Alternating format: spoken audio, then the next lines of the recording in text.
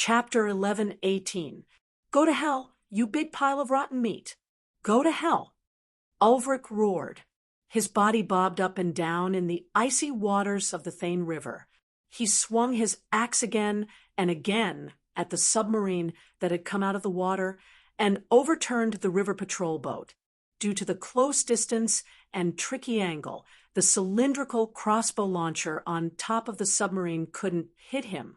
The other crew members weren't so lucky. After they fell into the water, they all swam desperately toward the shore and became the target of the crossbow bolts. Poof, poof, poof. The bolts whizzed into the water, hitting them from time to time. Accompanied by wails and fresh blood that floated to the surface, the soft maple warriors who had fallen into the water were quickly losing members. In the face of TAP's advanced equipment, they were as helpless as chickens waiting to be slaughtered. Just as Ulrich was about to jam his axe into the submarine's skin and slowly climb onto the machine, the sealed opening at the top of the submarine was suddenly opened from the inside. A TAP with a spear jumped out and immediately aimed his weapon at Ulrich. The latter hurriedly dodged, but his hand slipped, and he let go of the axe handle, falling back into the icy waters. Turn the rudder to the right and crush that guy, the TAP with the spear shouted from the top of the submarine. Sure enough, the olive core submarine immediately drifted to the right. As soon as he emerged from the water, Ulrich's head came into close contact with the submarine. With a bang, his eyes rolled back, and he fainted. When he regained consciousness, he was already half floating in the icy waters. It was noon. He shivered as he looked around and realized that he was somewhere along the banks of the Thane River. His body was caught between drooping dead branches. He recalled the previous confrontation and how he had been knocked unconscious. He then recalled the death of his brother, Grove. After that, his memory was blank. Ulrich concluded that he must be in the Thane River, but he didn't know how far he had been carried by the river. When he tried to find a foothold at the bottom of the river, his body felt very uncomfortable. Not only was his head dizzy, even his stomach was churning. He almost threw up. He tried his best to keep his body relaxed. He closed his eyes and let it float on the water until the dizziness in his head disappeared. A sharp pain came from the side of his head. He thought that he must have suffered a concussion. He knew that in his present state of health, he could not walk to the soft maple encampment. He suspected that he would lose his balance if he took 2 steps, and he was sure that he would not be able to deal with any TAPs who might discover him. Moreover, this river seemed to be his only way out. After all, the river had brought him so far. If the river was willing, he would let it carry him the rest of the way. He struggled out of the withered branches and allowed the river to take his body away, guiding him downstream. He tried to lift his feet to avoid hitting rocks and other obstacles in the water, but he was basically at the mercy of the river. His body wanted to sink just like that time in the sea. Occasionally, when the river went over his face, he would cough and gasp for air. But most of the time, the river was shallow and gentle, keeping his head above the water. Apart from his ears, he could only hear the swaying of the river. Night fell, and the surface of the water darkened. A chill seeped into Gelman's bones, causing his thoughts to become even more chaotic. He lost his sense of time and distance, hovering on the edge between consciousness and unconsciousness. He bumped into a few things in the darkness. Some were motionless, blood-stained objects, while others were floating corpses. These corpses included TAPs and soft maple. The river carried them, just as it carried Ulrich. It did not distinguish between the living and the dead. Soon after, he heard splashing water nearby. Someone was talking by the river, and their voices reached his drowned ears. Then someone grabbed his left arm, and his head was completely out of the water. "This one is still alive," a voice said, "but judging by his condition, he won't last much longer." is it Taps or one of our own? He's a soft maple. Then we must try to save him. Although the doctors in the casualty barracks are busy, they won't save him. Two soft maple soldiers were holding long poles and intercepting the corpses by the river. Their mission was to count the number of soft maple corpses in the river and, at the same time, take all the weapons and belongings from them and the Taps. The remaining corpses were to be dealt with by the river. The current situation was not optimistic. Is that a big fish that emerged from the river? It overturned the river patrol boats and shot out iron arrows to kill those who fell into the water. The Kiliarchs looked at each other in dismay when they heard the information their subordinates had gathered from the casualty barracks. They wanted to know how the Taps transported their troops across the Cheyenne River, but the answers given by the soldiers who had survived the capsized river patrol boats were unbelievable. However, only a few of the dozen or so river patrol boats and nearly 100 soldiers managed to climb up to the riverbank and run back to the barracks in a daze. Moreover, those people had been soaked in the cold river water and had been running wet for an entire night. Now, they were all running high fevers. Therefore, the various theories they had spouted had yet to be verified. That won't do. We have to find out what attacked the river patrol boats. Harriman expressed his opinion in the Kiliarch's tent. In his view, if they could not specifically defend against the Taps' night attacks, then the Soft Maple Expeditionary Force would not be able to divide their forces to attack the various villages and towns of the 10 towns. Moreover, the army had to be mobilized every time. Not to mention whether the soldiers would be able to persevere, it was unrealistic to consider the consumption of resources. "I'm going to the casualty barracks," Harriman said to the Kiliarchs, then strode out of the tent. The Soft Maple Expeditionary Force had the advantage in terms of weapons, equipment, and numbers compared to the Taps, but their organizational ability was far inferior to the regular armies of the other large cities in the Ramsey continent. There was no need to use King's Landing City as a comparison. Even the regular armies of Emerald Wood, Red Pine, and Lawn Maple were much better trained than the Soft Maple troops. After all, the Soft Maple troops were, to put it bluntly, a group of bandits who had their heads tied to their waists and had crossed the sea to plunder. When it came to being bandits, the Soft Maple people were actually inferior to the Yamshans, who had been doing this work for many years and were skilled in it. The casualty barracks were the best example of this weakness of the Soft Maple people. Although there were some doctors in the army, other than those who served the Lord's personal guards, the other doctors and apothecaries were temporarily conscripted and had not received any systematic training. Perhaps they were considered qualified healers in their respective hometowns, but they were not very good at treating external injuries suffered by soldiers after a battle. Moreover, the medicines and treatment methods used by these people basically had their own methods and characteristics. It was not obvious usually, but when there were more injured people, the problem was exposed. Even if they wanted to help each other and share the work, there were times when they could not help each other. This caused their efficiency in treating the injured to be very low. Some of the more seriously injured might not be able to survive until they were treated. Of course, the doctors might slowly learn to cooperate as the war progressed. However, the war had only just begun. They obviously had not learned this yet. Ulvrich felt himself being lifted up. His head shook violently. The fire and embers of the furnace flickered in his eyes. He felt a sharp pain, as if some evil blacksmith was using his head as a chopping block. He closed his eyes tightly.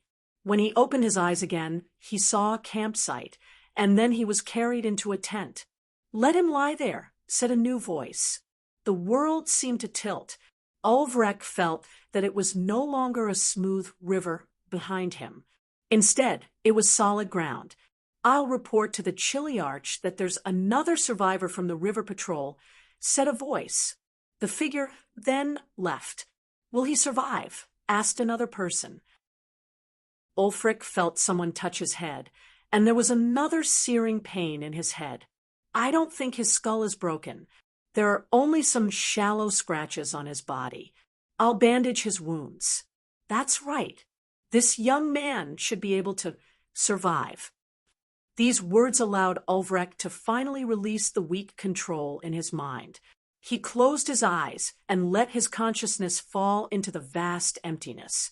When he woke up, the light from the lamp shone on his eyes. He instinctively raised his hand to cover his eyes, only to find a piece of linen wrapped around his head. "It's you," said a familiar voice. "You're one of the survivors from the river patrol as well? What exactly attacked you?" Ulfric squinted and looked up. He saw Harriman standing beside him. "You're the young master of the Green family," muttered the berserker. However, he still tried his best to bear with the pain in his head and tell him everything he saw. There was an olive-shaped boat, if you can call it a boat, that can travel under the river. It overturned the river patrol. There must be someone controlling it in the cabin, and it can shoot arrows. It's about the size of 3 boats. I think it can carry about 30 people, since he didn't run away after falling into the water and instead launched a violent attack. Ulfric obviously knew better than the other river patrol survivors what they encountered. After listening to his account, Harriman finally understood why there was no warning from the river patrol boats on the Shane River when he was attacked in Vantiki. They were all sunk by the tapped submarines, so there was no time for them to send out a signal. However, there were more than 300 people in Wanich, and some other raiding parties were also attacked. Last night's attack, the tapped people mobilized at least 1,000 men. If all of them were transported by those submarines, how many submarines would they have? Harriman pondered as he walked towards the Kiliarka's tent. He had already asked the doctors to take good care of Ulfric. After bringing the news back to the Kiliarka's tent, the Kiliarks immediately released a few messenger eagles to deliver the news to the nobles who were still leading their troops. At the same time, they were also seeking answers. Did the spies they sent to Tapt receive any information about the weapon? How should they deal with the enemy hidden underwater?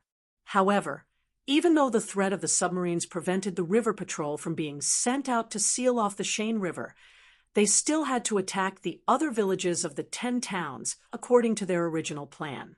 To avoid possible attacks, the 1,000-man army not only moved out together the next day, but they also chose forest roads and mountain ridges that were far away from the river. Relying on their advantage in numbers, the vanguard managed to take down a town with a complete defensive system within a day. The town called Fieldford was also one of the 10 main towns of the 10 Pearl Towns. The reason they chose this town as their breakthrough point was because the Kiliark's intelligence showed that Fieldford used to be a food trade city. Now that the soft maple vanguard lacked food, they chose this town as their first target.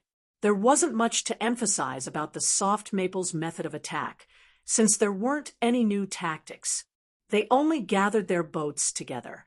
There were 10 of them in total, each with a 6-pounder cannon purchased from the scale of Perpetual Order. The boats lined up in a row and bombarded the gates of Fieldford from half a kilometer away.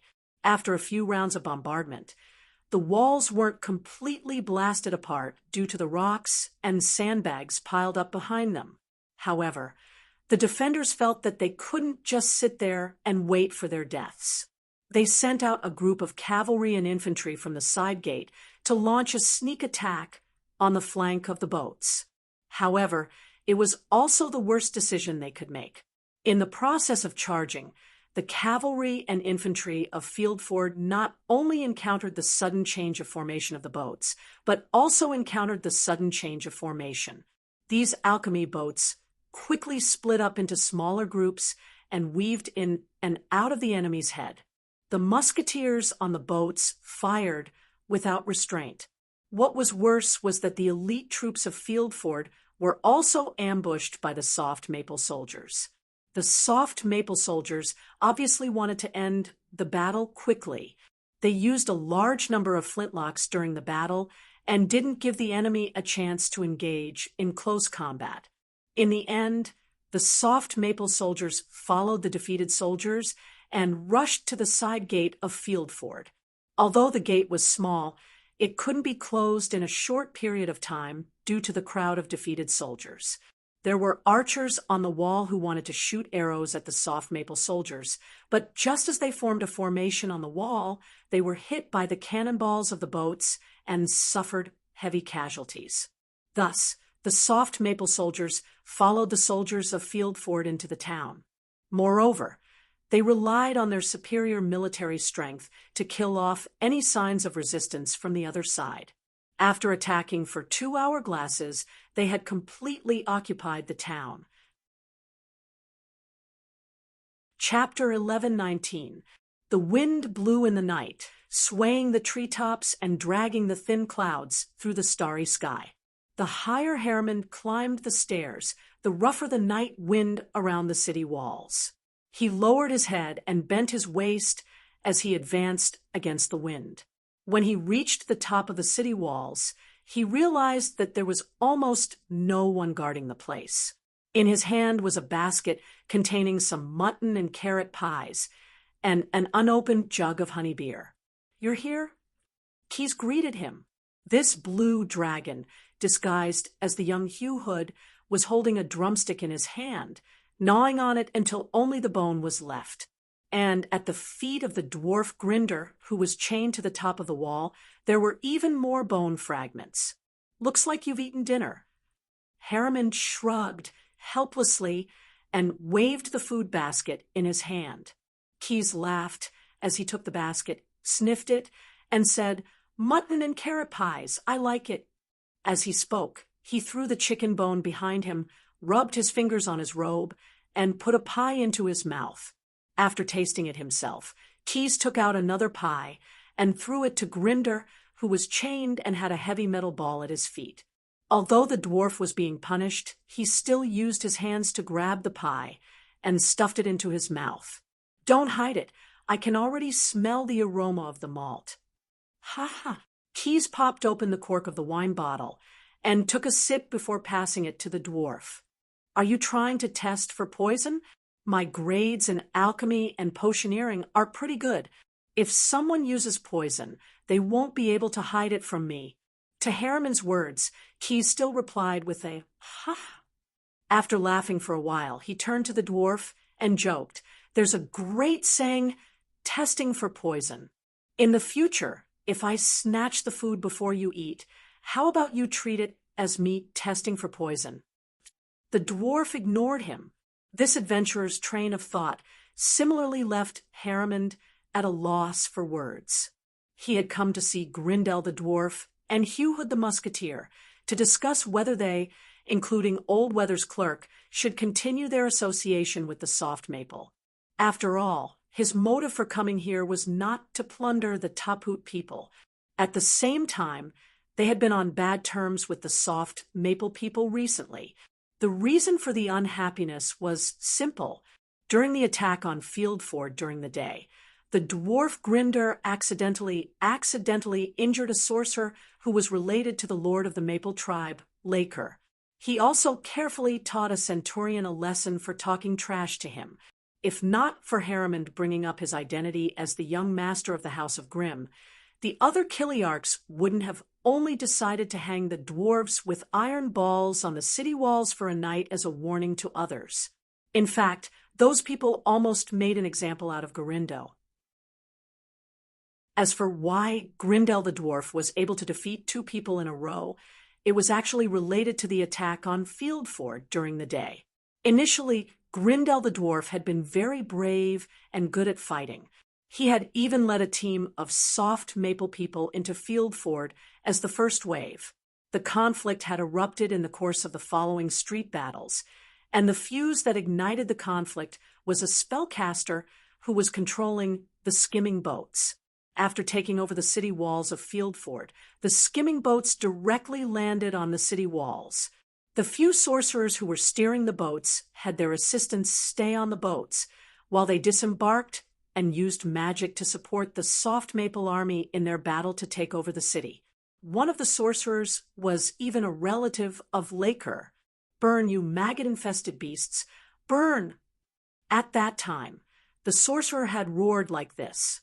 Every time a Taphut person was turned into a running torch by him, he would let out a piercing laugh, his eyes shining with excitement. A bronze belt was wrapped around his waist, and another was draped over his shoulders. His muscular arms and chest were covered with strange tattoos. He really enjoys his job. That was what some people said about him at that time. Of course, there were also many people who thought that he enjoyed his job too much. After all, it was common knowledge that spellcasters who controlled fire were the most dangerous of their kind.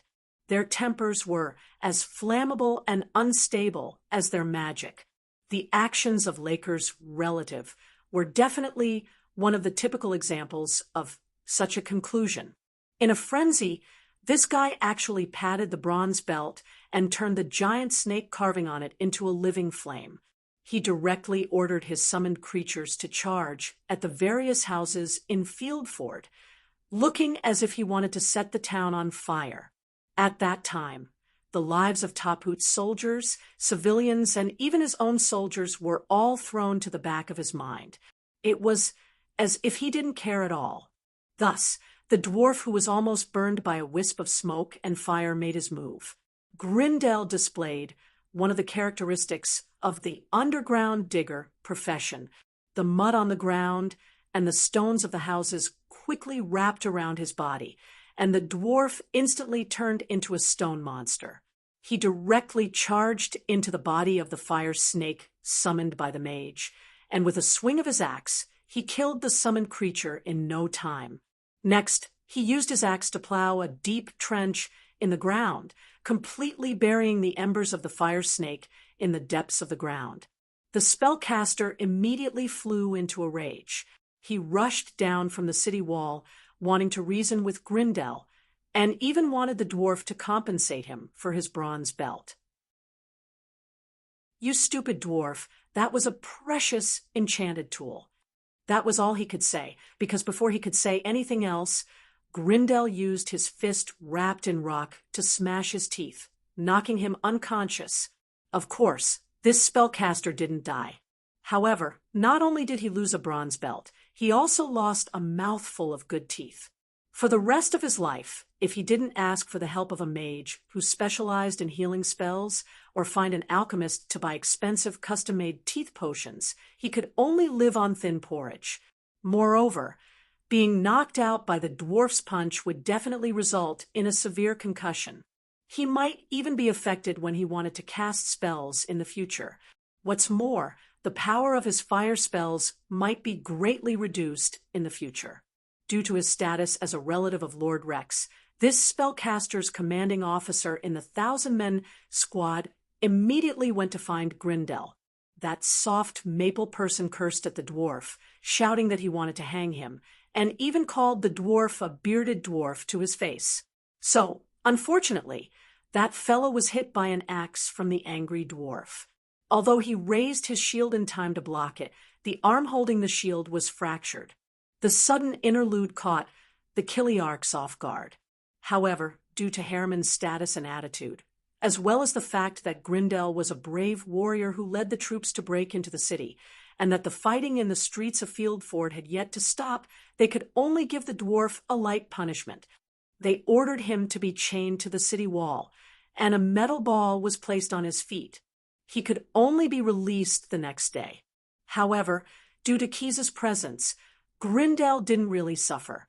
The metal ball on his feet was enchanted with the Featherfall spell the moment it was hung, and the weight of the metal ball was about the same as a feather. Keys even prepared a roasted chicken for him, and prepared some authentic dwarven beer from the Boardman brand to appease Grindel, who was feeling stifled from being hung on the wall. Hermund also felt indignant about the fate of his adventurer companions. However, because he was bound by the agreement with Grisus, he couldn't leave as he wished. If he did, he would become a famous oathbreaker. For a king who was destined to inherit the Green family and inherit the ruling power of Emeraldwood City. Being an oath-breaker was undoubtedly a very bad reputation. He wouldn't be trusted. Leave? This is a battlefield. How can they let you leave so easily? Quest refuted Harriman. Furthermore, they are only asking you to lead the troops into battle. Don't tell me that Harriman is a title used to commemorate the wise and mighty commander. You have to let them see your true value. Even if it's only 1/100th of your true value, it's enough to earn you glory and the right to speak loudly. Harriman pondered over Key's words. You mean I have to use the knowledge I've learned to prove my value? Keyes ate another meat pie, smiling without saying a word. After conquering Fieldford, the Soft Maple Army faced a problem. In this town named Field, the warehouses that originally stored a large amount of food were almost emptied. According to the captives, this was the decision of the commander of the 10 towns, Sheriff Ellerwin. With no other choice, the thousands of Soft Maple soldiers who had broken into the city could only make a move on some of the larger families in the town. They broke open their doors and plundered all of their wealth. At the same time, they also took away all of their food, people, and livestock. Originally, the Soft Maple soldiers didn't intend to attack these big families for the time being. At first, they wanted to use a conciliatory method. These big families could be used as examples to show their loyalty, and at the same time, they could be used to supervise the townspeople of Fieldford. However, due to the shortage of supplies, this established plan had to be changed. The Soft Maple soldiers could only destroy the houses of these big families, and even cause some new disturbances. Because of the disturbances, the Soft Maple soldiers could only spread their forces around the town to suppress them. There weren't many guards on the city walls. In order to guard against a possible night attack like the one that Harriman's assault squad suffered, the vanguard had no choice but to send out scouts to patrol outside of Fieldford, fighting, seizing cities, raiding houses, suppressing disturbances, sending scouts to patrol. The Soft Maple soldiers were busy for the whole day and didn't even have a moment to rest. This army had more than 4,000 people, but there were still signs of insufficient manpower. This was only one of the towns in the 10 towns. If they wanted to take down the other 9 towns, it would be very difficult. In order to solve the current predicament, the Kiliarchs gathered to discuss countermeasures. They came up with an idea, which was to temporarily rest in Fieldford for a few days, then take down the river town that Sheriff Ellerwin was in. According to the intelligence, the main military forces of the 10 towns were in the river town. As long as they took it down, the other towns wouldn't have the capital to resist, and there might even be a situation where they surrendered. In order to take down the river town, they faced another problem that needed to be solved, which was the secret submarine unit under Ellerwin's command. If they couldn't find a way to deal with those machines, the Soft Maple soldiers might encounter enemies behind them when they attacked. If they were attacked from 2 sides, they might suffer a great loss. The Kiliarchs had no idea how to deal with the submarines. They discussed for a long time without coming up with a solution. Just as the discussion reached a bottleneck, Harriman, who was also in the command room, said, "I have an idea." Among the Kiliarchs, the oldest and most authoritative one was a man called Afkar. Afkar was a capable but unambitious warrior. He was a subordinate of Lord Grisus. Originally, he needed a more convincing reason, but he trusted Lord Grisus's evaluation of Harriman, so when he heard of Harriman's solution, he chose to trust it cautiously and agreed to deploy men to prepare for it. The submarines of the Taps are very heavy and require a lot of water, Harriman explained. Harriman explained to them, "Based on the description I got from the berserker Ulrich, I roughly calculated the size of a submarine. It's not wise to put a vehicle like that in the river." Afkar didn't seem to understand the plan, but under Harriman's suggestion, he shook his head and handed the task of building the submarines to him. He then ordered all the soft maple soldiers who weren't on duty to start work. Harriman quickly found a suitable place. A quarter of a league upstream from Fieldford, the river suddenly narrowed. It was a safe distance away from the town, and also allowed them to react quickly to enemy attacks. Near the opposite bank the river was deep, and on the side of Fieldford the river flowed over a broad, shallow expanse of sand and rock. He had some of the soft maple soldiers cut down the new trees and sharpen the trunks into long wooden stakes. The rest of the men worked on several anchored boats, hammering the stakes into the river bottom and tying them together with furs and ropes to reinforce them. Although Harriman wanted to lie down in a warm bed, he insisted on working hard with the soldiers without slowing down or showing any signs of discomfort or exhaustion.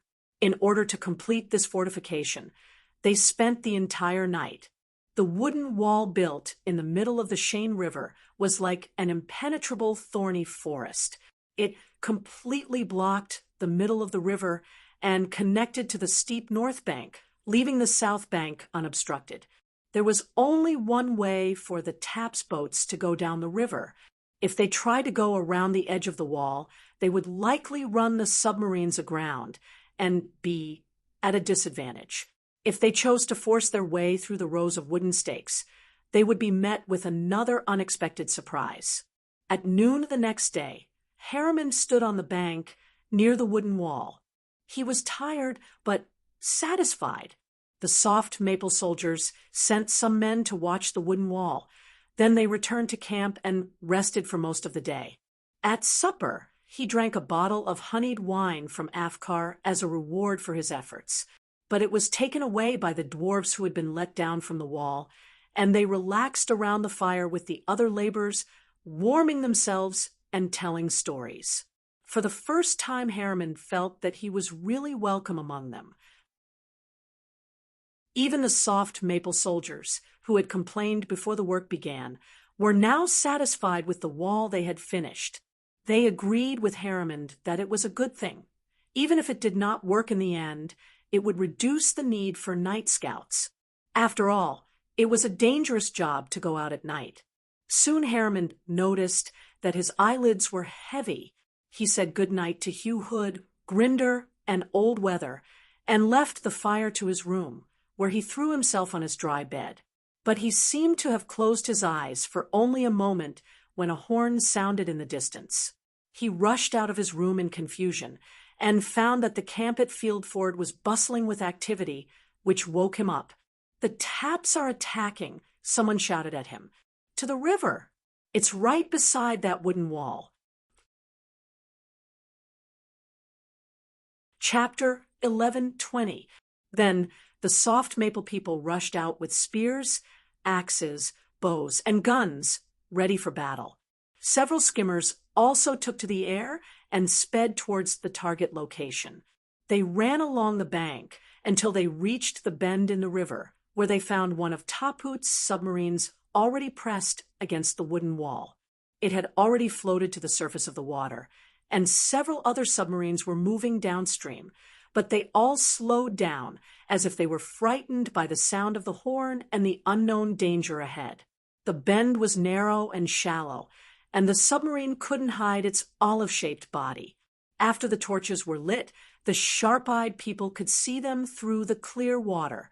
The bottom of the thistles and thorns set up underwater went straight into the mud at the bottom of the river, and the spellcasters had already cast the mud-to-stone spell to form a huge stone slab. The submarines that hit the logs might be able to break a few of them with their kinetic energy, but in the end, their skin would be pierced by the thorns, and their propellers would be entangled by the broken fishing nets, and they would lose their ability to move. The first submarine that hit the wooden wall suffered such a loss. It had no choice but to float to the surface and raise its cylindrical shooting machine, trying to use force to disperse the enemies around it. This was done in order to buy some time for the soldiers in the submarine to transfer to the other submarines behind. However, the soft maple people obviously weren't going to let go of their prey that had fallen into the trap. "Attack! Afkar shouted. The skimmers were the first to move. Several skimmers quickly swept past a few yards above the water, and some of the submarine's shooting holes were already aimed at these skimmers. However, the soft maple soldiers on the skimmers didn't show their heads to fight back. Instead, they let the crossbow bolts hit the side of the boat. When the skimmers were about to pass over the submarine, they suddenly showed their heads and threw down round clay pots. These clay pots were either filled with gunpowder or grease. Whether the clay pots with gunpowder could hit the submarine or not, they would explode a few seconds after landing due to the fuse. The clay pots with grease, on the other hand, would stick to the submarine or simply float on the water, igniting the flames of the explosion and lighting up the whole river. The submarine that had already fallen into the trap was damaged again because of the explosion. Moreover, the skin on its surface started to burn because of the grease on it. The tapped people inside could no longer bear it. They opened the sealed door above the submarine and crawled out as if they were fleeing. They wanted to jump into the water and escape. But in this way, these people also became live targets. The soft maple archers and musketeers lined up by the river quickly fired at the escaping submarine crew with the help of the fire on the river. The enemy wailed and fell, splashing the water. Although some of the tapped people were also armed with flintlocks and tried to fight back, they had very few guns. They couldn't hit any targets on the already chaotic submarine. Those who were armed with guns would be hit even harder. Some of the submarine crew began to escape by jumping into the river. Those who wanted to swim over the wooden walls were trapped by the wooden walls because there were many nets and ropes wrapped around the wooden piles. The soft maple people would then shoot arrows and muskets into the wooden walls. Those who wanted to swim around the wooden walls to the shallows thought they had found a way out, only to find many soft maple people with axes, swords, and shields waiting for them with hideous smiles. Under the illumination of the fire, the submarines in the rear saw the burning submarines in front of them through their periscopes, as well as their comrades who had been killed. They knew that their night attack plan had been thwarted. The tapped people controlling the submarines knew that they had to choose whether to retreat or continue the attack. Although there were still 9 submarines in good condition, they were not prepared to take the risk. Instead, they turned around and retreated. Afka commanded the skimmers to chase after the submarines. The crew on the skimmers kept throwing clay pots at the submarines as they chased after them. However, the battle ended soon after it started. Only one of the escaping submarines was unlucky. Its propeller was hit by a few exploding clay pots, and the violent explosion destroyed its power. Then it was forced to the surface and was surrounded by the soft maple people who caught up. The other 8 submarines were luckier. They escaped into the deeper and wider channel of the Cheyenne River in time, and the skimmer's reserve of bombs had been used up. Therefore, they were able to escape. The ambush went very smoothly. The soft maple people did not lose a single soldier. Afka sent some people to track the escaping submarines to ensure that they would not turn back and attempt a second attack. Then the commander found Harriman. Good job. Patting Harriman's shoulder, this white-haired Chiliarch praised him. Good job, Harriman said. At this time, Harriman had just ordered some soft maple people to take a small boat with sand and ropes and sail to the burning submarine. They had used sand to extinguish the flames on the surface of the water and the submarine as much as possible. Then they fixed the rope to the submarine's shell. At this time, the soft maple soldiers on the shore had already pulled the rope and worked together to pull the broken shell of the submarine to the shallows. Just like that, after busying himself for nearly half a night with the assistance of hundreds of soft maple soldiers, Harriman finally managed to salvage the submarine that had sunk into the thistles and thorns, as well as the submarine that had been blown up by the skimming boat. They used skimmers and thick ropes to transport them to Fieldford. Then they used a crude but simple method to dismantle the mechanical creation.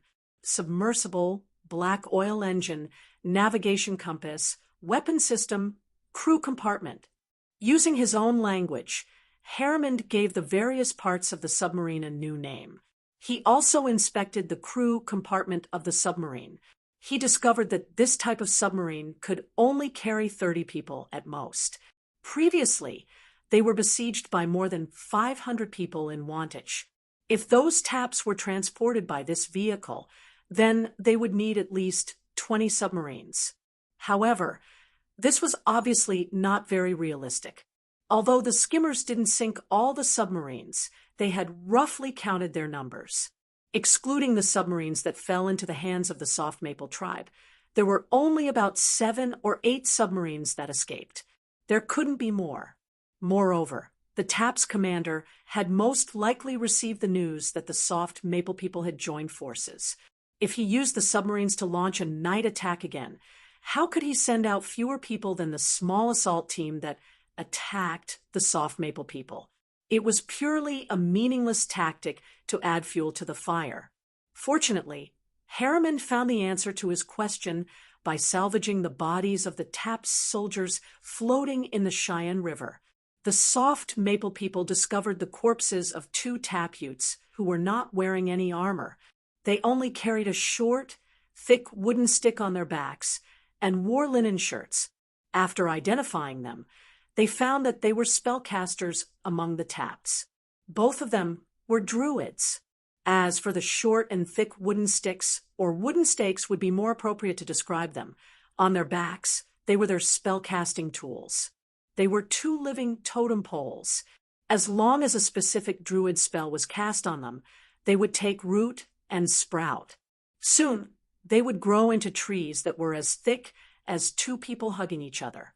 Considering that druid spells included the wood elemental spell, the secret of how the TAPs transported a large number of troops to the rear of the Soft Maple people was naturally explained. The next morning, after a short rest of a few hourglasses, Harriman attended the new Chiliarch meeting with his findings and revealed his findings to the commanders of the Soft Maple people. They listened to the report very patiently and immediately fell into a heated discussion. We have to find an opportunity to sink all the submarines of the TAPs. Last night's ambush at the bend in the river can only be found by chance. It's impossible to find an opportunity to launch an ambush every time. If we go straight for River Crossing Town, it'll be fine if we can break into the city in a short time. If we start a siege, those people might use the submarines and druids to stab us in the back at any time, a Chiliarch said vehemently. However, his suggestion was immediately questioned by the commander-in-chief, Afka. How are you going to destroy those submarines? Currently, the only effective method we know is to use skimmers to bombard them. Even if we assume that those submarines are all docked in a certain dock in River Crossing Town and not scattered in other secret locations, we don't have many skimmers. However, we don't have many skimming boats. Moreover, although oil is relatively easy to obtain, we don't have much gunpowder left to make explosives. We can't replenish gunpowder at any time. In addition, we need to fire a large number of cannons during a siege. Our gunpowder reserves aren't enough to support a full-scale bombardment of River Crossing Town. As long as those submarines are well hidden, we won't be able to pose a threat to them. The Chiliarchs kept arguing with each other. Fortunately, they had just won a battle, so they were in a good mood. Therefore, no serious disputes broke out. In the end, it was Harriman who stopped their discussion, which was gradually going astray, and proposed a plan that made use of the geographical advantage. Moreover, when all the Chiliarchs heard the plan, they suddenly felt enlightened. They felt that Harriman's proposal was very executable. However, they did not know that the reason Harriman was able to propose a plan that made use of the geographical advantage was actually inspired by Keyes, who was far more knowledgeable about Tapt than they were, and who also wanted to deal with the matters related to the 10 towns as soon as possible. It was Keyes who had disguised himself as Hugh Hood, who had told Harriman a short story about his hometown last night. This allowed Harriman to come up with a plan to completely destroy Tapp's submarine fleet, and possibly even break through River Crossing Town. The specific content of the story was nothing new. However, it contained elements such as flooding the three armies, transporting wood by river, and releasing water from a dam. Keyes had just randomly made it into a story that was purely casual. Chapter 11:21. Traveling 5 kilometers to the north from Field Ford, and then a dozen kilometers to the west, Hallimond led over 1,000 men across almost half of Selwood Forest, over 2 tall mountain peaks, and finally circled around Rivercross Town to arrive at the source of the Shane River. This river that passed through 10 towns and flowed to the east was actually formed by the convergence of several forked rivers. The rivers that were not specifically marked on the map converged at a specific location, and after years of erosion, they formed a medium-sized lake. Lake Minimo, that's what the Tapps call it, Keyes said to Harriman, pointing to the lake. If translated into Ramsey, it should be a very small lake. As he spoke, he smiled and shook his head as if he felt sorry for the name of this beautiful lake. However, with so many soft maple people here, it was unlikely that Lake Minimo would be associated with beautiful in the future. This was indeed the case. The first step of Harriman's plan for the soft maple people was to carry out an earth-shattering transformation of Lake Minimo. First, a few spellcasters would summon water elementals and use these elemental creatures to help them clean up the waterway. Then, under the influence of the water elementals, the soft maple people would pick up tools such as shovels and baskets to dig up large amounts of silt from the bottom of the lake and pile it up on the shore to build a mud dam. Finally, the spellcasters would take turns to cast the mud-to-stone spell to turn the mud dam into a stone dam. In addition to digging up the mud, the soft maple people were also arranged to cut down trees. They had to cut down the trees that were straight enough. It did not matter if they skinned the bark, but they definitely had to cut off all the branches. Moreover, to reduce the friction between the trees, Harriman also let the mages cast the grease spell again, pouring black magic grease over the piles of trees piled up beside the dam. Although the preparation work sounded simple, it was actually a rather large project, and there were many difficulties involved. First of all, just to cut down the trees and dig deeper into Lake Minimo, they had to mobilize more than 1,000 people for 3 days of high-intensity work. Even with the assistance of a spellcaster, this amount of work was enough to tire a robust, soft maple man to the point that his palms would blister, his legs would weaken, and he would not be able to hold an axe.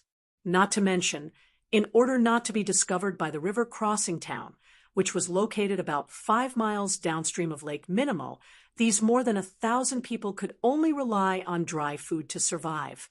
For 3 whole days, they couldn't light a fire at all.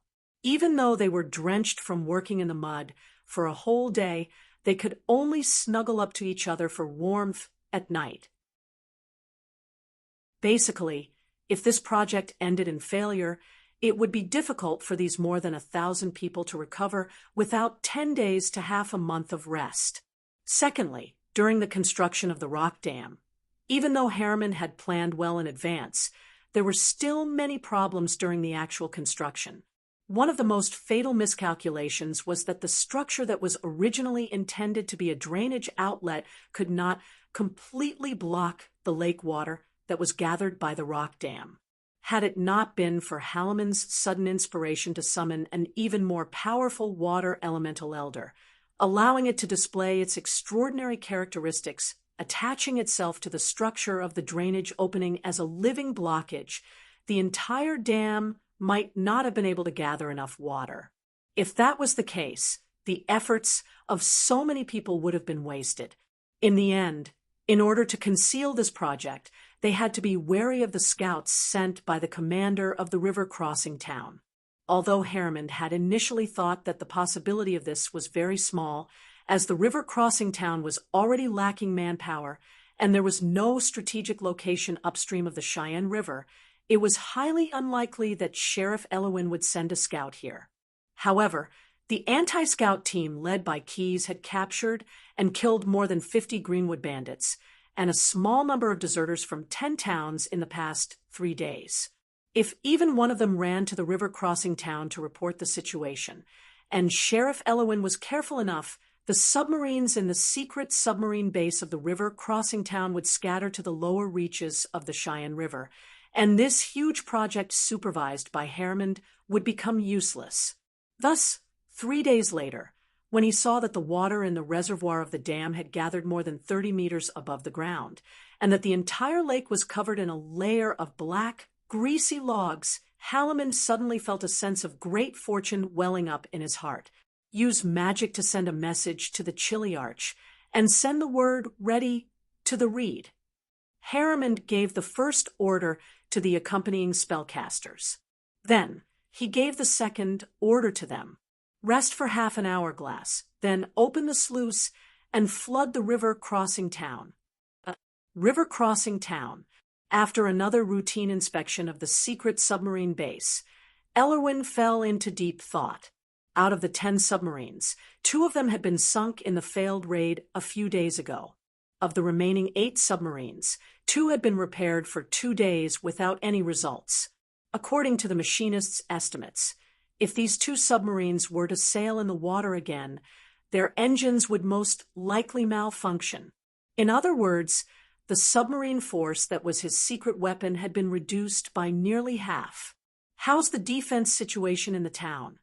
Elwyn rubbed his swollen forehead and asked the captain of the guards. How much food, defense supplies, and the like are left? How's the morale of the soldiers and their training? The captain of the guards took out a parchment as usual and reported the situation one by one to the prefect. Now, everything else is fine, but there are 2 things to pay attention to, the captain of the guards said. First, the garrison forces of the 10 towns have sent news that there are deserters among the locally recruited soldiers. The captains of the garrison have tightened their surveillance and are preparing to use hanging to deter those cowards. Second, in the past few days, the water level of the Cheyenne River has dropped a little. It's not the dry season now, so this situation is a bit abnormal. So, I've sent a scout team upstream to check the situation. Erlewine nodded. Both situations were handled appropriately by the captain of his personal guards, and he did not have any better ideas. Is there any new news from King Vixis or Valensburg, which is under the control of Oliveira? According to the news from our Elwyn family, Valensburg is still busy suppressing the demon worshippers and searching for the demon hiding near the city. The captain of the guards deliberated his words. The situation is not very optimistic. Magistrate Macius has just been buried, and there is a conflict between his family and Oliveira. Moreover, the hidden demon is rumored to be summoned by Macius. There is a demon summoning room in his family's famous steeple, and the powerful tannery demon escaped from there. Hearing this news, Elwyn felt his head hurt even more.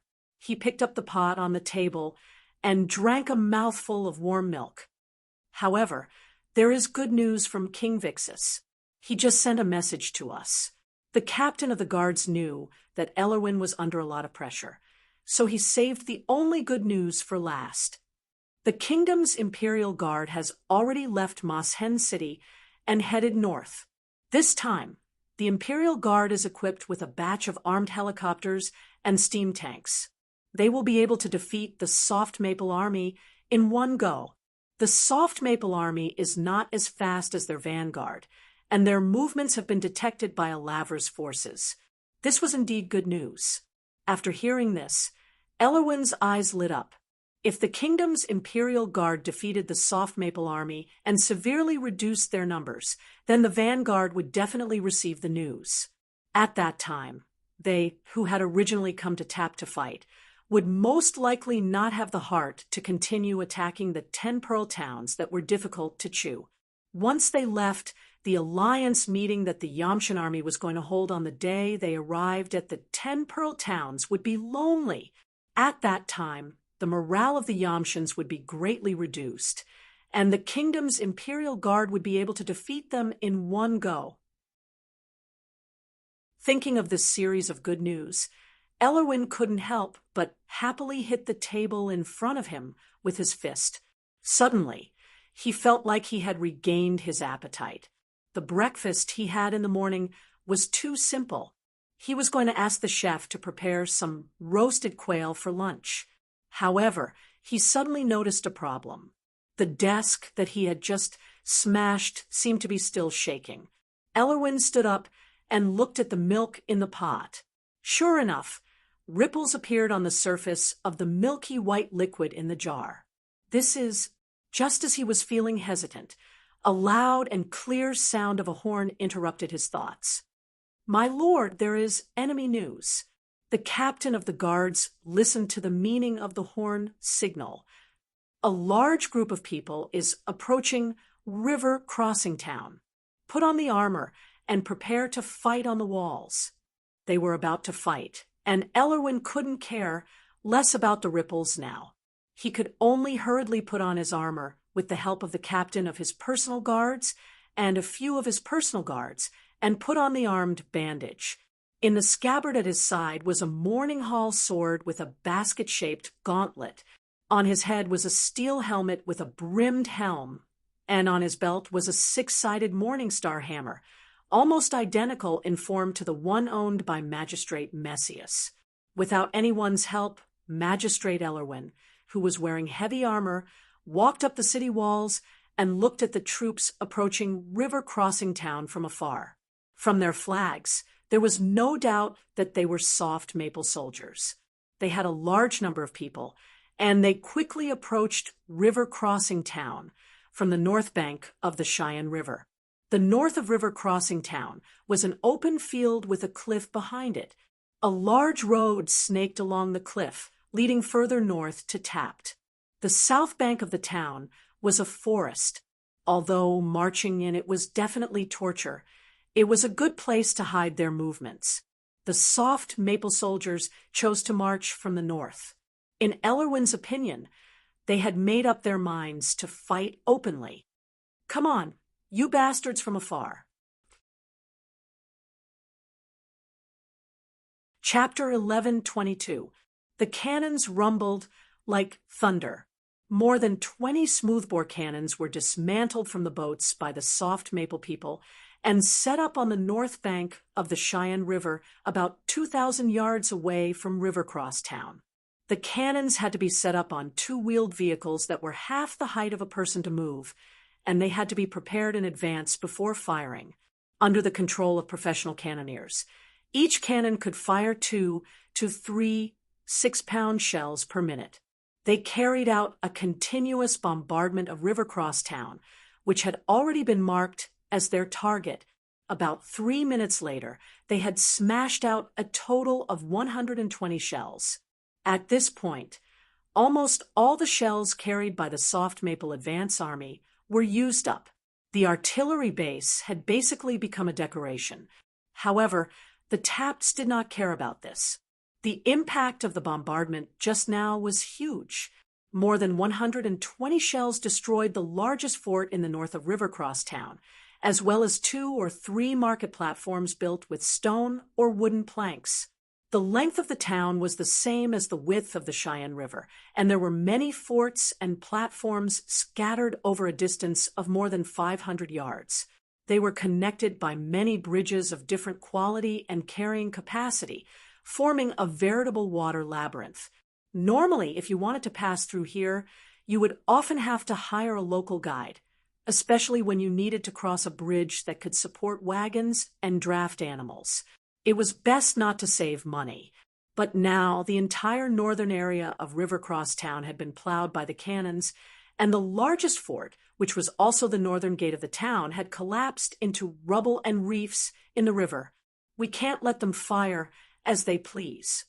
Elwyn stood at the top of the fort in the center of Rivercross Town. This was an observation platform with a good view, They could see the artillery position of the soft maple people on the north bank in the distance. He put down the brass binoculars in his hand and gave an order to the captain of his personal guards. Send a group of cavalry to attack the artillery position deployed by the enemy. Bring the newly trained infantry as well. Have them block the local infantry for the cavalry. According to normal warfare, the enemy's artillery position would definitely be the core of their attack. The role of the other troops was to protect the artillery position. As the artillery moved forward, they would also follow, meet the enemy, engage, and occupy advantageous terrain. The best way to counter this tactic was to use cannons, which were more powerful and had a longer range to bombard the enemy's artillery positions. However, the defenders of River Crossing Town lacked such sharp weapons. They only had a few mortar cannons and ballistae that had a short range to defend the town. At a distance of 1,600 meters, there was no way to attack the enemy. Therefore, Erlewine could only adopt a less advanced method, using cavalry attacks and infantry to advance. As the order was passed down, some people quickly appeared on the market platform that was still intact in the north of the town. Because River Crossing Town did not lack bridges that could be built quickly, the speed at which the troops were assembled was not slow. However, the basic commanders who led the troops kept urging their subordinates to move faster. They estimated that after that round of rapid fire, the enemy's cannons would need about half an hour to cool down, clean up the gunpowder and iron shavings in the barrel, readjust the shooting angle, or simply push the cannons forward. However, if the enemy dared to take the risk of exploding the cannons and fire, then their gathered troops would be in a precarious situation. Cavalry circle around and gather at the right flank of the cannons. Infantry form a shield formation, cover the archers and musketeers. Also, move to the right flank and stop the soft maple scum who might come out to intercept the cavalry. After coming ashore, the commanders were still tense, constantly adjusting the distance between their troops. Open the sluice gate. Harriman clasped his hands and shouted at a mage stationed at the top of the rock dam. When the mage heard the order, he immediately recited the last few syllables of a summoning spell that he had memorized. A water elemental elder, who was blocking the outlet of the dam, heard the call, so he moved the wooden railings that cut off the water and retracted them into the space reserved by the dam. Whoosh, whoosh, rumble. Without the restraint of the elder of water elemental, the water level in Minimal Reservoir, which was already more than 40 yards high, suddenly dropped by 1 or 2 yards and continued to drop rapidly. The surging lake water was like a stampede of horses, carrying logs floating on the surface of the water. All of them rushed towards the downstream of the Cheyenne River. About 5 to 6 miles downstream of the dam, the soft maple cannons had just ended, and the tapped people had just started to react. In an instant, a scene that left both parties speechless appeared in front of their eyes. The surging waves rolled up white foam, and the straight tree trunks were like crossbow bolts, rushing with unstoppable momentum toward the small town across the Cheyenne River. Due to its geographical location, the river crossing town usually had some measures to prevent ice floods in the spring. However, it was now early autumn, and no one had expected such a violent flood to suddenly hit. The rafts and barriers used to block the ice did not rise. The surging waves, carrying countless tree trunks, rushed to the side of river crossing town in an instant. Bang, bang, bang. Crunch, crunch, crunch. Thump, thump, thump. The tree trunks smashed into the market platforms, stone fortresses, and the bridges between them, making earth-shattering sounds as if thousands of people were beating drums at the same time. Every time these tree trunks smashed into the ground, the power was comparable to the impact of a siege hammer. The large stone fortresses were slightly better off. Some of them were only smashed into pieces of stone that sputtered everywhere, and large patches of cracks appeared. The market platforms that were originally built with logs at the bottom of the river, as well as the cable bridges and wooden plank bridges that connected the entire town, were in a worse situation. They were all pierced, broken, and even shattered by the tree trunks in the river. As for the docks near the fortress's platforms and the docks where the boats were docked, they were all in a mess. Broken planks and broken trees were all over the place, and soon their original appearance was unrecognizable. The boats docked at the docks could not escape the fate of being smashed and sunk. In addition, the secret submarine base of Sheriff Ellerwin also could not escape the fate of being severely damaged. Due to its special ability to dock vehicles, the workshop where the mechanics worked and camped next to the secret base was right next to it. When the flood came, the submarines that did not have time to dive and hide were severely damaged by the large crossbow-like trees one after another. Their outer waterproof skin was basically torn open, and the only difference was the degree of damage. Some of the submarines were even in a worse situation, and their propellers were even knocked askew by the trees in the flood. What was worse was that the flood also destroyed the workshop next to the base, and the mechanics were also injured or killed. The tapped soldiers who had just landed on the shore and were preparing to attack the enemy artillery positions were all gaping at the scene. At this moment, Captain Afka of the Soft Maple tribe ordered the accompanying sergeants to blow the horn to attack. More than 2,000 Soft Maple tribe soldiers with weapons in their hands rushed toward the tapped army on the shore. At the same time, on the cliff of the north bank of River Crossing Town, 10 skimming boats all rose into the air and flew toward the largest fortress in the center of River Crossing Town. They were going to launch a decapitation attack on the enemy. Chapter 11:23. All the people under Magistrate Macius's rule had gathered in Valensburg, and a sorrowful atmosphere filled the city from the end of midsummer to the beginning of autumn. However, as time passed, many locals began to complain about the outsiders. In the city's Central Park, the visitors occupied the most comfortable seats, and in the taverns, they also occupied some of the best seats. In the end, it was no longer just complaints, and some physical altercations even broke out between them. Of course, the city's garrison would soon arrive, and in the name of the Alavra Legion temporarily taking over the city, they would put an end to the chaos. Usually, both sides would be punished 50 times each. It was then that the people realized that Lord Macius was no longer the authority of Valensburg. From the moment of his death, he belonged to historians, bards, and the memories of certain people. The burial of a lord of a fief required a 7-day funeral. Macius's body was transported to a hall attached to the audience hall in the family's mansion. Usually, this was where he would dress up for the day of petition. This time was no exception, and Macius's body was well dressed. His wife and children carefully rubbed blessed olive oil all over his body, as well as the pungent spices and turpentine traded from afar. Then, with the help of his attendants, his family wrapped him from his ankles to his neck in a white linen that had been smoked with sulfur. Finally, the Lord was changed into a robe. Although Macius had been killed by a powerful demon, and his body was torn to pieces, the spellcasters of the family still used spells to piece his body back together.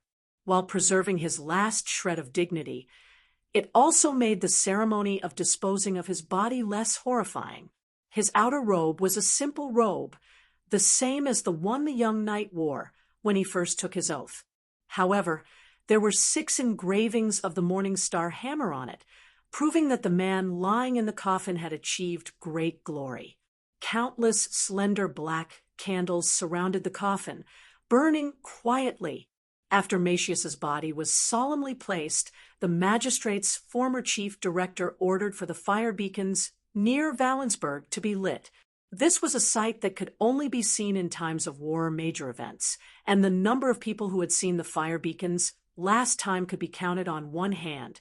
He also issued another order, ordering men to dig a deep pit on a cliff overlooking the city to the east of Valensburg. On the cliff where the winds howled all year round, there were 2 tombs covered in snow. Inside the tombs lay the 2 lords who had ruled Valensburg before Messias. They were both Messias' ancestors. The weather was terrible to dig a pit, and the ground was frozen solid. However, the laborers were proud of it. They endured the bone-chilling winds, backaches, and cracked skin, doing their best for this glorious mission. In less than 2 days, the excavation was successfully completed. The mouth of the pit was covered with a huge red and white canvas tent. Valensburg's preparation work was relatively easier. The 4 kitchens of the Messias family's mansion were like foundries. The furnaces burned continuously, and thick smoke spewed out continuously. A group of servants were sweating profusely as they prepared the things to be baked for the funeral, including meat, bread, and banquet cakes.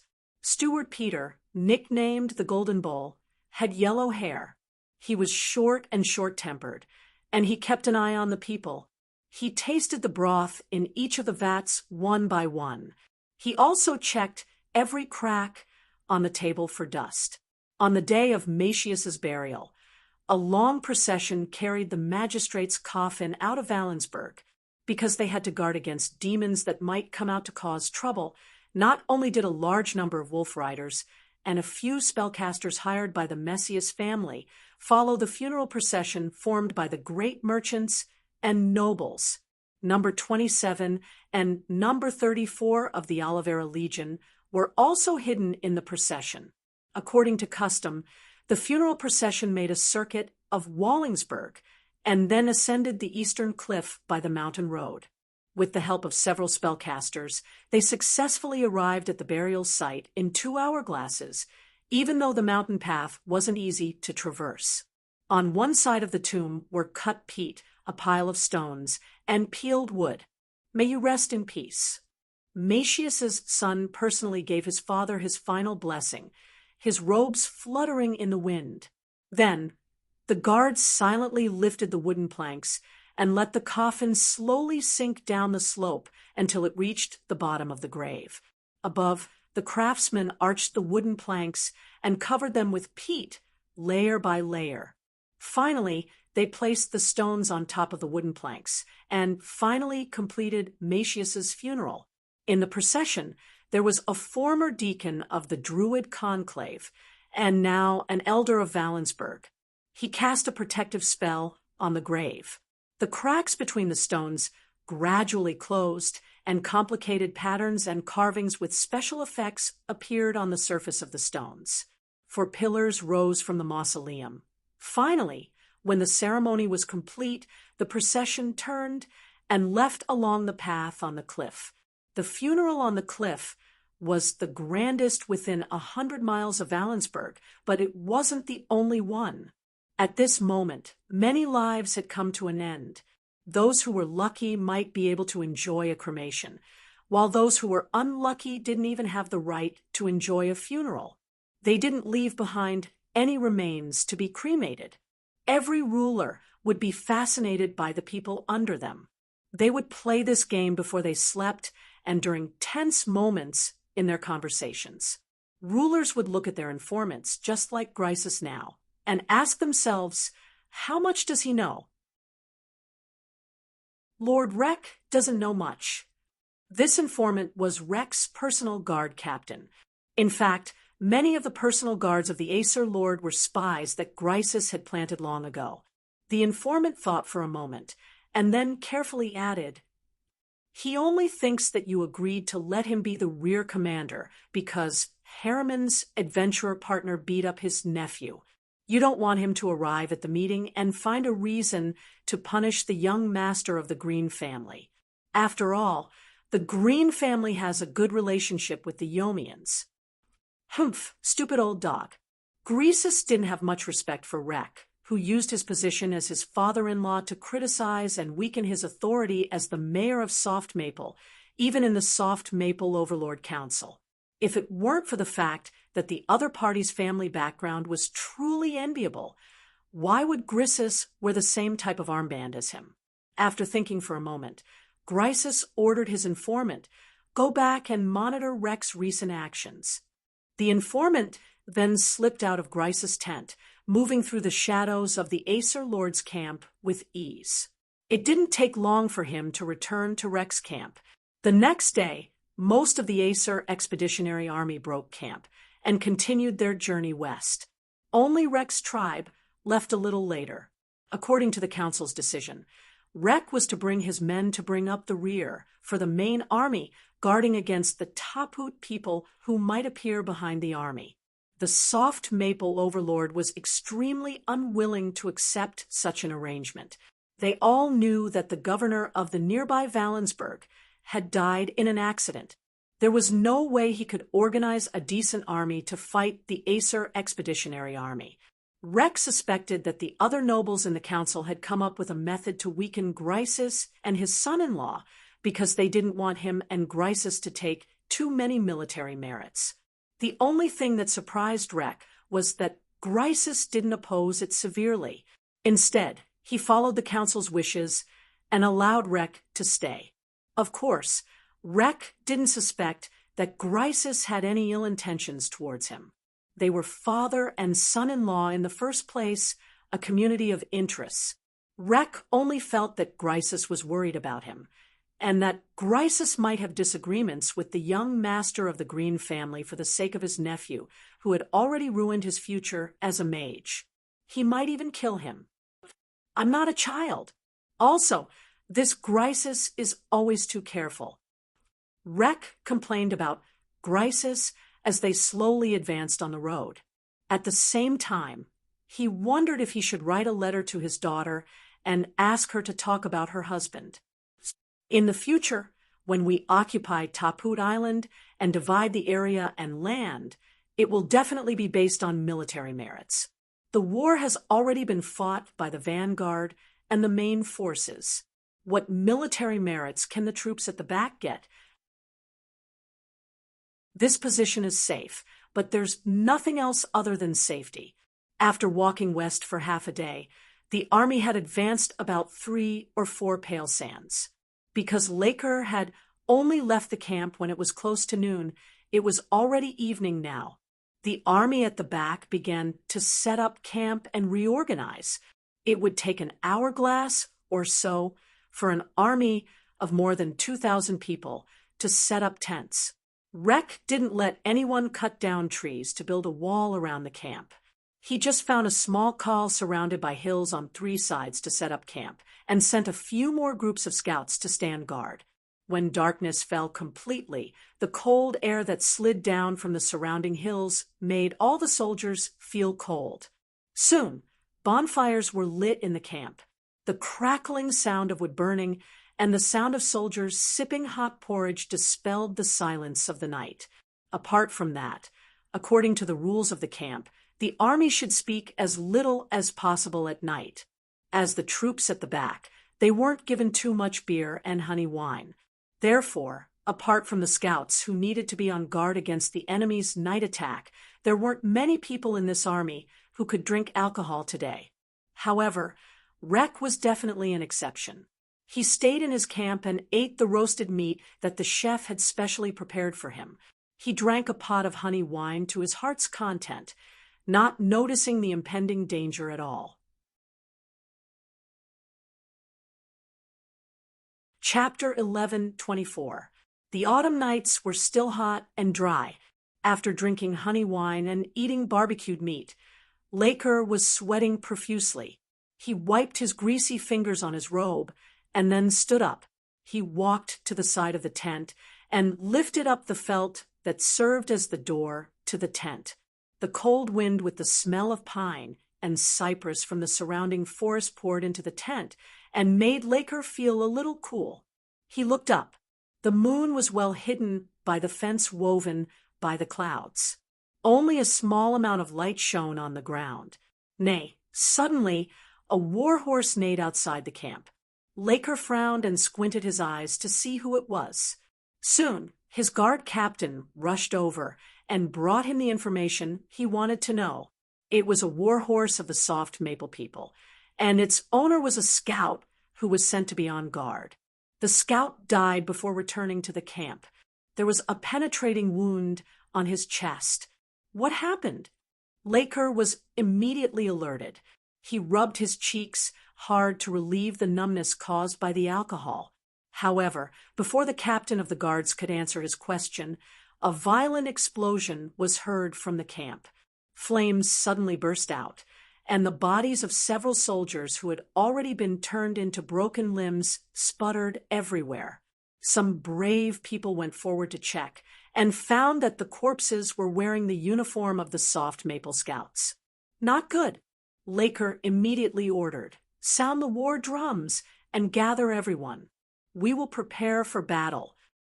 Before the order was passed down, green lights suddenly lit up on the opposite side of the colonel. They were the phosphorescent headlights of the kingdom's Royal Guard Army under King Vixitha's command. They projected the cold light into the call and illuminated the soft Maple People's camp. Then there was a rumbling sound of engines. Dozens of steam tanks lined up in a row spewed out thick smoke as they quickly advanced towards Laker's camp. In the dark night, the steam tanks that were painted black looked like huge black monsters. They were pressing down on the soft Maple people with an unstoppable momentum. Suddenly, the nerves of the soft Maple people tightened. Fire at will. Don't let them gather again. Laker made a prompt decision and changed his original strategy. Also, let all the skimmers take off and prepare to bombard those steam tanks. No matter what, we must slow them down. Not to mention the fact that there was no fence in the camp. Even if there was a fence, those wooden stakes were not concrete anti-tank cones. They would not be able to stop the powerful charge of dozens of tanks. If the steam tanks were allowed to charge into the camp, the enemies following the tanks would also swarm in through the breach. At that time, Lake's army would be in danger, and the truth was far worse than Lake had expected. Although the skimmers took off, before they could play their role, the topped nation's imperial guards also sent out their war weapons to fight for air supremacy with the skimmers. Buzz, buzz, buzz, more than 30 helicopters made of iron sheets, steel pipes, and blades rose into the air from the topped army like a swarm of bees, rushing toward the soft maple boats. Each helicopter had 2 symmetrical propellers on the left and right. Under the control of the pilot in the center of the cabin, the topped helicopters' trajectories were very sensitive. Their fuselages were also coated with fluorescent powder. This was to prevent collisions when flying in groups at night. However, it was also because of this that they did not take off just now, but hid behind the army with canvas.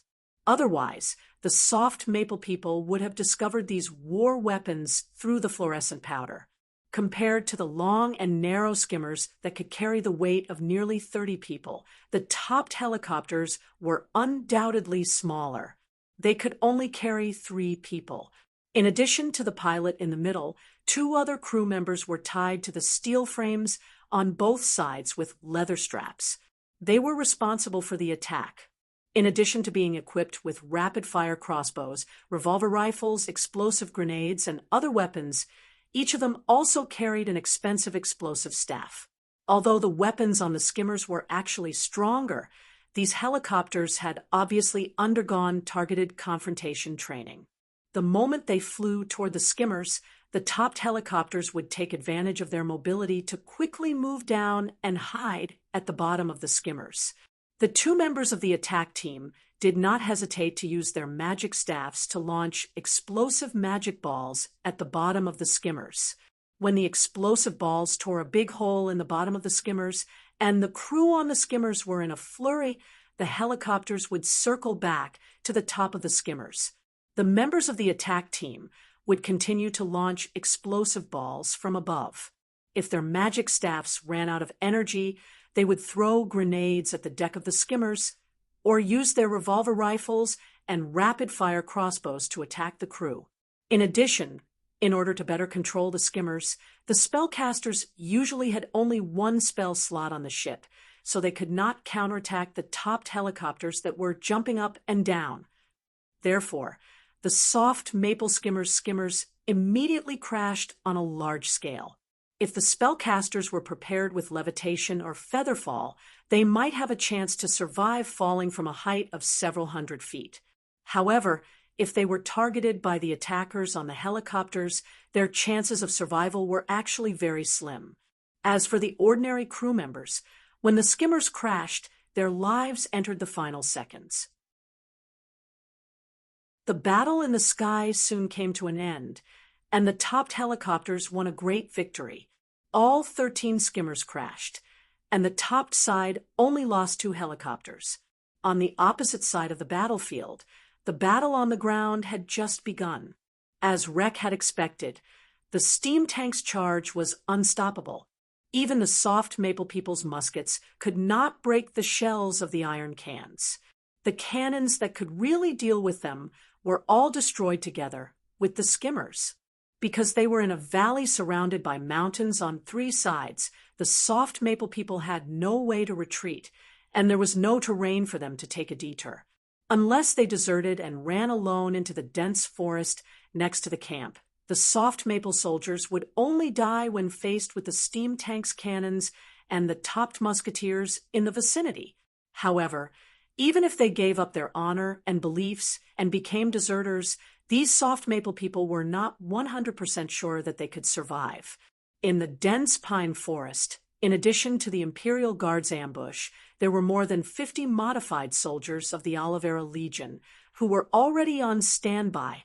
The scouts that Rek had sent out before were actually found and eliminated by the Oliveira, the soft maple people who had broken away from their organization and even threw away their weapons in order to escape, quickly were no different from chickens waiting to be slaughtered when they entered the dense forest. Damn it! Damn it! Rek cursed angrily.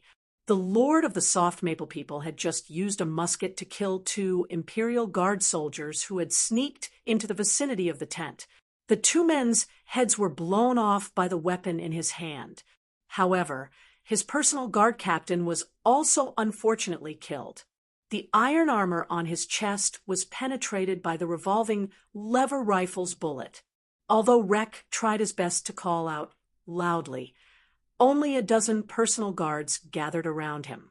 Once again narrowing his eyes, Rek decisively ordered, "Retreat, hide in the forest, and then go over the hill." With that, the fat, soft maple aristocrat, with an agility that did not match his figure, jumped on the warhorse pulled by a personal guard. Nay, as if it sensed its master's anxiety, the warhorse neighed, and then galloped to the edge of the camp. Some of the dozen personal guards rode in pairs, while others simply moved their legs to keep up with their lord. After entering the dense forest, some soft maple deserters spontaneously ran to their side. Following the commander was a soldier's nature. At this time, Rek did not have the intention to pursue the deserters. After all, didn't he also abandon the camp and did not have the courage to fight to the death with the enemy? What's more, there were still enemies in the dense forest. He also needed more soldiers to protect himself, so that he could escape with his life. There was nothing wrong with his decision. It could even be said that it was very correct. Unfortunately, making the right decision after making a big mistake could not turn the situation around. The ambush of the country's Imperial Guards hidden in the pine forest, as well as the 50 transformed warriors of Alavra's Legion, had the same attitude towards Rek as the other soft maple soldiers: kill without mercy. King Vixeth had previously issued an order that he had already prepared burn pits for the enemies who dared to invade Tapt. Just as Rek ran into the dense forest with his men and advanced about 200 yards, the ambush quietly surrounded them. A row of Tapt musketeers crouched behind the bushes and fired a wave of bullets at the fleeing people with their revolver rifles.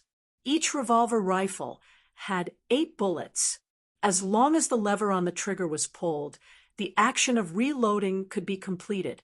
Therefore, a skilled musketeer could even pour out all 8 bullets in less than 10 seconds.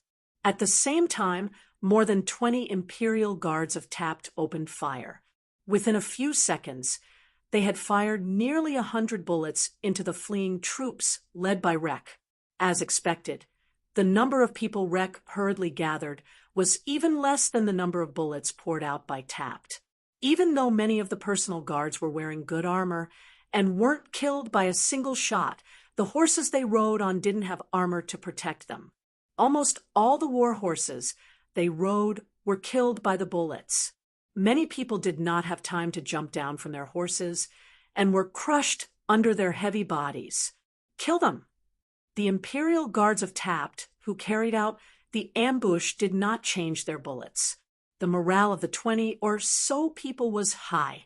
They threw down their revolver rifles and picked up leather shields, short swords, and battle axes from the ground, and directly charged at the group of soft maple people. 20 against 50 people, it seemed that they did not have the advantage in numbers. However, considering the casualties caused by the barrage of bullets, and the fact that the soft maple people were like birds that were startled by the mere twang of a bow, the Tapt nation's Imperial guards managed to wipe out almost half of the enemy with a single charge. Chapter 11:25. Laker was in a life and death crisis. If he was still a young man in his 20s, then he would definitely teach the guy who dared to use a sword a lesson, instead of only using the iron gate style and wild boar's tooth style to block the opponent's sword and saber. Not only was it strenuous, but it was also quite dangerous. Of course, how could it not be dangerous when fighting for one's life? Moreover, he was not young anymore, and his strength was not enough to support this fight.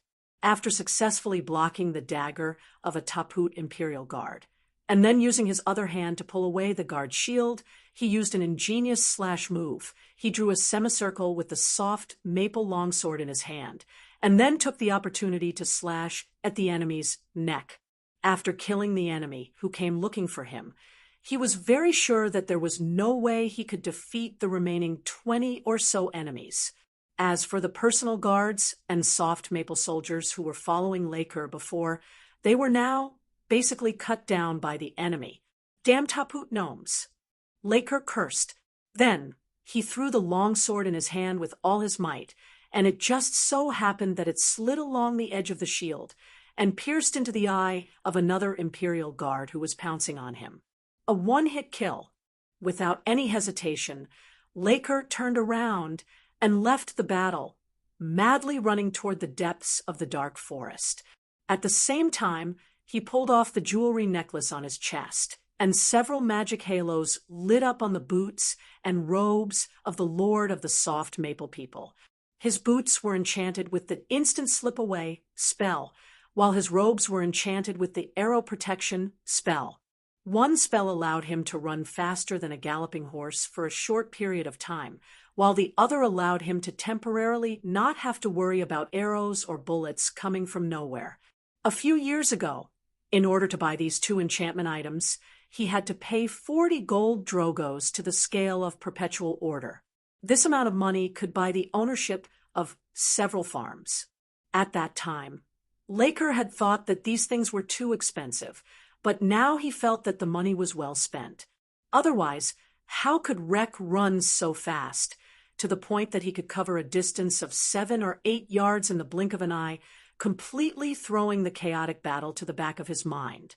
Otherwise, what if a few sharp-eyed soldiers of the Tapt country saw the big fish that had escaped the net, and hurriedly took out their guns to shoot at him, but the bullets only caused some sparks on his robe? Laker now only regretted that he wasn't willing to spend more money to buy more powerful enchantment tools. Perhaps after this expedition is over. No, after I meet up with Grisis and the others, I'll use walkie-talkie. While the noble was plotting in his heart, his footsteps didn't stop for a moment. Just by stepping on the leaves of the bushes with the tip of his boot, he would jump far away with a whoosh. Soon, he reached the end of the forest and saw the hill covered with sparse vegetation.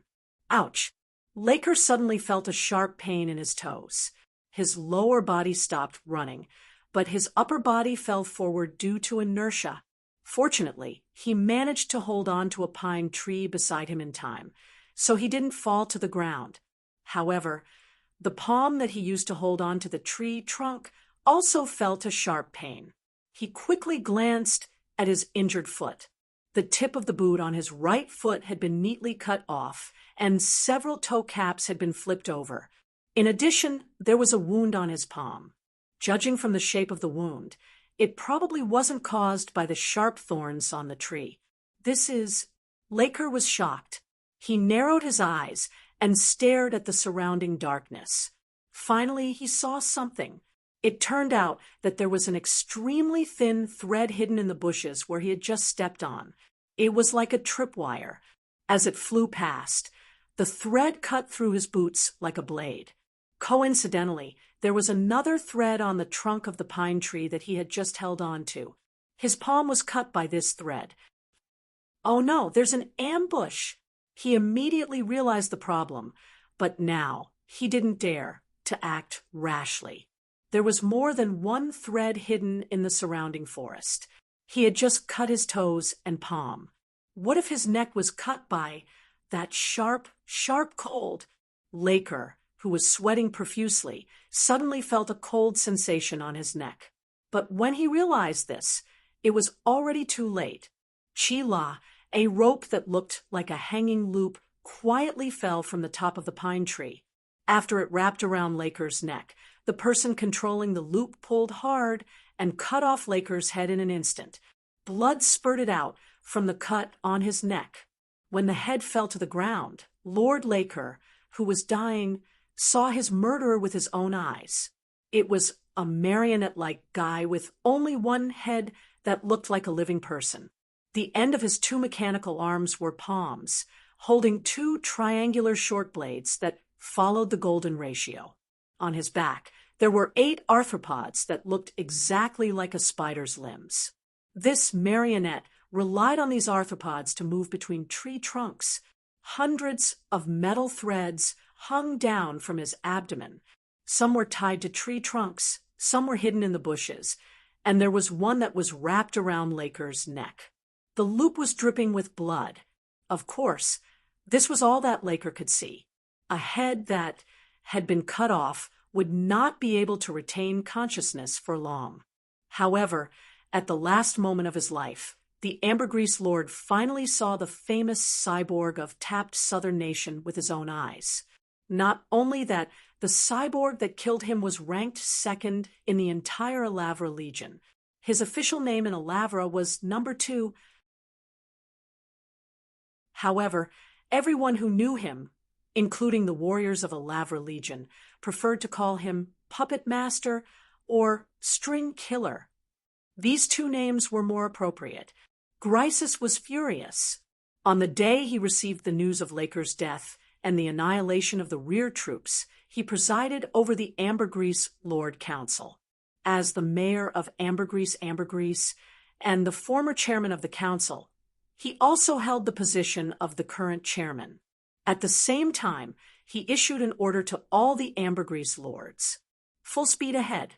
Hurry to 10 towns as soon as possible to meet with the Yomu Alliance. The strength of this southern nation of Tapt is somewhat beyond our expectations. Using the method of communication with the reed, Grisus had the clerk write a letter with a reed pen enchanted with magic. Afka, the commander of the advance force far away in 10 towns, immediately received the notice that the army clerk had reported that the ruby at the tip of the reed had lit up, indicating that an urgent letter was being sent. Afka immediately had the clerk hover the reed pen over the blank parchment and transcribe the words of the letter. The southern nation's Imperial Guard has been dispatched. The 2,000-man squads, led by Lord Laker, encountered them last night. Our side suffered a crushing defeat. Nearly 2,000 people, including Lord Laker, died. Only 100 or so cavalry managed to break out of the encirclement and met up with our main force this afternoon. Considering that the date of the Alliance meeting is approaching, the Expeditionary Army will rush to 10 towns in 2 days at most.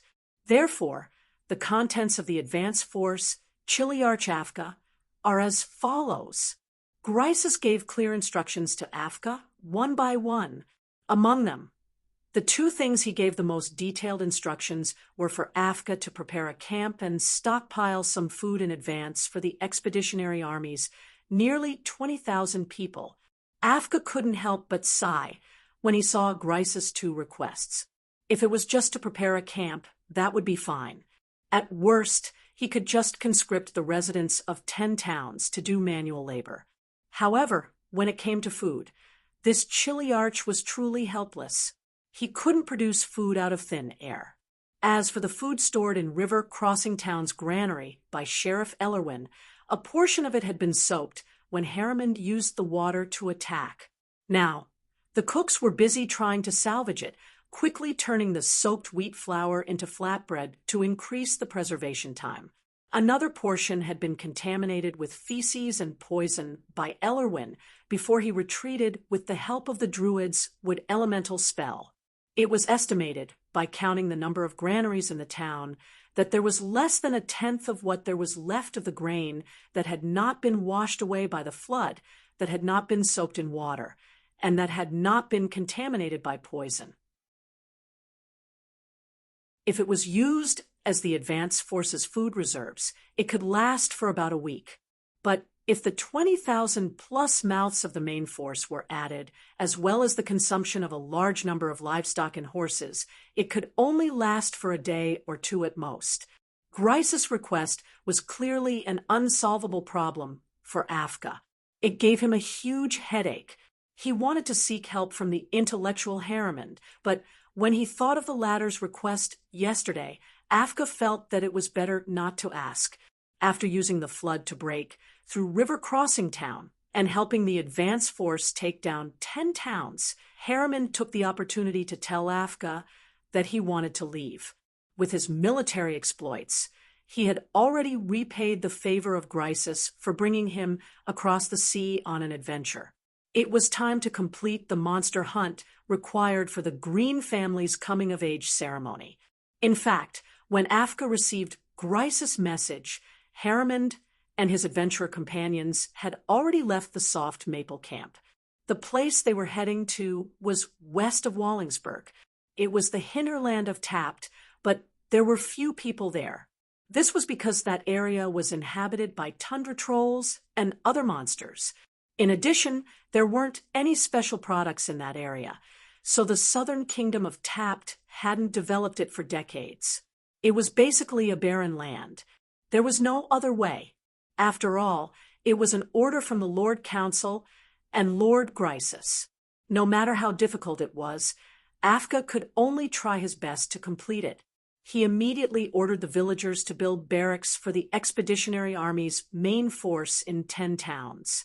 At the same time, he also ordered some soldiers to go to 10 towns to plunder and extort rich merchants and small landowners to collect some food supplies.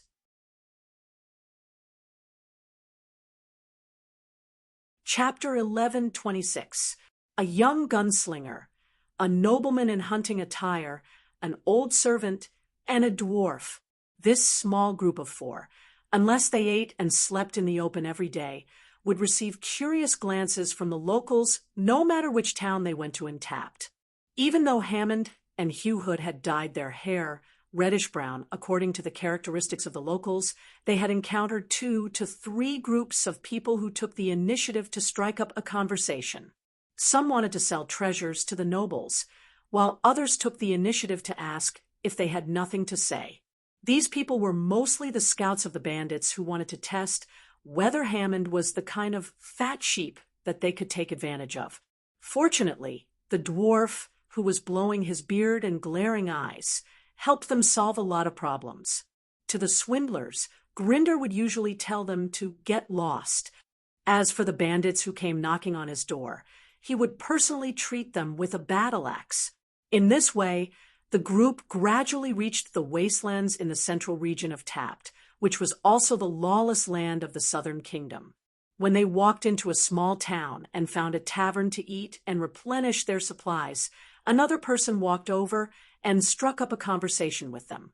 Seeing this person approach, Keyes calmly picked up his wine cup from the table. The reason was simple. The person was a wasp. Wasps were a type of parasite. They were small at first and stuck to the lower abdomen of their human hosts. Gradually, they grew with their hosts, and after they reached sexual maturity, they began to change their hosts at a certain frequency. Aside from this regrettable habit, wasps were considered a highly civilized race. They had good taste in wine and music and were even fanatical about poetry. Then, why would the wasp leave its natural habitat, a plain occupied by the Trier bee-men that formed a monarchical empire, and run here? Kith knew nothing about it, and certainly had a hint of doubt in his mind. "I'll speak," the wasp spoke. "Your adventurers, aren't you? A dwarf, a gunslinger, a noble swordsman. And an old servant, right?" Usually, it was Grinder who came to talk to them. At this moment, the dwarf was sipping a cup of Draken wine, a local specialty, so he only glanced at the wasp. Draken was a rare thing. It was a local specialty, fermented from the sap of a tree called Draken. He stared at the wasp, made a non-committal noise, and struck a match to light his pipe. His other hand was on the handle of the battle axe. Out of curiosity, Keyes helped the wasp out. He pressed down on the dwarf's thick arm and said non-committally, "That depends on who's asking and why it's asking." Harriman glanced at Keyes. The learned Harriman could tell that the latter had used the word "it" and not "he." He knew that Keyes was implying something, so he became alert. The wasp sat at their table without being asked. He tapped his finger and told the waiter rudely, "I don't care what these gentlemen are drinking. Give me one, too." The waiter was a local lad.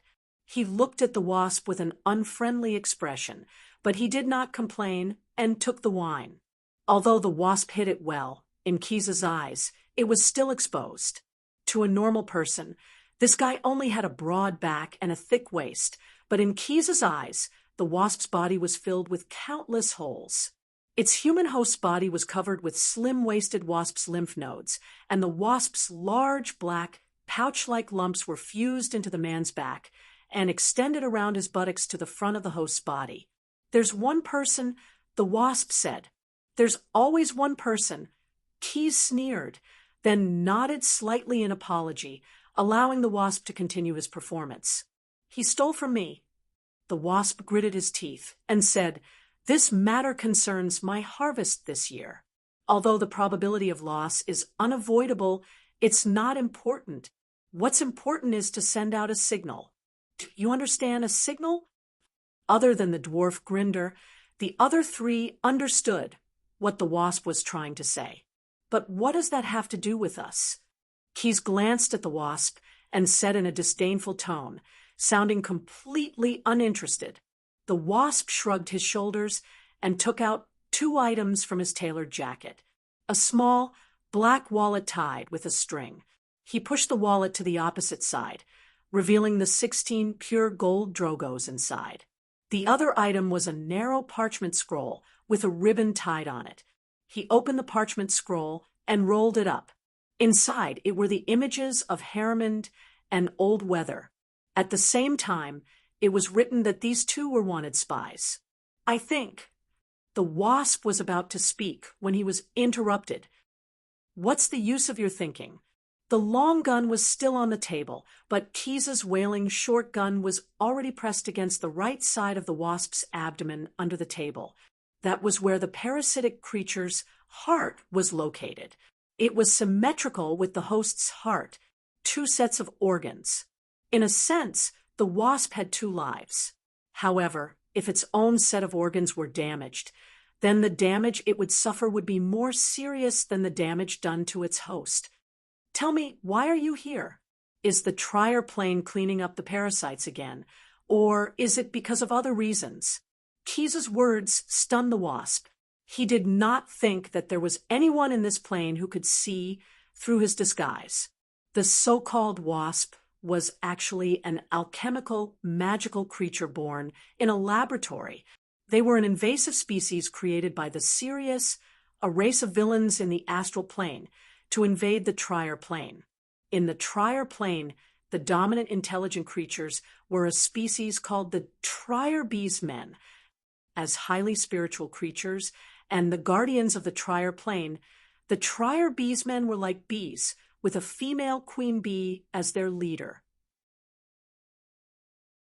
Their divination and precognition abilities were very powerful and were highly coveted by many. Some planar merchants even became brokers, introducing the Trier Beesmen's profits to clients from other planes. They earned a living from the commission they earned from their transactions. The Trier Beesmen were humanoid in shape and appearance. Their civilization also maintained some of the characteristics of an uncivilized civilization.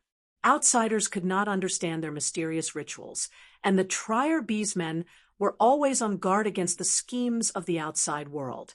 Apart from a very small number of males and those who were treated as the queen's consorts, the rest of the Trier Beesmen were mostly females. As the queen's consort, the lives of the males were comfortable and luxurious.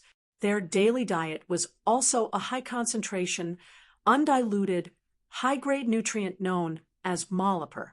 This food could strengthen the body and immunity of living creatures. However, consuming large amounts of molliper over a long period of time would cause symptoms similar to drunkenness. That was why some of the males in the Trier Beesmen's colony were often addicted to the hallucinatory effects.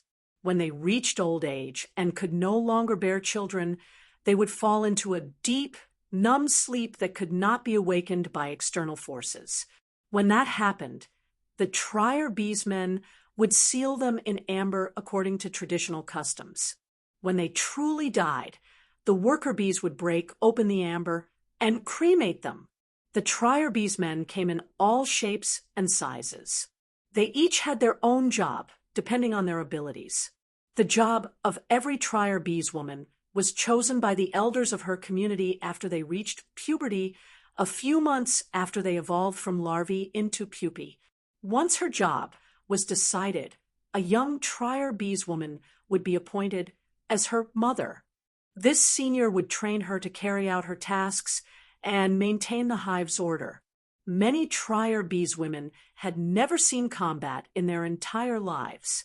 Instead, they carried out other duties, such as organizing the oral prophecies of the prophets into books, raising crops and livestock to provide food for the community, or crafting crowns, necklaces, and other accessories that were unique to the Trier Beesmen. They were well known among the jewelers of many planes. The Trier Beesmen were fascinated by all kinds of rare metals. The intricate methods they used to craft these alloys showed the passion and dexterity of their race. It was because of their craftsmanship that the Sur in the astral plane had their eyes on them. However, the Sur Beesmen considered that it would be troublesome to fight the Trier Beesmen, who were well-equipped and widely used bee venom. Thus, the Sur Beesmen decided to find another way to destroy the Trier Beesmen. They used biological alchemy to create intelligent beesmen. According to their plan, the Sur Beesmen abducted a large number of intelligent male humanoids and implanted the eggs of the beesmen.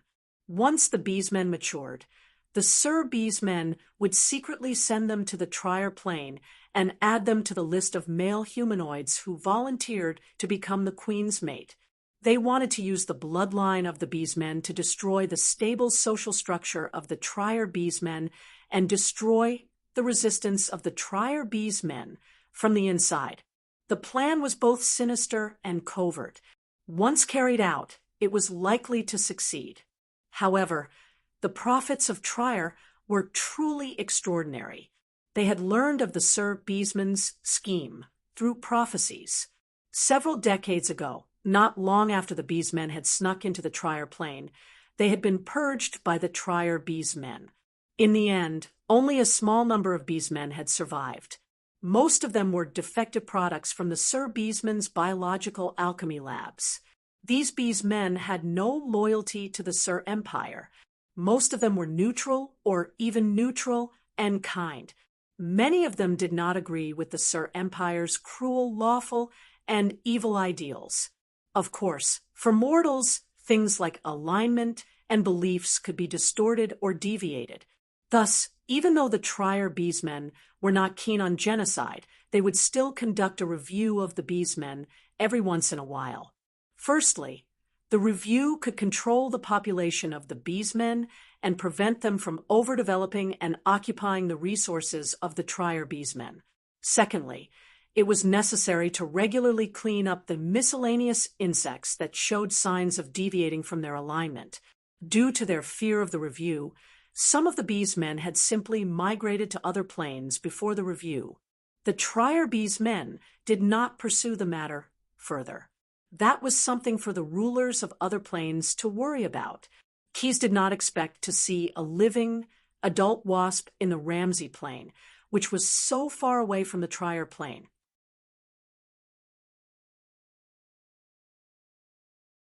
Chapter 11:27. Gurkha wanted to cry, but had no tears. In fact, as a foreigner, it was not easy to make a living in Ramsey's strange world. However, with its own unique skills, it had been living a good life.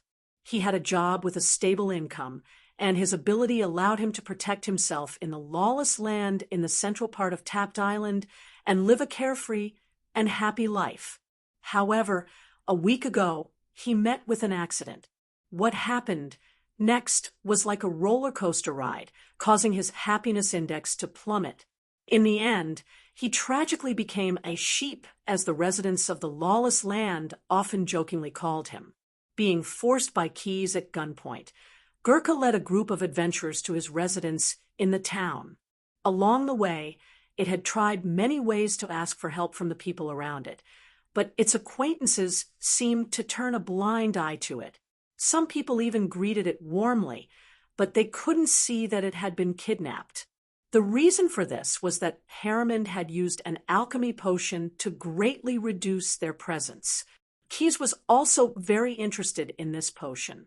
After asking, he learned that this potion called Lurker was actually the result of Harriman's graduation work in alchemy and pharmaceutics. Amazing invention, Keyes praised sincerely. Harriman just shrugged. I was just standing on the shoulders of giants. The alchemy and pharmaceutics tutors of King's Landing University systematically explained the various principles of this subject to us. If we put in more effort in our graduation work, we can always come up with something new. Perhaps for a top student with the honorary title of Harriman, inventing Lurker was not that difficult. My idea at that time was to simplify a high-level alchemy potion and obtain a weakened version. When it came to academic matters, Harriman opened his mouth. There's an alchemy potion called Invisibility Potion that can simulate the effect of invisibility. It's very expensive. Originally, I wanted to use it to assist in the coming-of-age ceremony hunt, but my father thought that it was cheating. So in the end, I could only try to concoct a weakened version of the invisibility potion, which is the Lurker. Spraying the Lurker wouldn't make the user invisible, like using the invisibility potion, but it would greatly reduce the user's presence in the eyes of others. Previously, due to a lack of conditions, I haven't tested whether this potion is effective on monsters and beasts, but it's very effective on humans. As they talked, they and Gelka came to the door of his house. Before opening the door, Wasp was sure that he had no hope of escaping, so he could only accept his fate. It calmed itself down and took out the key to unlock the door. When it opened the door, it made a sound of grinding teeth. The sound blended perfectly with the sound of the key biting into the keyhole. This was a necessary method to unlock the enchanted door. Otherwise, the door lock would regard it as a violent intrusion. In that case, the door lock would immediately spray out a strong acid, giving the thief or robber an unforgettable lesson. Because the lock was brought from the trier plane, the password to unlock the door was naturally in the trier B language. The human vocal cords could not imitate this sound. What Gelka meant was, "I'm the one who opened the door. Don't make me do the 8-figure dance awkwardly." After opening the door, Keyes pushed Gelka with the muzzle of his gun and said with a smile, "Do you want to do the 8-figure dance? Don't dawdle." Hearing this, Wasp was shocked and said anxiously in his heart, "No way, no way, this guy actually understands the Trier-B language." However, even though Keyes directly saw through Wasp's mind with his powerful psionic power, he did not point it out. Like the other adventurers, he was just looking at Gurkha's hut, which was revealed from its illusionary state because the enchanted door lock was correctly unlocked. The tower, 3 stories high, rose from the fertile soil, but it had not yet been built, but had been planted in the ground by Gawka more than 10 years before, as if it were a crop. Halrin did not know where Gelka bought these spores and how much it cost to make the mushroom tower grow so big, but the tower did indeed grow from the ground. The stem was tall and elegant, the top of the cap was round like a ball, and the gills were raised. On the lavender wall, there were a few hoes and shovels leaning against it. It seemed that Gelka still had to take care of this mushroom tower from time to time. Gelka led the group into the door. The inside of the mushroom tower was not very humid. The raised gills were actually ventilation holes. The building had a natural fresh air system. Wasp's living room was on the 3rd floor, and his work area was on the 1st and 2nd floors. The 1st floor was a steam operation room.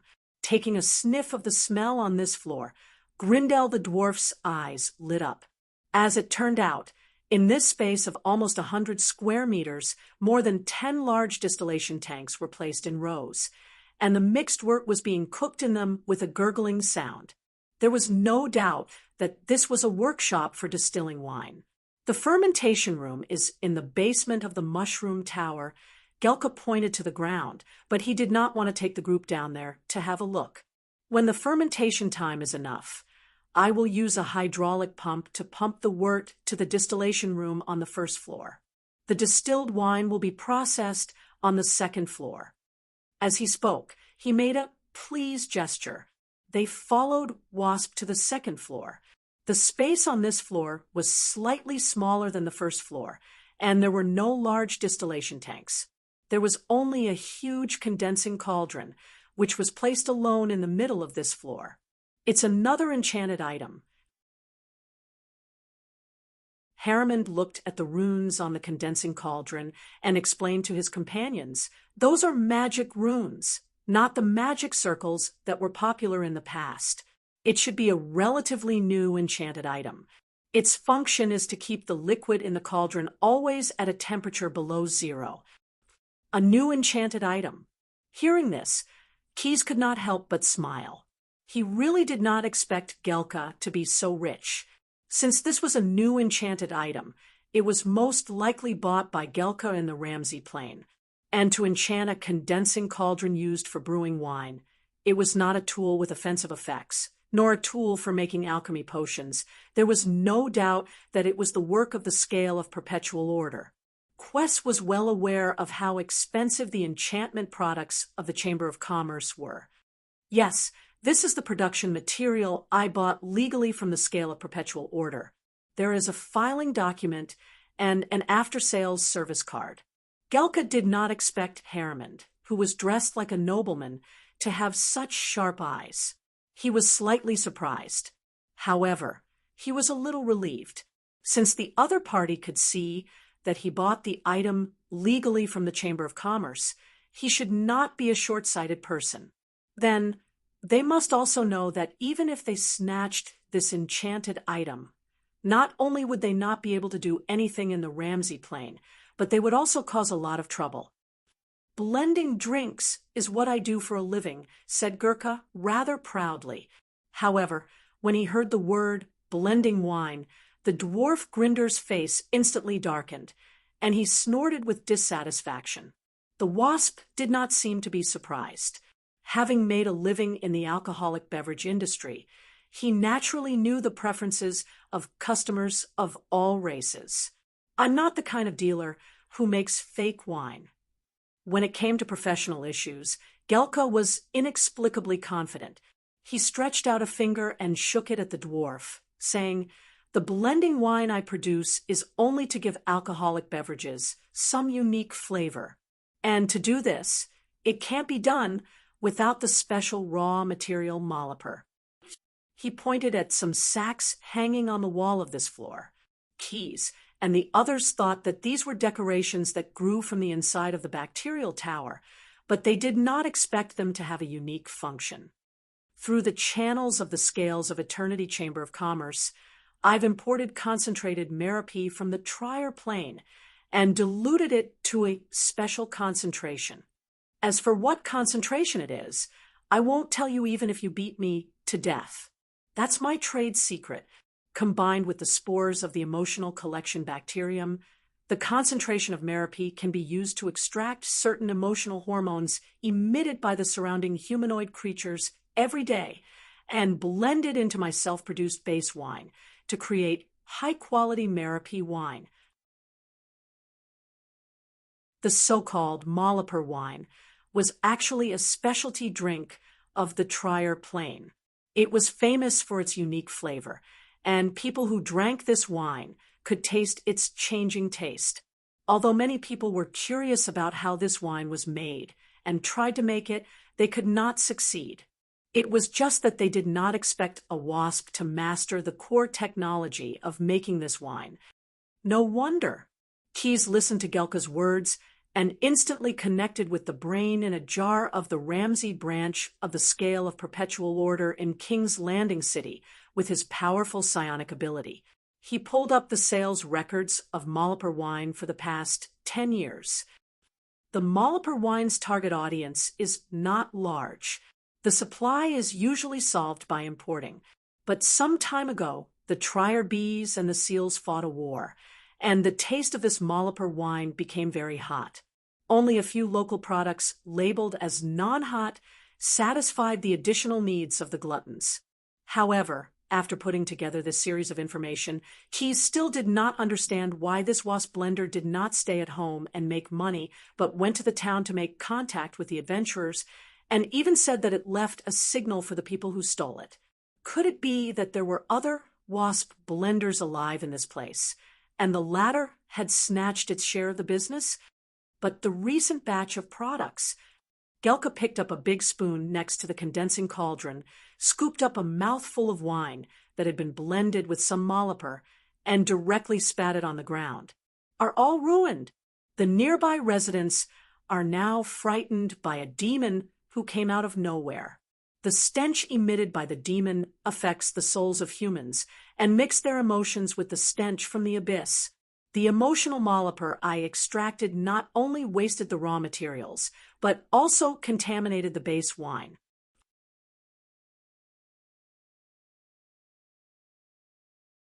Chapter 11:28. As the natives of the abyss, most demons were imprisoned here forever. Apart from the inherent fear of the abyss, most demons were enslaved and tortured by more powerful demons. Their only relief was to torture other people, that is, demons weaker than them, or visitors from the abyss who could be fought and tortured. The premise was that they could not find a way to escape. Very few demons had the ability to leave the abyss. Ironically, demons with this ability often had the least reason to leave the abyss. They were the strong of the original plane and ruled other demons. Unless they were summoned by the abyss to spread chaos to other planes, these demons would focus on maintaining the power to fight against competitors instead of finding trouble with other races in the multiverse. However, many times the appearance of demons in the material plane was a big trouble in itself. They were the spokesmen of chaos and evil. They tended to solve problems directly with violence and could cause destruction in various ways. Sometimes demons in the material plane would play the role of lone wild beasts. Sometimes they were slave masters who put shackles on their slaves. They were even raw materials in some dangerous magic experiments. If one had to classify the roles according to behavioral logic, of course, this was only an analysis conclusion drawn by demonologists from the perspective of a bystander. When demons acted on their own, they were not very logical. Then demons in the material plane could usually be divided into 3 different types: assassins, berserkers, and corruptors. The blade of an assassin always pierces the enemy's heart. Find the target and kill him. This was the creed of the demon assassins. Demon assassins moved secretly and were good at tricks. Chaos was their cape, and cruelty was their armor. Although all demons were essentially killers, these assassins' fanaticism for killing had reached a new height. For most demons, killing symbolized the climax of destruction.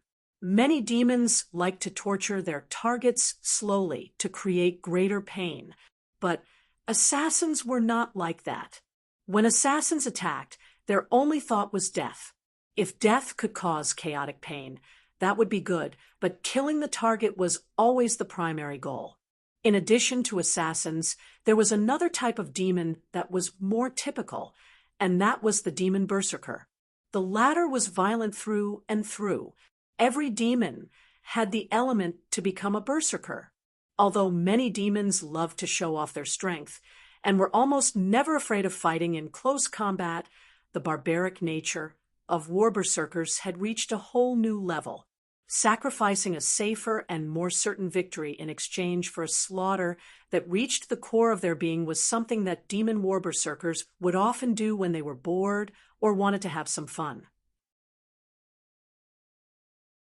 Zhan Kuang had a wide variety of weapons to choose from, including his physical strength and any external power. The Devil Berserker started every battle with his strongest attack. He enjoyed moving through hand-to-hand combat, tasting the pain and fear of his enemies. Even though they seemed simple-minded, one shouldn't underestimate War Maniac's tactics and intelligence. After all, most demons were actually very smart. With a little training, they would be able to grasp knowledge that was difficult for mortals to understand. Therefore, even the Devil Berserker wouldn't give up on using tactics to deal more direct damage. Of course, there were also many terrifying Devil Berserkers who didn't seem to understand the concept of retreat at all. They seemed to understand the meaning of the word retreat as find a random direction and launch another charge. These guys were very troublesome. When the battle reached its climax, they would even fight to the death. Demon assassins and demon berserkers were both troublesome and terrifying existences, but compared to the corrupted, they paled in comparison. Even the boldest and most experienced expert in the study of demons wouldn't be willing to come into contact with the corrupted. Some demons of certain races were keen on corrupting mortals. The will of the abyss was also extended through the corrupted, causing mortals and the material world to intertwine with its image. What the corrupted were obsessed with wasn't blatant destruction, but slow corruption. In order to gradually lead the abyss into the prime material world, the corrupted would use favor and voluntary service to tempt mortals. However, their chaotic and evil nature meant that they were destined to be unable to use word games or contracts to negotiate like the devils. Usually, the corrupted would use some coercive methods, such as taking the initiative to propose, promise, threaten, or request. Their goal was always to control mortals and make them serve them, whether they were willing or not. There had been some demon scholars or mages who wanted to take advantage of this to gain benefits from the corrupted. In fact, there were some talented people in the multiverse who had found loopholes in the contracts of the Batsa people and then controlled the devils in reverse. However, those who wanted to use these methods to deal with the corrupted ended in miserable failure without exception. As mentioned before, demons were not devils. They were the representatives of the chaotic and evil characteristics of the abyss. The corrupted seemed to act with a goal, but in fact, they weren't that tendentious. They were only corrupted for the sake of corruption. Sometimes there was no such thing as a conspiracy behind their actions. Even the existence of the corrupted in the material world was a kind of corruption in itself. The most obvious evidence was that after the corrupted came to the material world, they would always establish a base in the prime material world. They would find or create a nest with the characteristics of their homeland. The corrupted didn't just want to corrupt living things. They tried their best to turn the material world and all other planes into the reflection or extension of the abyss. For example, a haunted castle, an unfathomable well, a maze-like cave hidden in the mountains. These places could become the corrupted's home. Of course, these places were usually not far away from the settlements of mortals. After all, the corrupted liked to play with the weak and helpless souls of mortals the most. The reason why the wasp wine merchant Gurkha asked the adventurers to help him deal with a thief was that he knew that a corrupted demon had come near his home. Whatever it is. Anyway, its existence itself is a mistake. A huge mistake. Gurkha explained the trouble he encountered in detail to Halamand and the others. It could be said that Gurkha was heartbroken. Using the bacterial tower to collect human emotional factors to blend Merapi wine will not cause harm to the collected people. I have been running this business here for more than 10 years. Although this place is full of slight violence, there is no shortage of joy and pleasant emotions. However, after the appearance of the evil corrupter, all the mortals were inadvertently contaminated. Their souls were tainted. Even though the current situation was mild and reversible, Malapal's emotion adsorbent was very sensitive, and the fine wine made from the emotions collected by it would not lie. The existence of the corrupter had turned everyone's emotions into something as disgusting as the pus of human nature. No matter how I regulate it, this batch of Merapi wine is ruined. So Keyes was secretly showing his ability to mobilize the true thoughts in his heart. So the wasp wine merchant Gurkha became more and more agitated. In the end, he even took out a leather-wrapped account book and loudly complained to Halamand and the others about the losses caused by the corrupted demon. This is no longer as simple as losing some money. That guy stole my honor, Gurkha emphasized. Because he was too agitated, he couldn't help but make a little buzzing sound when he spoke, like a bee flapping its wings. For 21 years, through the platform of the scale of perpetual order, the products I delivered to the customers have never been delayed or had any quality problems. But now, because of a demon bastard who is said to have fled from Valensburg, this record is about to be destroyed. That bastard stole my honor. Hearing Gurkha's words, even the dwarves, who didn't think highly of merchants in the blending business, felt some sympathy for the wasp wine merchant. Halamand, on the other hand, was interested in the demon who fled from Valensburg, mentioned by the wasp wine merchant. So, you've already found out some details about the corrupted demon? Halamand asked. The wasp wine merchant frowned, trying to find a more suitable wording. I can't say that I've found out, but I do have some ability to control bees. Those cute little guys who are busy collecting honey every day told me that many of the places they often go to for food, from Valensburg to our place, have been contaminated. Combined with the information obtained from the sheriffs and legal narrators in several neighboring towns, they said that Sheriff Mischius in Valensburg was killed by a demon, and they are busy searching for the demon who committed the murder. I speculate that the corrupted demon must have felt that the situation was not good, so he fled all the way to this traditional, lawless place in Top to hide. Halamand nodded and was about to say something, but Keyes, who used the pseudonym of Hugh Hood, beat him to it and asked, You have so many sets of Merapy emotion absorbers in your bacterial tower. He pointed to the 36 equal-sized protruding prismatic liquid sacs on the wall of the second floor of the bacterial tower, which contained the diluted Merapy. Have you checked them separately? Which one has the worst emotion absorbed? You know what I mean? Hearing Keyes' words, Gurkha was stunned for a moment. He really didn't understand. However, Harriman immediately reacted. The demon-corrupted demon has the habit of building nests. Even if he fled here to hide, he would definitely create some home field advantage for himself. The young master of the Green family quickly explained to the Wasp wine merchant. Distinguish which direction has the worst emotion absorbed, and you should be able to determine where the demon's nest is. Suddenly, Gurkha's eyes lit up. You mean you're willing to accept my mission to slay the demon? Halliman thought for a moment and said affirmatively, although I can't tell you why. I'm here to kill powerful monsters to prove my bravery. Since there's a demon-corrupted demon here, he must be a good prey. Keyes smiled. The dwarf Grinder was so happy that he could not help but touch the battle axe on his back. Only Old Weather, who was sent by Patriarch Grimm to record Halliman's coming-of-age ceremony, frowned. But he didn't say anything. As Halliman said, demons were indeed powerful monsters.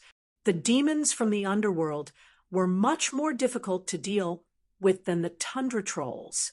It was impossible for the Green family not to recognize them as a hunting target.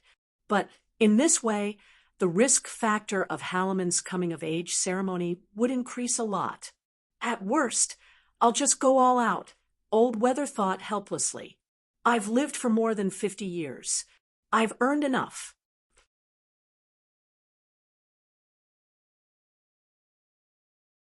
Chapter 1129.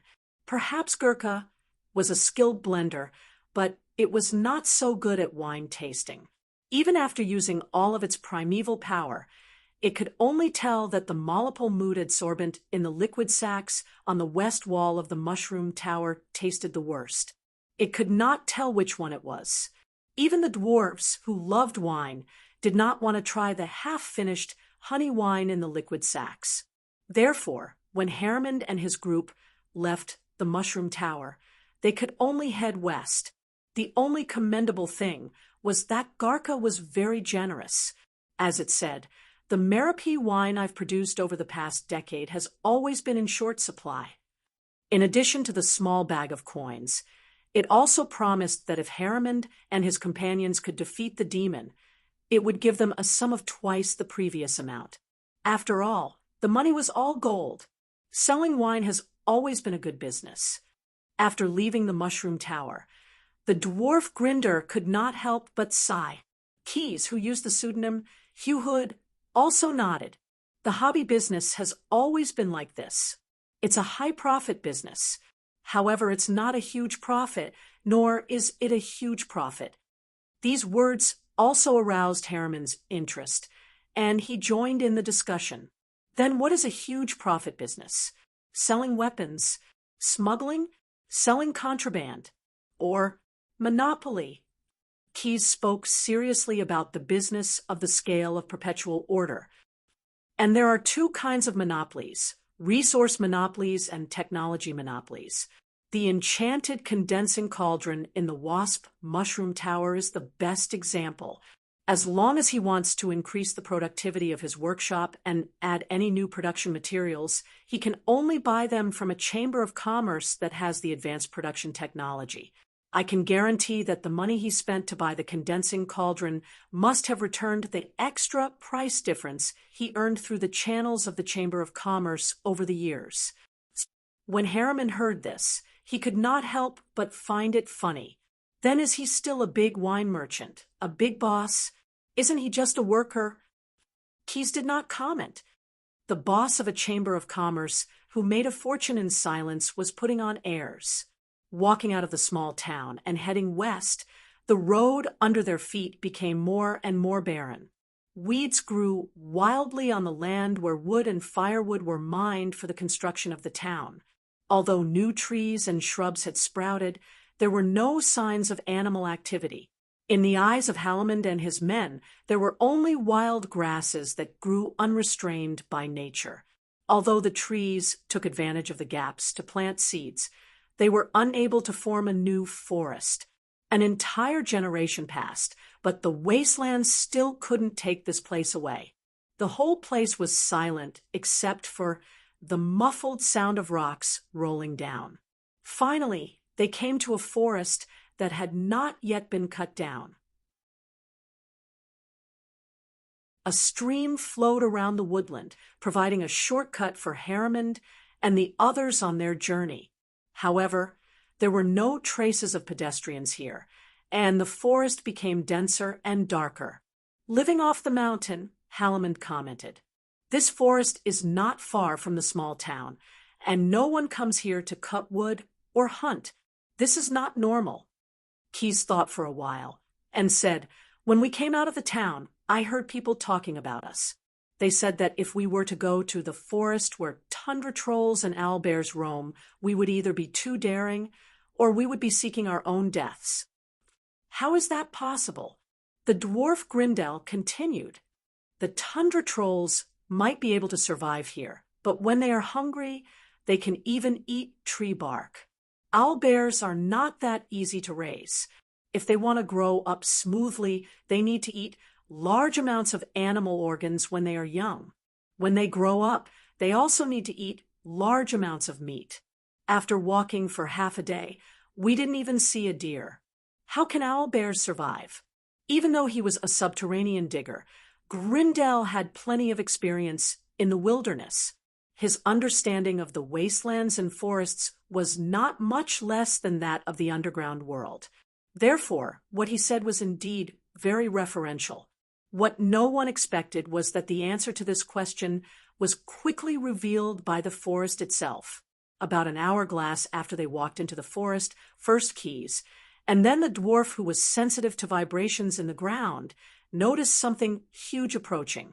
Halamond took out the lurker again and sprinkled this odorless and tasteless alchemy potion around them, marking out an area of a few yards that was easy to overlook. At the same time, the dwarf did not immediately reach for his battle axe. Instead, Grindel quickly squatted down and swept away the fallen leaves on the ground, pressing his palms tightly against the ground. A pale yellow halo flashed around his body, and a small bulge suddenly appeared on the originally flat terrain, wrapping all of them up. Suddenly being buried in a grave, Halamond and the two horses, led by Old Weather, panicked. Fortunately, when Keyes saw this, he immediately took out a few pieces of fruit candy and fed them to Radish and the old horse, calming them down and preventing them from neighing loudly. "Don't speak. The earth tells me that something dangerous is moving towards us." After creating the shelter, the dwarf whispered to everyone.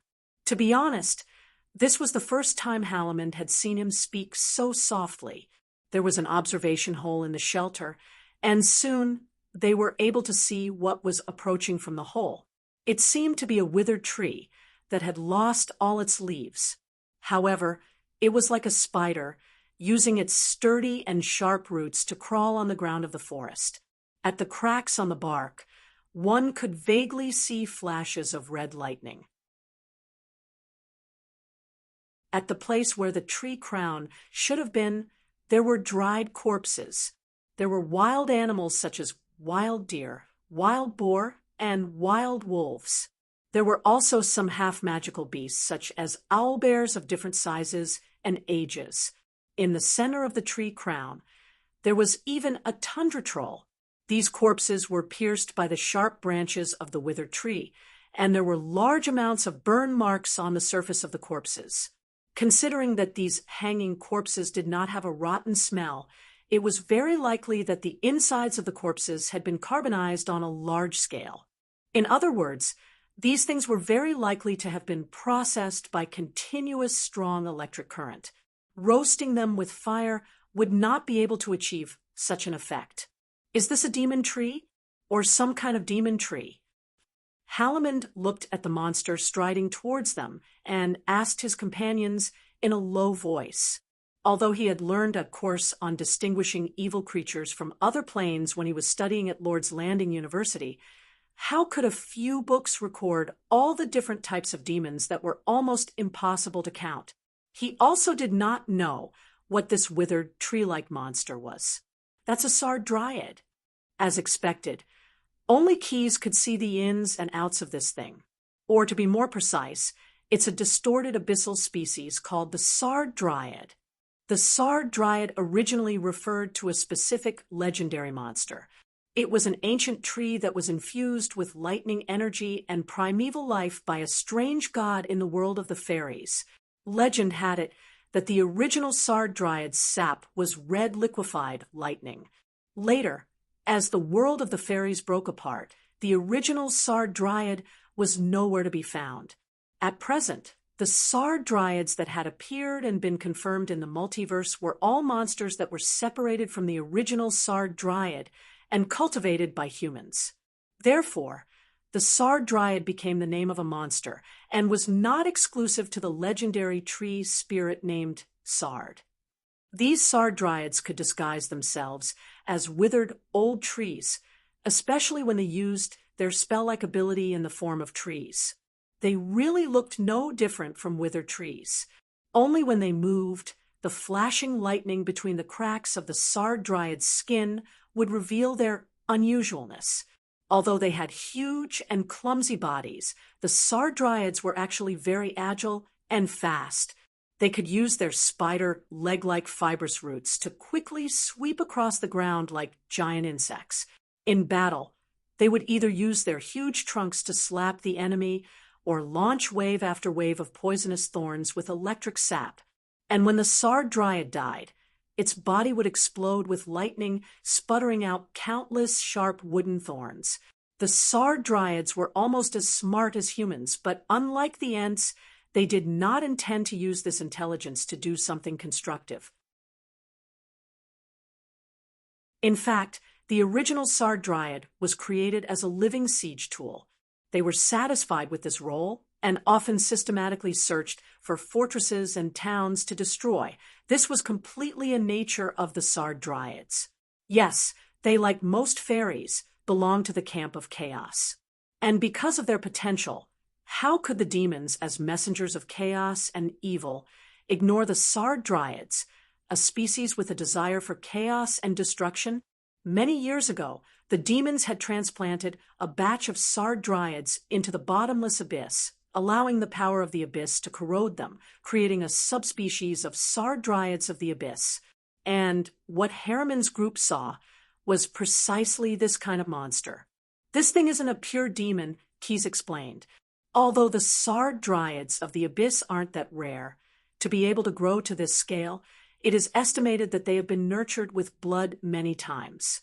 A demon without strength can't afford to nurture a Sard Dryad. In other words, the demon that released it is a rather rich one in the bottomless abyss, and might even be a demon noble. And a demon lord? Hearing Keyes' analysis, Harriman could not help but be surprised. If a demon lord really came to the material plane, even if it was just a projection, their best choice now was to turn around and leave. Then, no matter what method they used to pass this information to the scale of perpetual order, they could only obediently wait for the Chamber of Commerce to give them a reward. Not to that extent. At most, it's a descendant of a certain demon lord. Keyes said rather confidently, "How could there be such a shameless demon lord? Why would those fellows need to hide after coming to the material plane? If they did not cause a huge commotion, wouldn't the title of demon lord be a waste?"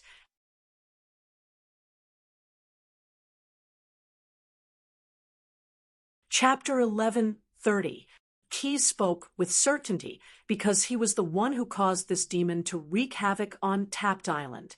To be more precise, he was the main culprit who caused Ozus, the son of the demon lord, to be unable to return to the bottomless abyss and trapped in the body of a half-demon monster. Of course, as a member of the Order faction, Keyes did not do this on a whim. Keyes had two goals.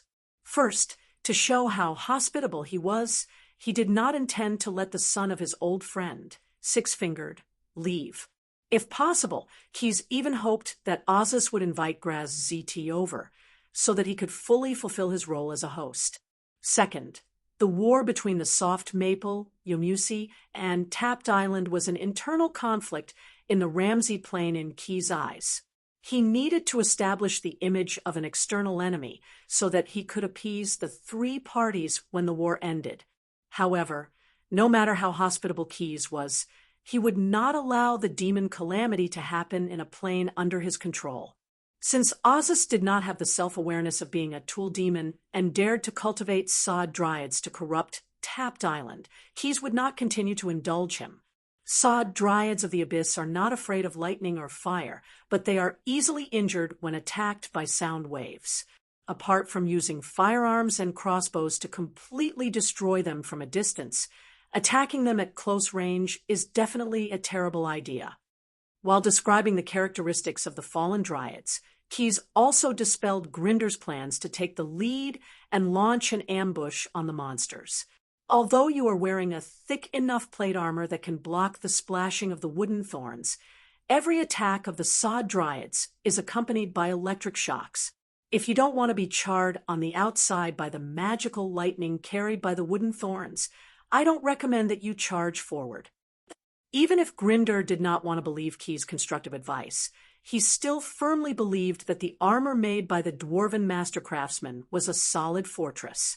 However, in order to be able to drink the dwarven beer in the future, he compromised. Moreover, although Keyes did not recommend them to charge at the sod dryads, he did not say that they would let the monsters go. There is actually a better way to deal with them. Keyes was confident. He was playing the role of Hugh Hood, a gunslinger hunter who was good at dealing with all kinds of monsters. Plant them back in the ground. Sod dryads are not ents. They can't be rooted in the ground like normal trees because they can't get the nutrients they need to survive. Otherwise, it wouldn't need to have so many prey hanging on its body. You can think of it as a kind of spider that will tie up its prey like a fly, and then slowly absorb the juices in its prey. Harriman was very appreciative of this method. It was a battle of wits and not strength. This was what experienced hunters would do. But he still raised a question. I mean, once we control them, do we just wait for them to slowly starve to death? Of course not. Keyes shook his finger and patted the spear behind him. When that guy becomes a stationary target, its first reaction will be to struggle and release electricity. But it can't release unlimited lightning. As long as we keep teasing it with the low intelligence of the sod dryads, it won't take long for it to empty all of its stored electrical charges. At that time, Keyes waved his hand and made a slashing motion. We'll treat it as firewood and chop it into pieces. After the plan was formulated, the next step was to implement it. Fortunately, even if it had spider legs and could move on the ground, the sod dryad's movement speed was not fast. While Keyes and the others were discussing the strategy, the moving withered tree was only about 100 steps closer. The sod dryads were now about 200 steps away from the small mound where they were hiding, and this was the best distance for the gunner profession to display their combat strength. Keyes rolled and drilled out of a hole in the cave. He was as agile as a loach, using the cover of the trees. He held the spear with one arm, knelt on one knee, and aimed at the moving sod dryads. Bang! Following this gunshot, the smokeless gunpowder exploded, and the lead-coated copper-tipped bullet instantly shot out, hitting the staggering monster from afar. Because his aim was very accurate, Quest's shot just happened to hit a branch on the treetop of the sod trant. Kacha! The tree branch seemed to have been chopped by a sharp axe, and was directly split into two from the middle. The carcass of a wild deer, hanging on the branch, also drooped down, and hung next to the sod dryad's giant eyeball. Suddenly attacked, It first scattered a wave of wooden thorns carrying lightning in all directions in horror, and then this abyssal monster became furious. Its blood-red eyes quickly locked onto the target that was rapidly moving in the forest in the distance. It stepped out of those claw-like roots and rushed toward Keys as if it had been injected with stimulants, because it was walking in a straight line. As it walked, the branches that grew horizontally also whipped the big trees blocking its path like arms. For a time, the trees were broken in the middle. The Ents, who also looked like giant trees, but who took the forest as their responsibility, would never do this. He didn't know if the spirit gods who created the sod dryads would regret it. Every 10 steps Keys ran, he would turn back and pull the trigger at the sod dryads. His shooting was very accurate, like the most brilliant gunner, and almost every bullet would break a branch of the monster. And on those branches, the Sard tree spirit's reserves were all hanging. When it was in intense movement or attacking, it would consume a lot of energy. Originally, with those food reserves, it could still draw some nutrients from them. But with Keys doing this, the sod dryad's self-control was greatly reduced. However, the enraged monster didn't realize this, and it still tried to move with all its might in an attempt to catch up to Keys. Under such intense movement, the few beast carcasses hanging on its treetop quickly shriveled, turning into a thin layer of paper. As it kept moving, those hard paper kept colliding with each other, producing a sound like castanets. After running for about half an hour, Keys had already led the sod dryads in a circle that was about a mile long. They ran for half a day and finally reached the starting point where Hammond and the others had already set up a trap. Seeing the mound built by the dwarven diggers, Keys tapped his feet on the ground and quickly jumped over it. The sod dryads behind him obviously didn't have such jumping ability, and the monster's spider-like legs stepped on the ground, completely ignoring the unremarkable mound. And it was this carelessness that would make it regret it for the rest of its life, if the next half an hourglass counted as a lifetime. With a muffled sound, the sod dryad crushed the soil layer on the surface of the small mound and fell into the mud pit summoned by the dwarven underground diggers with their professional ability. It struggled for a long time before adjusting its angle and wanted to climb out of the mud pit. During this period of time, the runes that Grindel had written in the dwarven language began to take effect. A spell similar to mud to stone caused the volcanic ash, lime, and water in the mud pit to quickly solidify into a large man-made rock. Half of the sod dryad's body was covered by this rock, and only the upper half of its trunk and many of its tree crown-like branches could still move.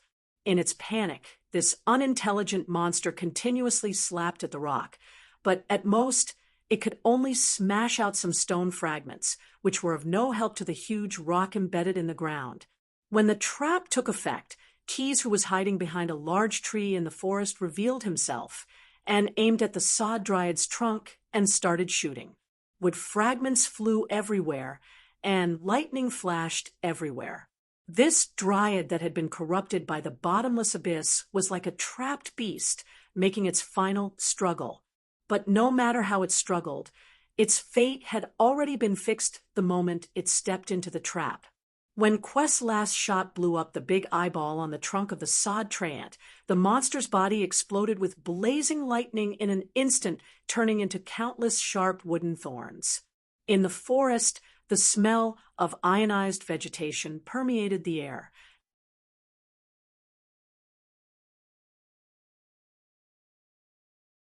Chapter 1131.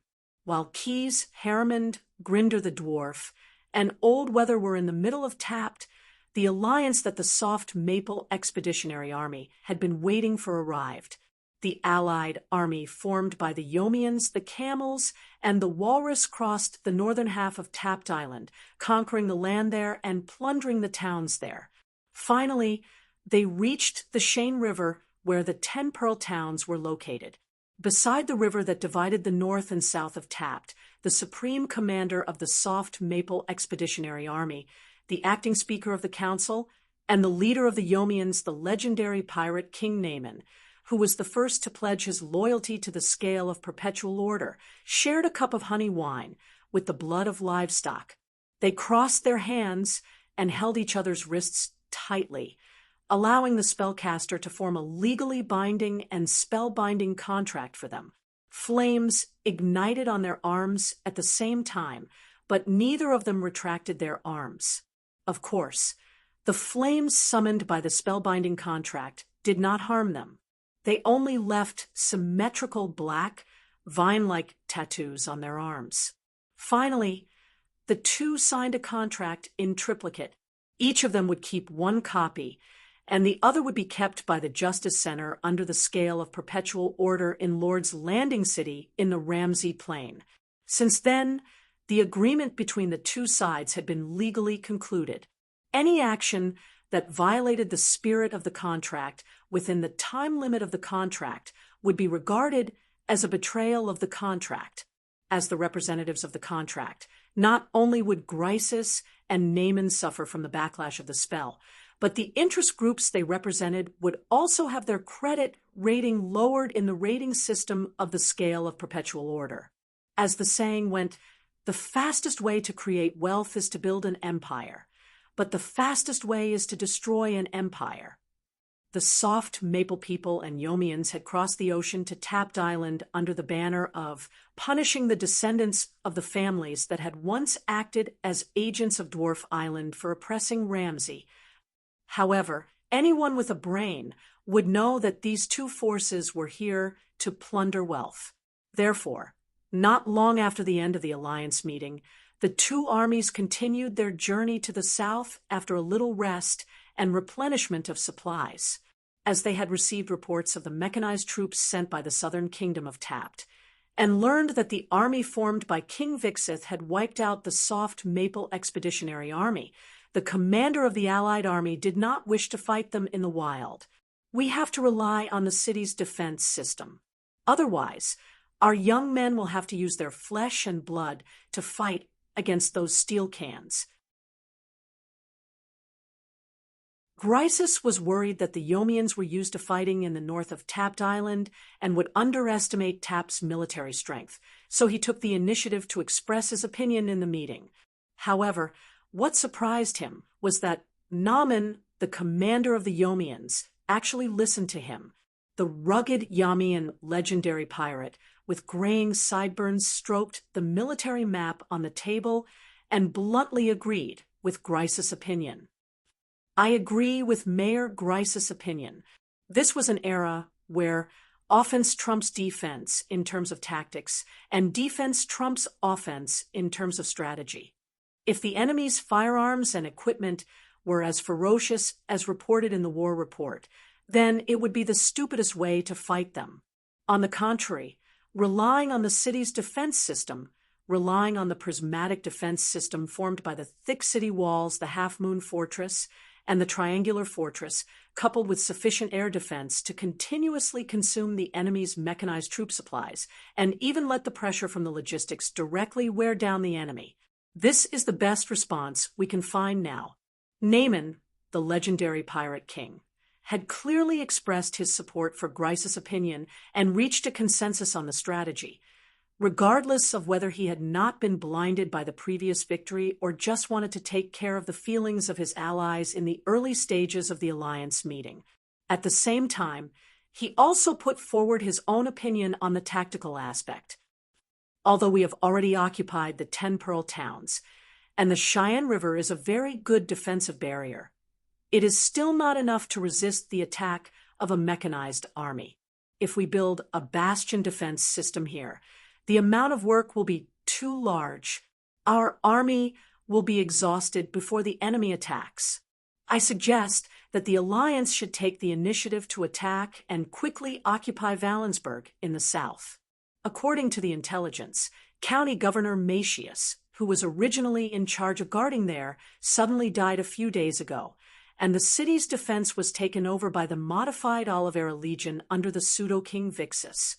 Presumably, during this period of time, there is still a gap between the old and new forces.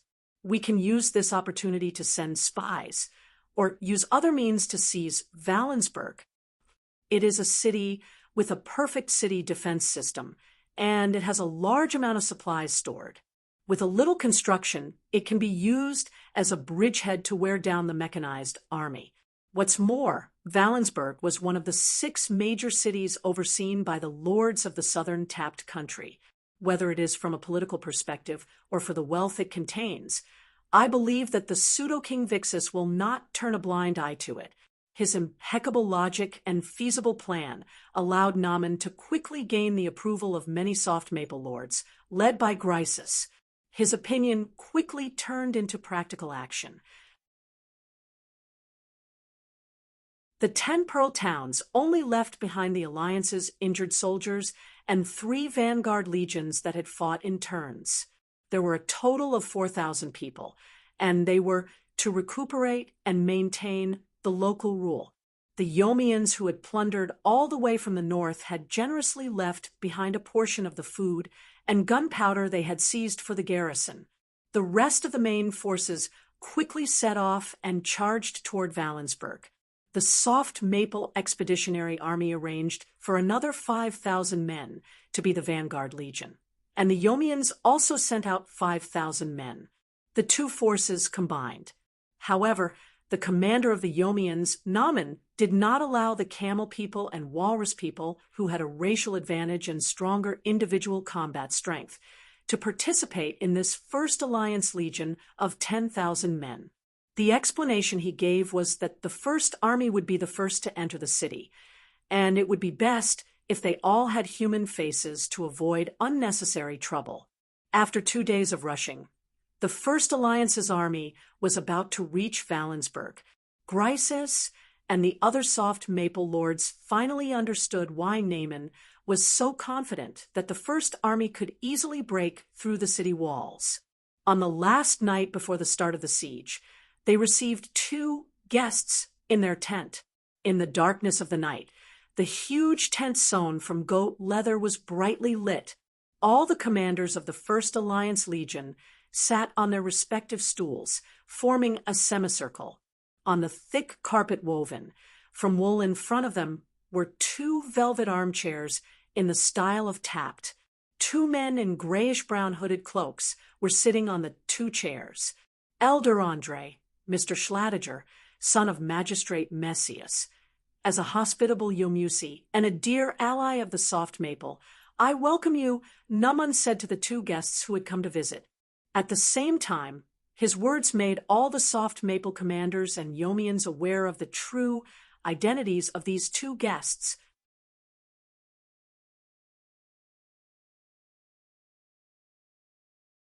Chapter 1132. Looking at the 2 guests, all the lords of the soft maple people felt that it was unreal. Although they were bound by the contract, they believed that Naaman had no reason to lie to them. However, it was the first time in their lives that a prominent figure from the enemy's city appeared in their own camp before the siege began to join in the grand undertaking. Just as Naaman had introduced, the 2 guests were wearing hooded cloaks to hide their identities. One of them was the former deacon of the Druid conclave in Valensburg, and was now an elder. The other was the oldest son of the late ruler of Valensburg. It could be said that the 2 of them were the second and third most powerful figures in this land, other than the 2 modified Alavras who were temporarily in charge of the military and political affairs. Taking into account the geographical factors, as well as the deep roots of the Druid Guild and the Messias family in Valensburg, the 2 of them should have a much greater influence than the 2 Alavras modified humans. It was reasonable to say that, for such a person, even the 2 temporary county governors, number 24 and number 27, were inconvenient to manage due to the influence of various parties. Before the war broke out, they would definitely send more people to watch over them. For the 2 of them to be able to walk out of the city and arrive at the enemy's camp unscathed, it was most likely that someone very powerful had helped them. Sure enough, as soon as the 2 of them sat down, they took the initiative to offer compliments and thanks to Naaman, who had provided them with help. After Naaman had someone serve them some sweet beer to quench their thirst, the host and guest gave a toast to each other. To the proudest allied legion, to the most honorable protector of Valensburg, and so on and so forth. Of course, it took skill to choose the right words to say. For example, Prince Schladiger's words of the rightful protector of Valenberg were exactly what he wanted to hear. After the latter heard it, he immediately showed an expression of pride. He pulled down his hood and downed the beer in his cup in one gulp. Then he wiped the foam around his mouth with the back of his hand. On the other hand, Elder Andre, who represented the authority of the Druid church in the city, was much calmer. He only took a sip of his wine as a token gesture. Perhaps it was due to the self-discipline of a spellcaster, or perhaps it was because he was worried that the alcohol would affect the bargaining in the upcoming negotiations, so he always maintained a vigilant attitude. In fact, under his robe where no one could see, Elder Andre even carried 2 miniature reliefs unique to the Druid conclave. If the situation changed, he could release the reliefs at any time to cover his retreat and quickly escape the camp. After a few drinks, Naaman threw the empty cup to the guard and sat up straight to look at the 2 guests. My promise is the same as before. Now, all the soft maple lords can bear witness to it. Naaman did not beat around the bush. Lord Schladiger can inherit his father's authority and become the actual ruler of the Valensburg area. He does not need to be loyal to the false King Vixus. As for Elder Andre, I support you to become the leader of the northern faction of the Druid conclave.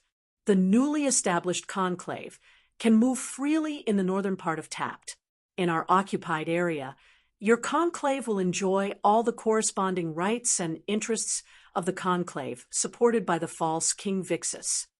After that, he paused again, not giving the 2 a chance to continue bargaining. There are only 2 conditions of equal value that we want. First, the safe passage into Valensburg. At least 3,000 men must enter the city tonight.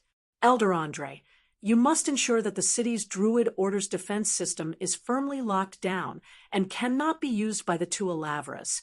Second, after the battle between our men and the city's garrison begins, Lord Schladik must instigate the commanders who are loyal to you so that they will no longer be under the command of the acting sheriff.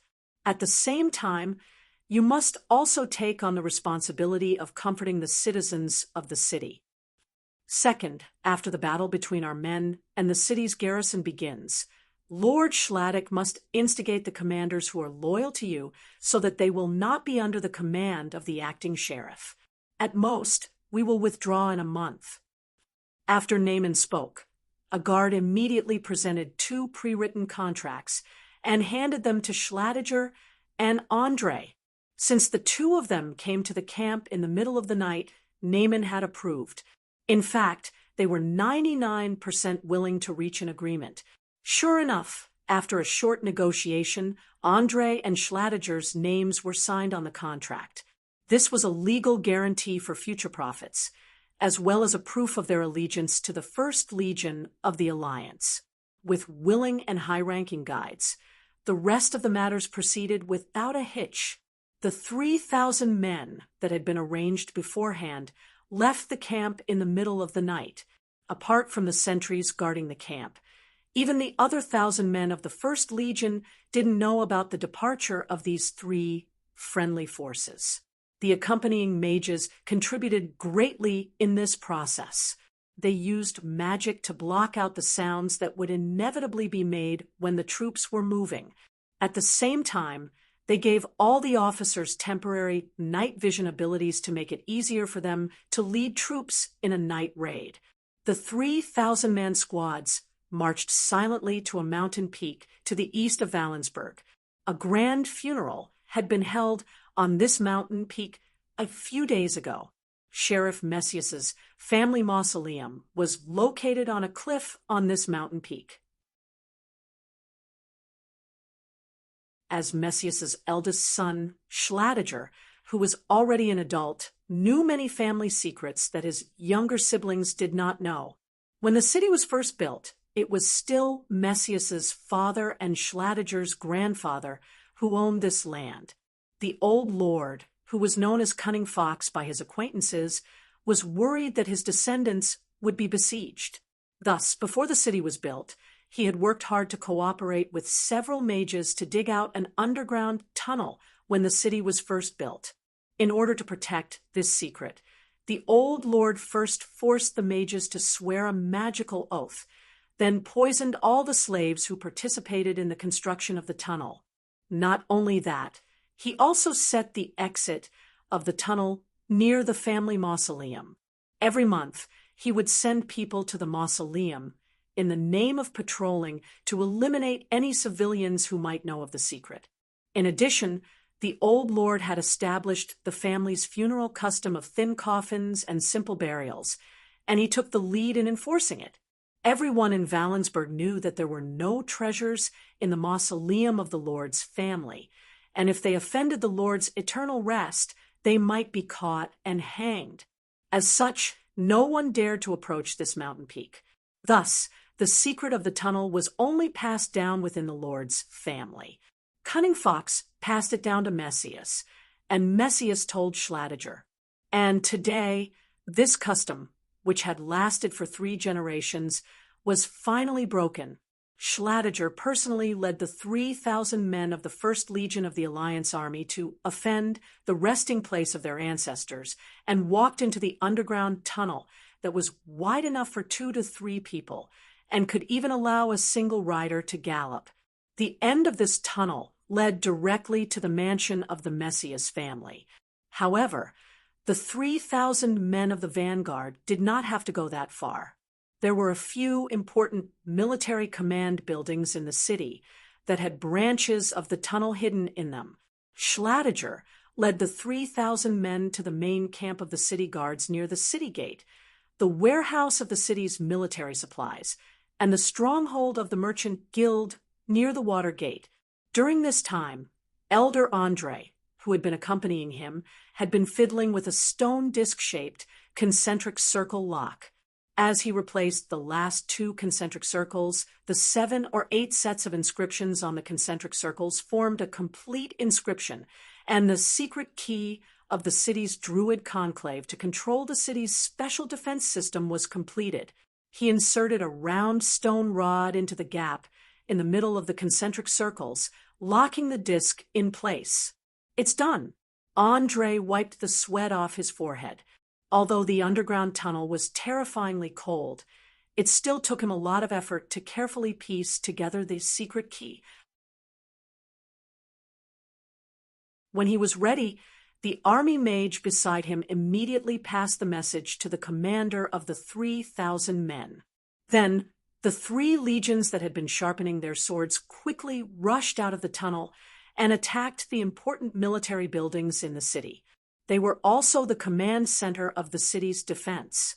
Presumably, the Cunning Fox Lord would never have dreamed that the branch tunnel that he had dug out because he was worried that he would not be able to retreat to the mansion when defending the city would be used like this today. The 3,000 men were actually not much different in number compared to the 4,000 guards in the city. Moreover, the places where the battle broke out were the important command center buildings in the city. Not only were the guards unable to use their forces, but they also did not have enough heavy firepower to attack. Soon, the warehouse of the military supplies and the stronghold of the merchant guild were taken by the 2,000 men of the 1st Legion of the Alliance Army. Only the main camp of the city guards was still resisting. However, the resistance of the camp did not last for long.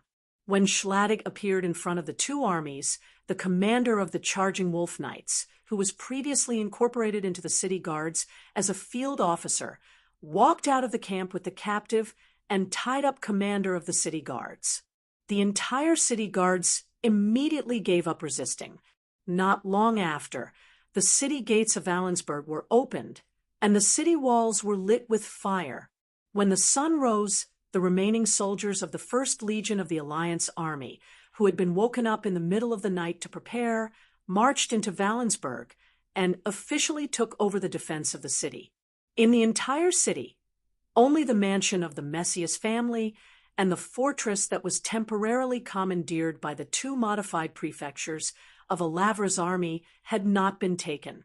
However, as the leader of the Yomians, Naaman dispelled Grice's plan to get rid of this nail. Instead of bleeding, why don't we wait? We will be leaving this place in a month's time. Do we really want to waste our manpower on the battle for the inheritance of Lord Schladig? He already has nearly 4,000 guards. Give him 1,000 men to attack his ancestral mansion, and it will be enough for him to cause trouble for a while. The rest will be sent to build the triangular fortress. We don't have much time left.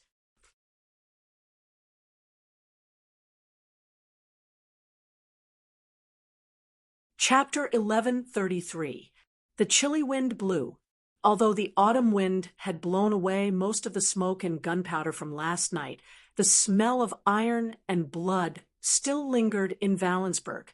No one dared to walk casually on the streets. Even the market, which used to be bustling with noise, had become deserted today. Schladig rode on a red horse and gathered a large group of city guards who had brought order to the square. They surrounded his family's mansion so tightly that not even a drop of water could pass through.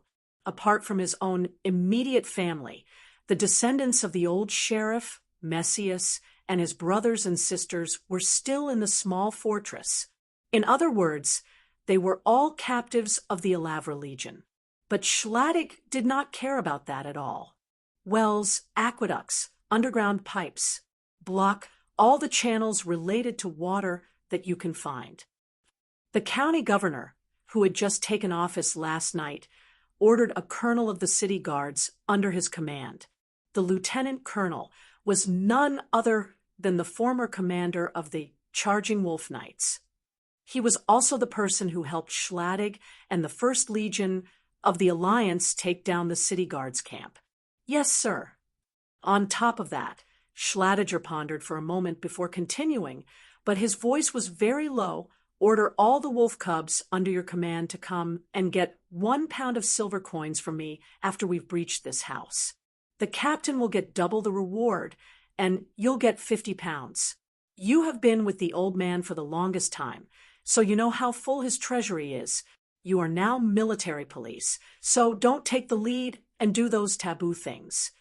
Hearing the high reward, the commander of the Charging Wolf Knights could not help but perk up. Please don't worry. I will definitely talk to the pups properly. Since you have given them such a generous reward, they will naturally not risk their lives. It is not worth it. As he spoke, the regiment commander glanced into the distance, intentionally or unintentionally. In front of Matius' mansion, there was originally a small square. At this time, there were 70 to 80 long poles erected around the small square. On each pole hung a hideous corpse. Among these people, there were more than 20 people from the First Legion. These people did not fight well last night. Instead, they were passionate about raping and pillaging. In the end, they were sentenced to death by the military judge. Some other people, including the defeated soldiers of the city guards and the city gangsters who wanted to take advantage of the situation, were also caught and strangled to death. Both Naaman and Grice's expressed their support for the reorganization of military discipline, and some lords who wanted to plead for their relatives were whipped instead. They had to prepare for the upcoming siege and mobilize the citizens of Wallingsburg when necessary. Therefore, they couldn't allow the city to fall into chaos. It's good that you can tell the difference. Schladig nodded with satisfaction. Let the engineers of the garrison work. Lift the bricks in the square, dig the Z-shaped trench, build the parapet, and push it to the edge of the mansion. Don't worry. The Druid Guild has promised me that the spell tower in the mansion has been locked down. It's precisely because there are still a few cannons that I don't want you guys to force your way in. Just seal off this place, and we'll be able to trap the 2 modified humans. As the eldest son of Macius, Schladig was also a military noble. Therefore, although he had never led an army into battle, he had received professional education since he was a child. When he set up the siege strategy, there were no mistakes, and he was able to grasp the key point of the siege. Remember, you must ensure that the guards on that side don't walk out of the walls. Since they could communicate with the outside world, it meant that the fortress was not completely surrounded. This strategy itself had failed by at least a third. When the siege in the center of Wallingsburg began, the joint army of the Soft Maple and Yomians who had taken control of the city was also preparing for a larger siege. However, they were the ones besieging the enemy inside the city, while the enemy besieged them outside the city. On the second day after the First Legion took over Wallingsburg, the remaining 20,000 people of the joint army finally arrived at the city with their supplies. Just as Naaman had expected, when the reinforcements entered the city, the camel and walrus mercenaries that belonged to the Yomians still caused a small number of the city's residents to panic. Camel and walrus were intelligent creatures that resembled humans, but the difference in their appearances aside, just the fact that they were so large that adult humans looked no different from children was enough to cause fear in the hearts of ordinary people. After all, gigantism was an instinctive reaction of most creatures to avoid harm. Fortunately, the discipline of these mercenaries seemed to be better than that of the Yomians' pirate army. Their attitude towards war was to work for money. Without money, they would not risk their lives for the Yomians, but if they were paid enough, they would be the best soldiers. However, the impact of the invasion of the city did not last long. The people of Wallingsburg were distracted by other things. Money. The lords are giving out money. The next day, after all the legions of the Allied army entered the city, the children in the streets and alleys were spreading a piece of news that interested everyone. The new army that had occupied the city was recruiting people to work and would also give out 2 silver coins as a daily salary. The residents of the city were not like the residents of the villages and towns. They rarely stockpiled food. They worked every day to earn their wages and then used their wages to buy food. During times of prosperity, the citizens of the city would live better than the farmers. They could use a portion of their wages to cover their daily expenses, and the rest could be saved as primitive accumulation or savings. However, not all citizens of the city had enough savings. During times of war or unrest, trade and industry would shrink, and the price of goods would rise. The citizens of the city would have little money to spare, and many of them would gradually become poor. To put it bluntly, a large number of people in the city were short of money. If they didn't earn enough money, then their families would have to starve or even drink the northwest wind. Although the Yomians and the Yomians were here to get rich, their commanders were not short-sighted fools. At the very least, Grisus and Naaman, who were able to make decisions, were smart people. They stood their ground and took out some of the money that the army had systematically plundered. To be more specific, they took out the silver coins they had taken from the various guilds near the Watergate as wages for the mercenaries. The purchasing power of 1 silver coin was still very strong. Therefore, before the wages were paid, they had to be cut into 13 pieces, which were commonly known as silver coins.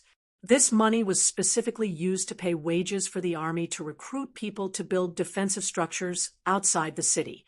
Just like how Schladiger had attacked the Messias mansion, the Allied army had mobilized tens of thousands of citizens to strengthen the defensive trenches around Wallingsburg. At the same time, outside of the half-moon fortresses at the corners of the city walls, the workers were still working overtime under the command of the engineers. They used the earth from the trenches to build triangular fortresses outside the city gates of Valen's castle. It was unrealistic to turn the entire city into a huge star-shaped fortress, but the triangular fortresses could achieve a similar effect. These triangular fortresses did not need to be too tall. A dozen feet was enough. Any taller, and they would easily block the sight of the enemy on the walls. Every triangular fortress was connected to the city walls by a drawbridge. The defenders could use these drawbridges to travel between the fortress and the city walls. As for their uses, there were three main reasons. First, the triangular fortresses were located in front of the city gates.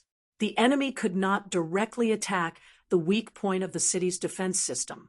Secondly, although each of the triangular fortresses was not tall, they were built with thick earth blocks. Compared to ordinary stone city walls, they could withstand more damage from cannons.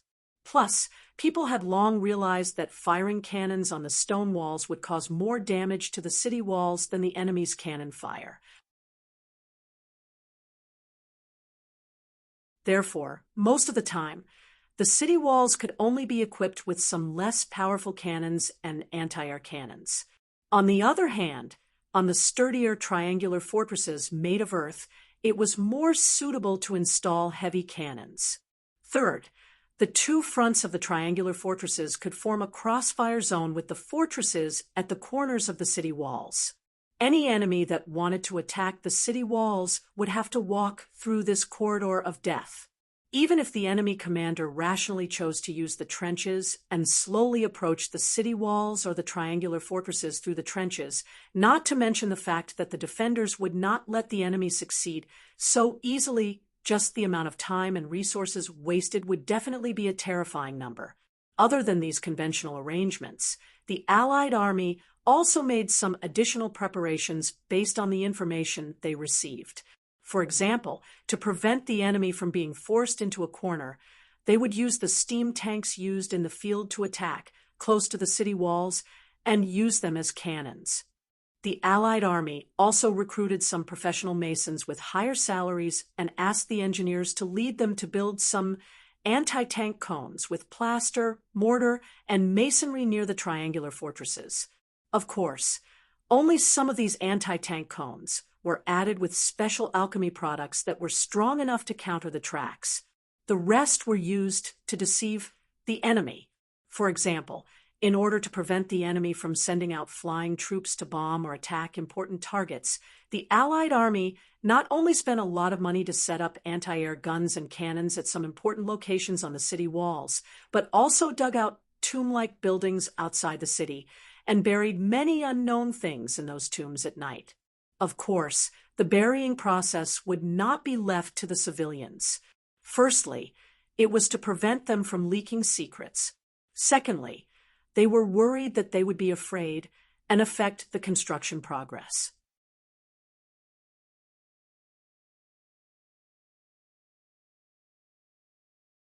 Chapter 1134. The night was long, and there seemed to be no end in sight. The water supply in the Messias family's mansion had been cut off for 2 days. Although there was still a reservoir for drinking water, everyone couldn't help but feel very anxious. Many people were whispering to each other, wondering when these days of being besieged would come to an end. The answers given by numbers 27 and 34 were accurate. It would take at most 10 days and at least 5 days.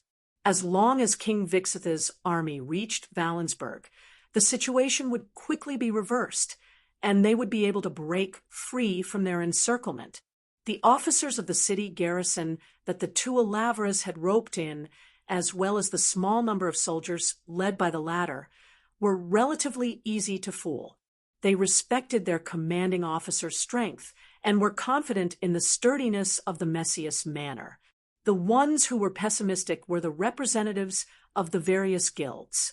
After the Watergate Guild Union was taken over by the First Legion, these people rushed out of the encirclement under the lead of their bodyguards and family guards. In the end, they could only listen to the orders of the two Alavras who had promised to protect them and obediently lead their men to defend the Messias manor. The guild representatives were all the best of the best. They had no choice but to follow numbers 27 and 34 wholeheartedly. It wasn't that no one had thought of surrendering to the invaders, but the Messians and Yomians had no intention of doing so. They even took the initiative to kill the wealthy merchants. At this point, no matter how spineless the guild representatives were, they knew in their hearts that the Messians and Yomians had their eyes on their wealth and wanted to squeeze them dry in one go. They had no intention of letting them live as leaks. Every time they thought of that and thought of the silver coins in their safes being stolen by those people, the merchants felt as if their hearts were being clenched tightly. That was why they couldn't help but vent their anger on the family of the old magistrate Messias. It was because of Schladig's betrayal that the guild merchants suffered losses. The cursing escalated into violence, and the violence gradually escalated into violence. Moreover, this kind of leveling speed was quite fast. On the third day of the siege, Number 34 raised the millstone in front of everyone and crushed the limbs of 3 bodyguards who had attempted to rape an unmarried daughter of Magistrate Matius. He then cut off the heads of the 3 men and forced all the bodyguards of the guild to read it. But even so, that person could not save the life of the noble lady who had committed suicide out of fear of being humiliated. The reason why Number 34 used such a cruel method was not because of a sense of honor. Elavra's honor was only because of his loyalty to King Vixus. He did this for 2 reasons. First, to eliminate any signs of chaos. Second, even if Messias's eldest son, Schladiger, betrayed Wallingsburg, Messias's family was still a feudal class. Only King Vixens had the right to punish them. If the bodyguards of the guilds were allowed to do as they pleased, even if they were valuable defensive forces in the siege, in the long run, it would undoubtedly be digging into the corner of the kingdom's rule. When the people in this mansion were rescued alive from the siege, the matter of the lower class defeating the upper class would most likely be spread out. The actions of those rebellious bodyguards would then become an extremely bad example of a case study. That was why Number 34 had executed them so cruelly. However, getting rid of this hidden danger didn't make Number 34 feel any better. During a routine discussion with his partner, Number 27, he spoke of his worries without holding back. The morale is terrible. Perhaps we can still hold on. The garrison soldiers, who are used to following orders, can also hold on. But the armed personnel of the various guilds, while they can fight a smooth battle, being besieged for 3 days is already enough to break their nerves. Therefore, tonight, Number 34 led a dozen of the guild's bodyguards, whose morale had been boosted by generous rewards, and jumped over the wall under the cover of the night to ambush Schladiger's engineers, who were digging the Z-shaped trench. Number 27 did not object to Number 34's plan, even if such an operation should not be led by the only 2 commanders. However, firstly, she believed in her partner's strength. Secondly, such a smooth battle could indeed boost morale. Thirdly, slowing down the speed at which the trenches surrounded the mansion and restraining the enemy's tactical intention of nailing them to the wall was indeed quite important. In order to besiege the mansion, Schladig ordered his men to dig 5 trenches with parapets. If the trenches were connected to the walls of the mansion, the attackers would be able to safely transport a large number of men to the walls while being protected. Number 34 did not have many men with him, so it was impossible for him to fill the trenches. What he needed to do was to kill as many precious engineers as possible. Both he and Number 27 knew very well that King Vixitha's army was about to reach the city. The Soft Maple and Yamshans must have sent a large number of engineers to the more crucial city defense construction posts. Every single one of the engineers left for Schladiger to attack the mansion would be 1 less. Furthermore, there was another piece of evidence to support their deduction. After 3 days of siege, other than using a few light cannons to bombard the walls of the mansion, Schladiger did not set up any trebuchets or heavy cannons to directly attack the mansion. This meant that Schladiger did not have a lot of cannons in his hands. They were all sent to more important positions. By analogy, Schladiger's engineers were also in short supply. When no. 34 led his men into the first trench. They saw a group of engineers who had just changed shifts. This confirmed their previous guess. The more engineers needed to dig the trenches, the better. However, after the change of shifts, each squad only had 4 people. Even if they took into account that this was a shift system, they would only have 8 people. Schladiger could only use 40 people to dig 5 trenches. This was enough to show how much he lacked professional soldiers. After killing these 40 people, if that guy wants to keep digging, he will either have to request for more engineers or have his normal soldiers act as engineers. Normal soldiers have not been trained and do not know how to protect themselves during excavation work. Schladiger probably wanted to establish his authority and did not want more deaths, so he did not let them work. After tonight, in a flash, Number 34 used 2 long daggers to slit the necks of the 4 engineers in one go. As he killed, he still had the energy to think about his battle strategy. However, he still missed one thing. The bodyguards who followed him to see what he could do were far worse than he had imagined. Originally, Number 34 had asked everyone to bite on the wooden sticks to prevent them from making any noise that would attract the attention of the attackers. However, after he had finished off the 4 engineers, one of the bodyguards from the dozen or so guilds had actually lost his sense of measure. Some of them tried to get some loot from the bodies of the engineers.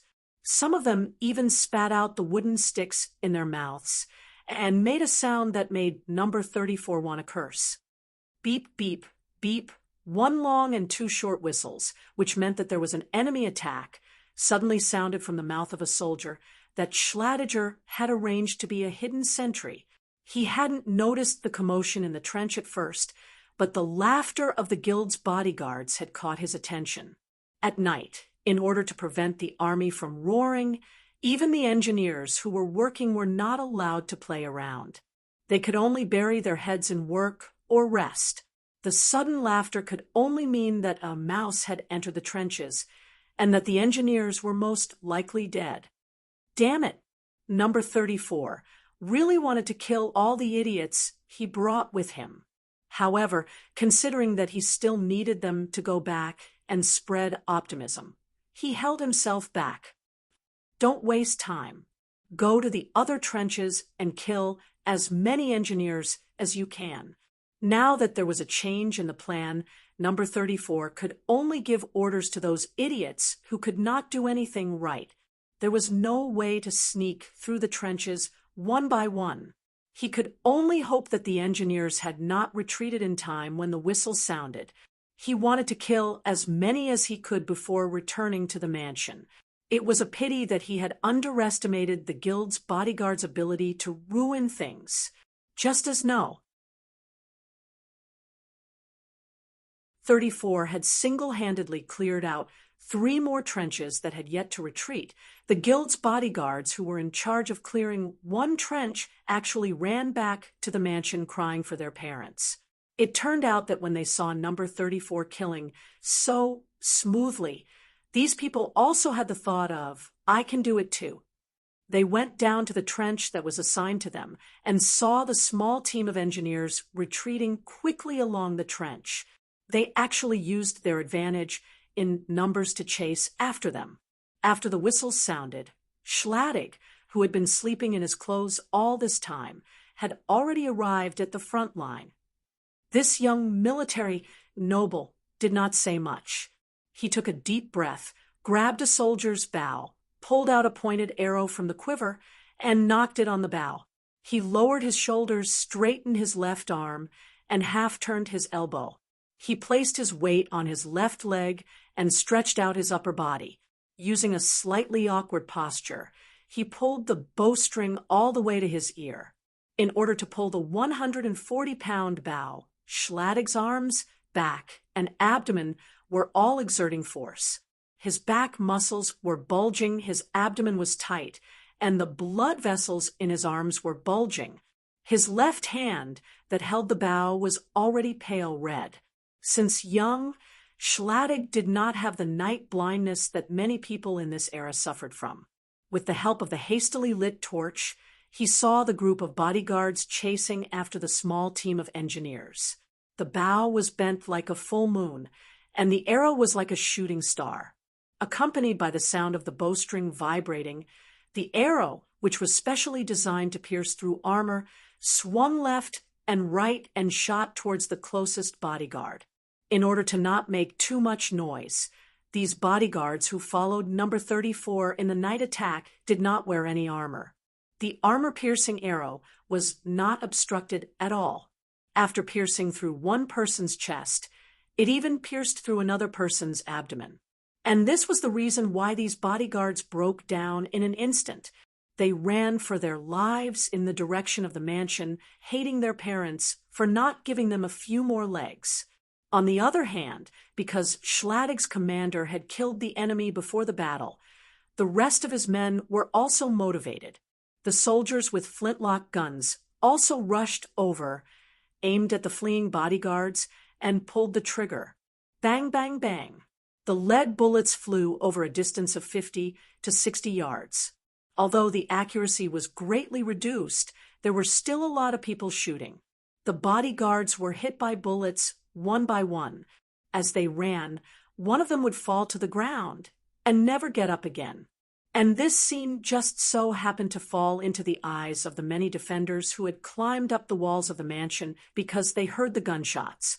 The morale of the troops is working. Schladig suddenly woke up.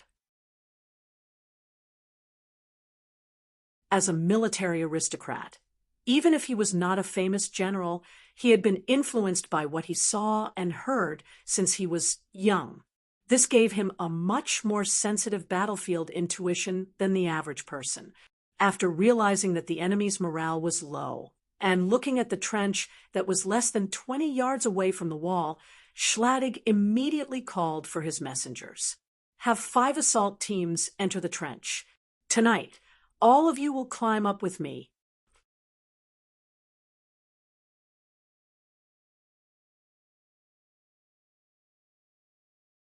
Chapter 1135. The siege lasted from midnight to dawn. The morale of the city guards under Schladig's command was indeed high. Although they did not have much experience in siege warfare, they still managed to break through a section of the high wall of the Messias family's mansion and broke into the mansion. However, except for Schladig, the commander of the Wolf Knights, and a few others, what happened next surprised most of the others. What's going on? There's a wall in the mansion. The county governor's house is built like a nested fortress. Layer after layer. Layer after layer. How do we fight? Unlike the disheartened soldiers, Schladig and the commander of the Wolf Knights were more familiar with the mansion, so they were not surprised by the wall that suddenly appeared in front of them. The Messias family's mansion had a construction warehouse. There were large materials such as wood, stones, tenons, and nails, which were usually prepared to repair the wall and other buildings.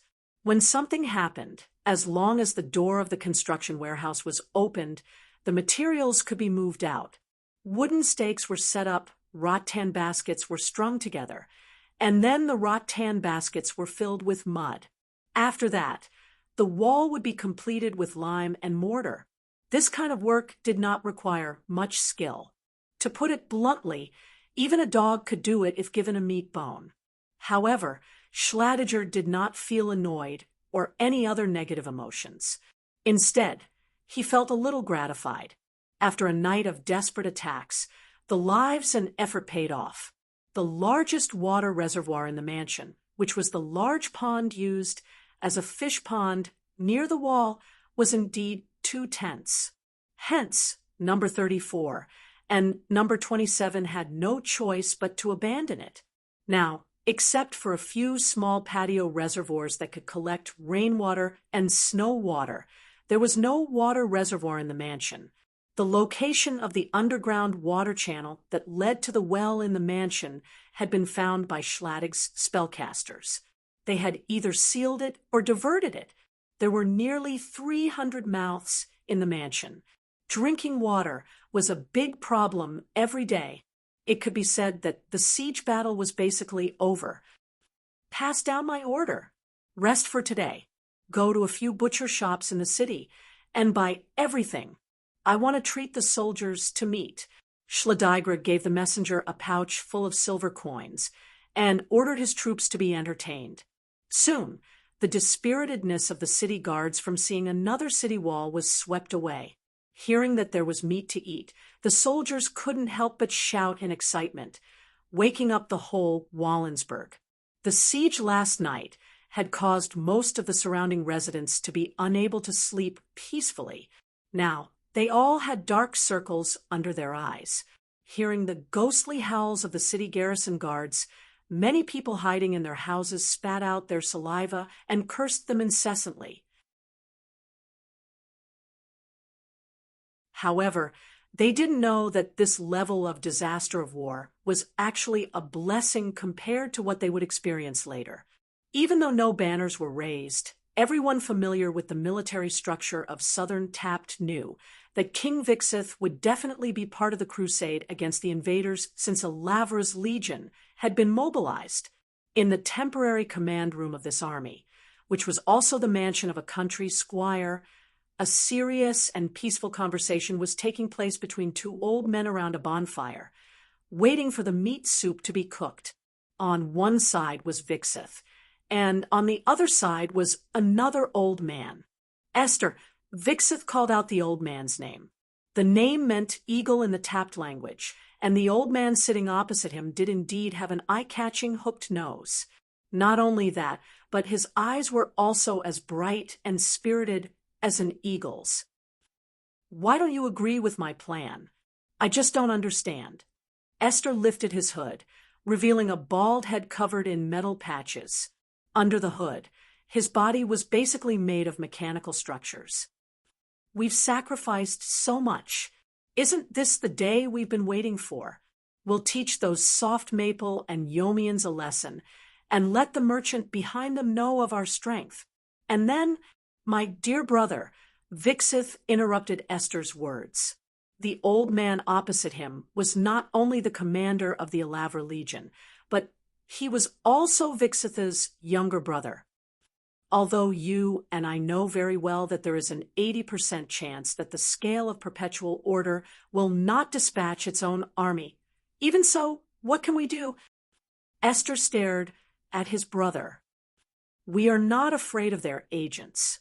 Your Majesty, my brother, from the moment I decided to replace you as the first soldier of the Alavra Legion 40 years ago, I had already made up my mind to sacrifice everything. We want to win the right to survive in this plane for our country, for our family, and for our future generations. We no longer need to rely on others. Now, the Megalosaurus army will not come to the battlefield. As long as we can eliminate all the enemies in this proxy war, then Tapt Island will... This island is still in this plane, King Vixith interrupted again. You've been to the Ramsey Plain, learned their knowledge, and even used a fake identity to obtain the honorary title of Herad. In terms of knowledge, I'm not as good as you, but we went to King's Landing together those years. I was a low-level employee of the scale of perpetual order for 10 years. I know that merchant better than you do. Esther did not refute Vixith's words. This was not only because Vixith was his brother and his king, but also because what Vixith said was true. Moreover, when they were living in King's Landing City more than 50 years ago, it was precisely because of Vixith's income from working at the scales of Eternity Chamber of Commerce that Esther was able to successfully graduate from that university and obtain the honor of Herad. The goal of the scale of perpetual order has never been to create wealth, or rather, it has never been just to create wealth. It is more concerned about its power to distribute wealth. As I told you before, any power is like a poison wine, and those who drink this wine usually become numb, lose their initiative, and gradually turn from a giant into dust. However, the scale of perpetual order has such a problem, and a country that exists in a small place like Tapt will also have similar contradictions. In the past few decades, under your and my management, the country has indeed made great strides forward, and it seems that this speed of progress has no intention of stopping. However, if we can conclude that there will be a day when the scale of perpetual order will be stronger than it is, then it is a little too optimistic and naive. After all, the Chamber of Commerce may become decadent, but its power, or the strongest power it has, comes from the Megalosaurus. As a scholar of Herad, you must know how young the Megalosaurus is. If we want to challenge the authority of the scale of perpetual order, we will definitely anger the Megalosaurus. We can't make a losing deal. Moreover, only the stupidest of fellows will treat war as a goal. Rational people know that war is only a means to achieve a certain goal. Esther continued to digest Vixitha's words.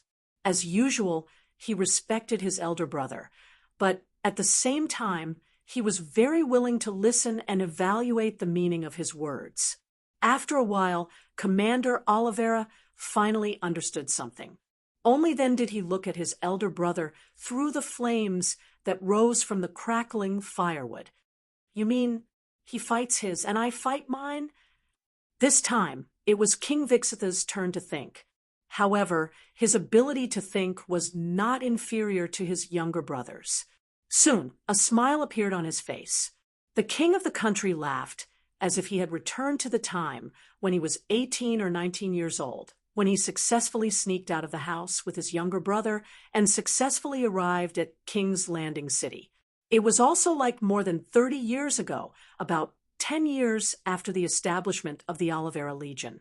At that time, he had also turned the territory controlled by his family into a country that covered the entire southern region of Tapt. Together with the other large and small families in the north, he ruled under the Shane River. Now, he was laughing because he had finally convinced Esther that the opportunity to unify Tapt had arrived.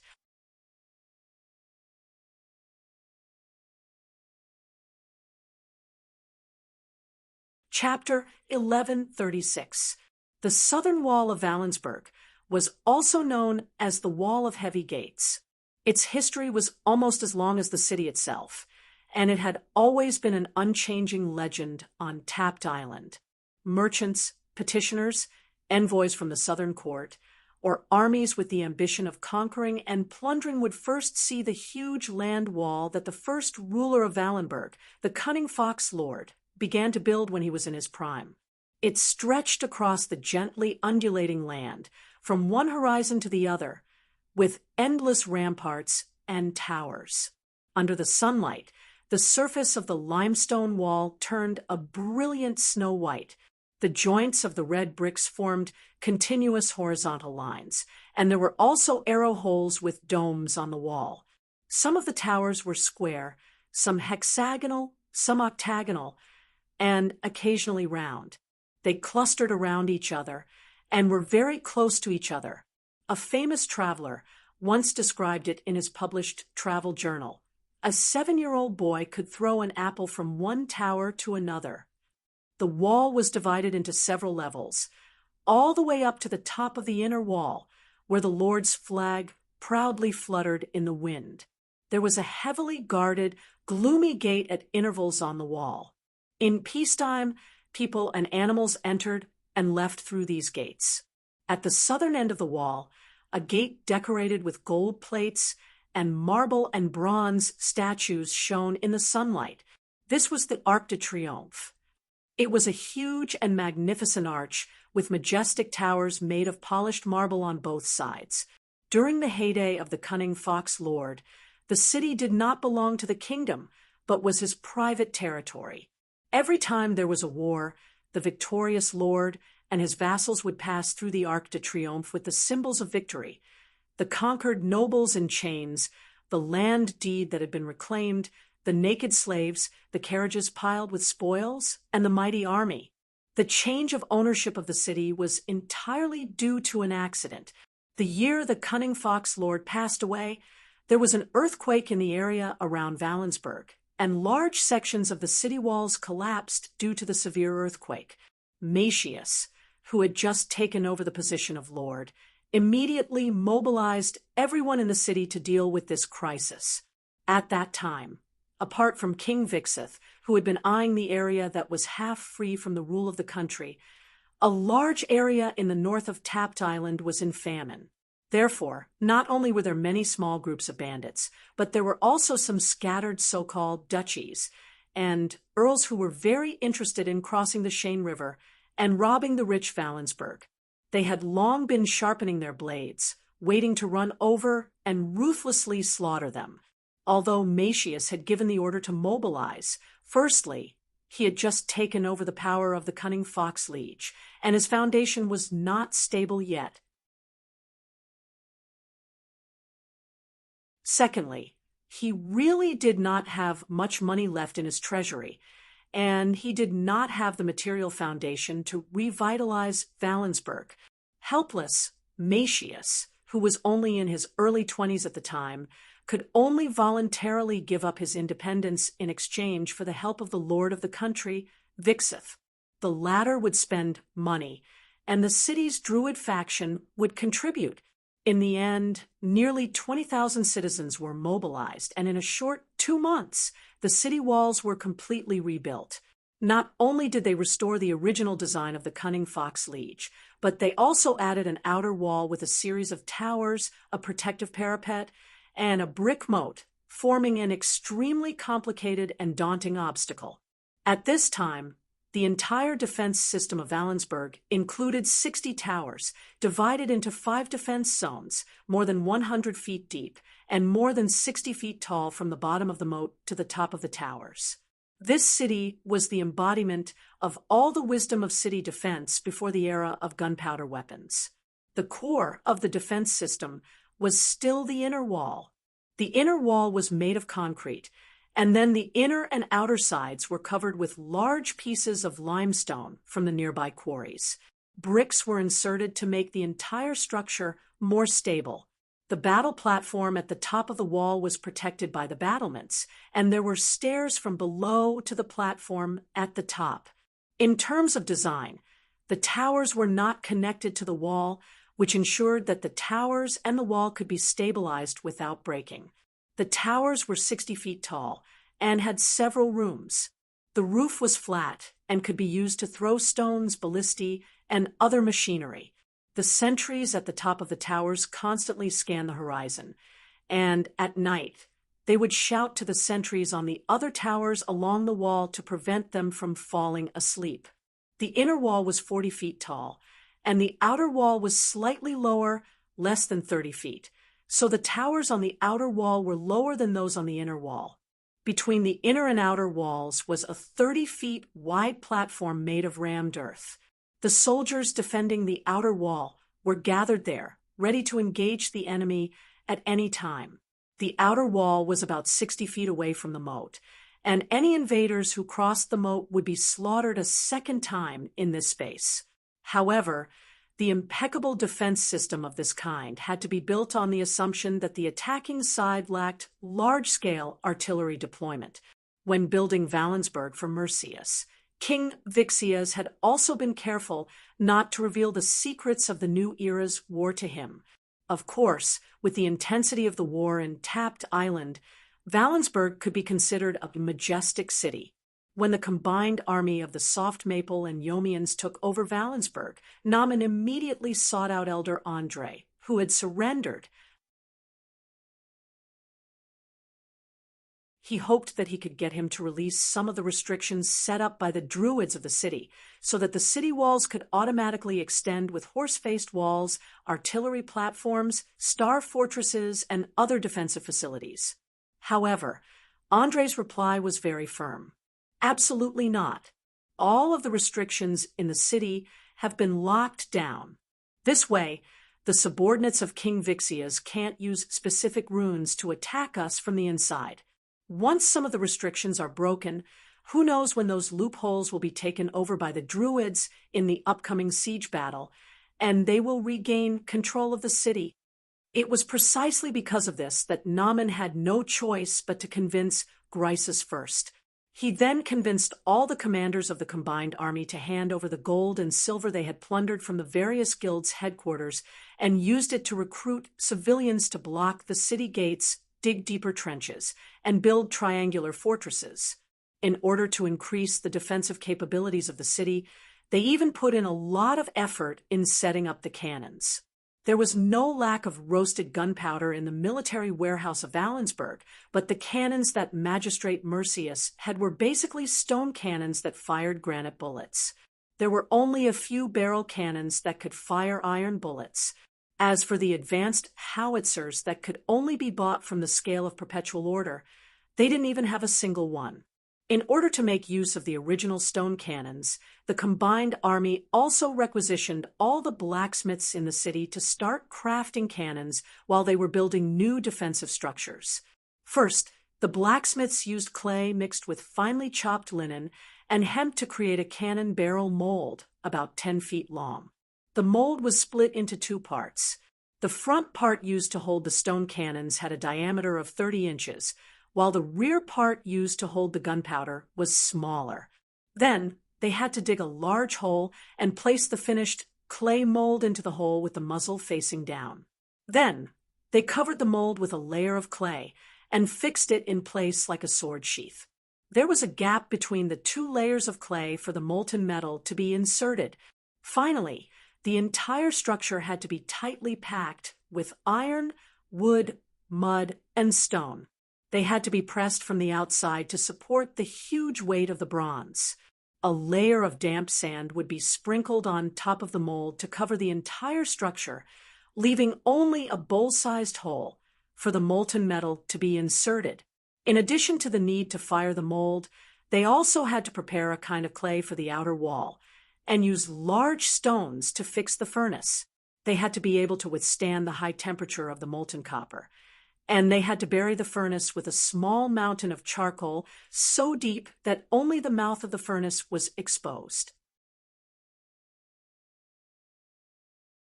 When the most experienced blacksmiths judged that the temperature in the furnace had reached the correct value, the workers began to put copper pieces into the crucible. Fortunately, the Naaman Gate had assigned some spellcasters to help. Otherwise, the work would have been incredibly dangerous. The workers had to put the copper pieces into the bubbling cauldron one by one and use metal ladles to scoop up the floating residue. The tin alloy emitted a poisonous gas. If the metal pieces were wet, the water it carried would turn into steam and cause the furnace to burst, killing everyone standing nearby. When the liquid metal began to flow out, it was bright enough to illuminate the faces of people 100 steps away. The molten metal flowed slowly along the clay pipe like magma and slowly entered the hole of the cannon mold. At this time, the sweaty workers poked the sticky metal with very long wooden sticks to burst the bubbles, which could cause the metal to burst during firing. The bronze flowed from the pipe into the mold until it was full and a little overflowed. Thus the cannon was cast. The damp sand around the mold slowed down the cooling process and prevented the bronze from breaking during the process. When the metal had cooled, the workers used animal-powered lifting equipment to dig out the larvae wrapped in cocoons and drag them to the surface to cool, polish, and examine them. At the beginning of the work, the craftsmen had cast a batch of barrel cannons without knowing what was going on. However, they were quickly stopped by the Naaman Gate and turned to the construction of shorter and simpler mortar cannons. It was not easy to place barrel cannons on the city walls. When they were fired, they could cause more damage to the walls than the enemy cannonballs. Therefore, most of the barrel cannons could only be placed on specially built firing platforms and on the newly built triangular bastions outside the city walls. On the other hand, the curved projectile cannons could be placed on the city walls more often. These cannons did not have a large charge capacity, and the recoil force was more perpendicular to the ground. After more than 10 days of hard work, The people of Valensburg had begun to forget that the city had changed hands and had gotten used to the new life of work, work, and get paid. Suddenly, a smoky scapegoat came from the south of the city and broke the pattern. When the alarm sounded, all the workers were sent away from the city gates, warehouses, and other important places. Except for some young men who were recruited to guard the city, all the people of Valensburg were ordered to stay in their homes and not come out. Anyone who goes out on the streets without permission will be killed. The Namengate issued a martial law order without mercy.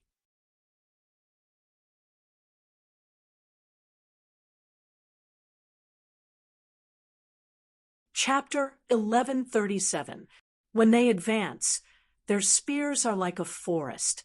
When they stop, their tents cover the land. Naaman could not help but sigh as he watched from the top of the city wall. Thanks to the mobility of the skimmers, the Joint Army had already known of the army's exact existence when it appeared more than 100 miles south of Wallingsburg. After that, the Joint Army still relied on the scouting method of the skimmers to figure out the composition of the Army's departments and the general strength of each department. The result was surprising. The total number of this army of more than 20,000 was calculated by the Combat Investigation Department of the Joint Legion by counting the cooking stoves in the abandoned camp and inquiring about the amount of food and salt purchased from the villages and towns along the way. Other than the civilian workers who were responsible for assisting the engineering troops, there were at least 17,000 soldiers left. All of them were professional soldiers. Many of the commanders of the Allied army could not understand how the fake King Vixith had managed to raise so many soldiers who had been released from their jobs on this tiny piece of land in the south of Tapt Island. Did those soldiers not need to eat every day? How did they deal with the damage to their ordnance caused by their daily training? They could not be blamed for having such questions. The expeditionary army formed by the Yomians and the soft maple people numbered in the tens of thousands. But in reality, most of them were ordinary civilians who had been recruited from the Ramsey continent. Before coming to Tapt Island, they had not been baptized by blood and fire. It was very likely that the cruelest battle they had ever experienced in their lives was actually a wild beast hunt or a tavern brawl. On paper, we outnumber them by 2.5 times, but in reality, they have more soldiers than we do. In the Joint Army's battle conference, the undisputed leader of the soft maple people, Grisus, said bluntly, "Otherwise we wouldn't have had to send out a few elite 1,000-man squads to lead the charge. The rest of the squads could only follow slowly behind and act as auxiliary troops." Those who could participate in this battle conference were all wise people among the soft maple people and Yomians. They all knew the capabilities of their troops. Apart from a small number of professional soldiers who were released from work or semi-released from work, the rest were basically auxiliary and military personnel, supply teams, carpenters, cannon smiths, blacksmiths, ordnance smiths, tailors, pastry chefs, craftsmen, peddlers, and others who followed the army for profit or loot. Thus, at this moment, they were all muttering in their hearts, "To be honest, even if they defended the city, this battle would not be easy to fight." As if sensing the doubts of the crowd, men, who had already discussed with Grisus how to deal with the situation, spoke. One of them reported the worries, while the other reported the good news. "You don't have to worry too much." The legendary pirate King Joms looked at the crowd with a smile. "Do you really think that the false King Vixith gathered this army just to fight us in Wallingsburg?" Seeing the confused looks on everyone's faces, Naman continued to explain. "Lord Grisus also said that compared to us, the enemy's army actually has a numerical advantage. Moreover, this didn't even take into account the other party's military equipment. If the false king really only wants to drive us out of Tapt Island, he doesn't need to wait for us to enter Wallingsburg. He can just force us to fight in the wild. The reason why he let us enter this city and gave us more than 10 days to set up defenses is purely because he needs us to stay here. Otherwise, what excuse does he have to mobilize his army? What excuse does he have to use this army to flatten the entire tapped island? Like a sudden clap of thunder, Na-men's words exploded in everyone's hearts. These lords and commanders were stunned at first, but after thinking carefully for a moment, they suddenly understood. So, that's it. No wonder. So, this is also an opportunity for us. How do we fight? How long do we fight? How do we amass wealth? In fact, in this siege, both of us can get the answer. Na-men said with a smile. The false King Vixith has invited us to the negotiation table. Outside Wallingsburg, cannons were mounted on disc-wheeled carts that slowly advanced on the hastily built Jiji Road in the autumn rain. It took a long time for them to reach the front line. The noises of their progress could be heard from far away. The bulls pulling the carts struggled and roared loudly. The people driving the carts shouted. The creaking axles produced a continuous, monotonous music like the strange sound waves emitted by the stars. When the cannons reached the front line, the attacking army spent a long time using heavy machinery to unload each cannon from the carts, deploy them in place, and adjust the angle of fire. In the afternoon, only a few light cannons were ready. They launched the first round of bombardment on Wallingsburg, but it was obviously ineffective. Most of the cannonballs aimed at the towers of the city walls from a kilometer or two away did not hit their targets. Only a few cannonballs landed on the temporary anti-artillery installations on the city walls. Layers of sheepskin and wool blankets that were soaked in water were tied to the wooden frames that protruded out of the walls. These were all from the warehouse of the city's leather and textile guild. When the cannonballs hit them, they made a pop sound like a mallet hitting leather. But because the force was neutralized, they did not cause any damage. When the defending soldiers saw this, they all cheered and sighed in disdain. Even the young men who were temporarily recruited to defend Wallingsburg were no exception. These people did not seem to realize that the attacking army outside the city was actually sent by their king in name. In war, soldiers can only know what is happening within 3 to 4 yards of them. Sergeants know more about what is happening within 50 to 60 yards of them. Only a true commander can see the whole picture. The prerequisite is that he is a qualified military commander. Na-men and Grisus led the guards to the top of the city wall to inspect the defense of the army. At the same time, they urged the junior sergeants to look for deserters who were not afraid to fight. This is not right. Grisus, who was walking side by side with Na-men, did not hear Na-men's words. Instead, he frowned and looked at the army from the false King Vixith in the distance. According to the skimmers, especially the last skimmer that escaped and returned to the camp, the enemy has more advanced cannons, steam tanks, rotary wing helicopters, and other advanced ordnance. Why did they look like they were fooling around when the first batch of soldiers attacked the city? These cannons are similar to the ones we made in a hurry. Vixith can't expect to scare us with these cannons, right? If that's the case, won't the Triangle Fortress and other arrangements be flirting with a blind man? Fooling around. Hee. Na-men chuckled and continued the conversation. It really is fooling around. The essence of war. Oh, no. It should be said that the essence of war is actually a ritual since ancient times. From the ancient warrior duels between the small tribes to the gunfire and cannons of the present, wars are calculated using these things. As for the number of casualties, it's actually just a measurement tool needed for calculation. Wait and see, that false King Vixith must have some new tricks up his sleeve. Ha. As a contract demon, Na-men's most proud talent was his glib tongue. Persuasion was the foundation of his survival. Through a well-founded analysis, he was able to easily suppress Grissus's worries and divert the soft maple leader's attention from the war. As for why he did this, the answer was for the benefit of the scale of perpetual order. In the face of the Chamber of Commerce and the great Megalosaurus Key's interests, the soft maple and Yomians were just tools.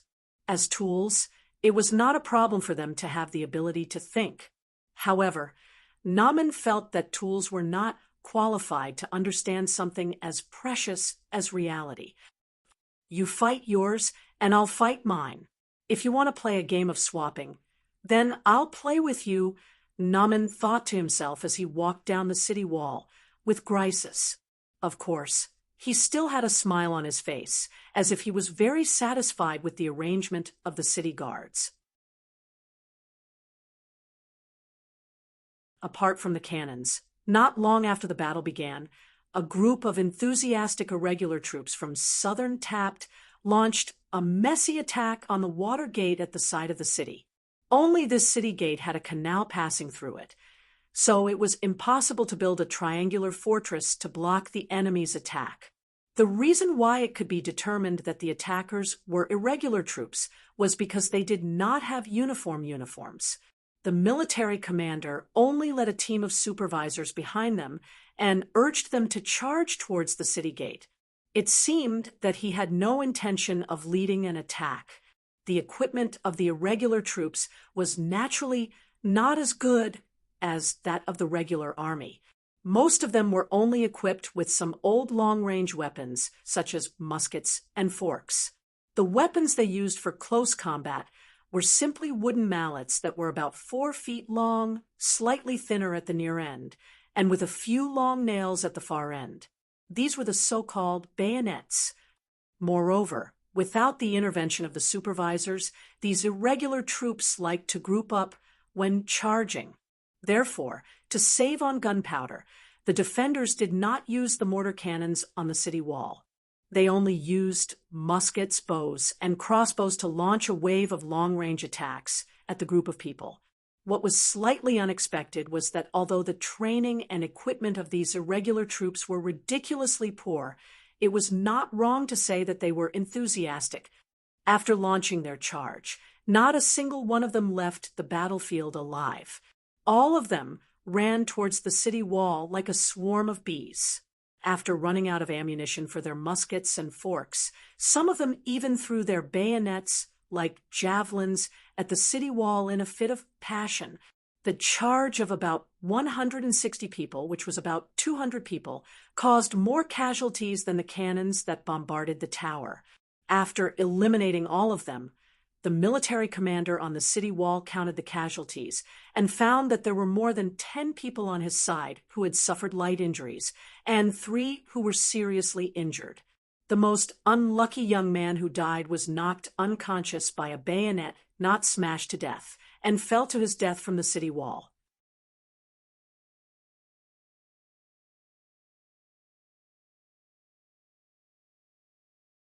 Chapter 1138. How were they supposed to fight a siege? The answer was surprise attacks, artillery bombardments, and blockades. However, if one were to expand the question to include all wars, this answer would probably still be a good one. At most, one could add a few modifiers: tolerance for bloodshed, contempt for human life, adaptation to a cruel environment, and so on. Of course, these were all things that both sides had to go through. It was very, very difficult to take a city without shedding blood. Taking Valensburg without shedding a drop of blood, like what Naaman had done previously, was definitely a rare occurrence in a siege. Moreover, Naaman had the support of the merchant guild behind him. Many spies who had been hiding there all year round had done a lot of basic work for him. This kind of success was almost impossible to replicate. Under the cover of the night, a few wooden lifts were lowered from the top of the walls. A few strong figures quickly ran out of the city from the lifts. Leading the group was the soft maple Ulfric. The berserker had already recovered from his injuries. However, since his unit had disappeared, He could only lead a few veterans who had also been disbanded after the siege began to supervise the young men who were temporarily recruited. During the day, a group of Tapp's men launched a brainless attack on the walls near the water gate of Valensburg. Although all of them ended up dead, they still caused some trouble for the defenders on the walls. After nightfall, Ulfric didn't trust the young men of Valensburg to work on the walls, so he had to personally take care of the corpses piled up outside the city. Even though it was already autumn, if more than 160 corpses were left to lie on the walls, the defenders on the walls would probably be tortured like a biochemical attack in a few days. Not to mention, the corpses could contaminate the canal that flowed through the Watergate. If the siege really reached its most difficult point, the water flowing through the canal might be a life-saving reservoir. There were only two things Ulfric had to do. First, gather up as many of the corpses as possible, drench them with kerosene, find some dry wood, the men's maces could also be used as firewood, and burn them all. Second, find 1 or 2 whole corpses and bury them. During the day, the irregular army had displayed a fighting spirit unbefitting of their status, and Ulfric needed to find out why. Most of the people who left the city with Ulfric were veterans of the Soft Maple Expeditionary Army.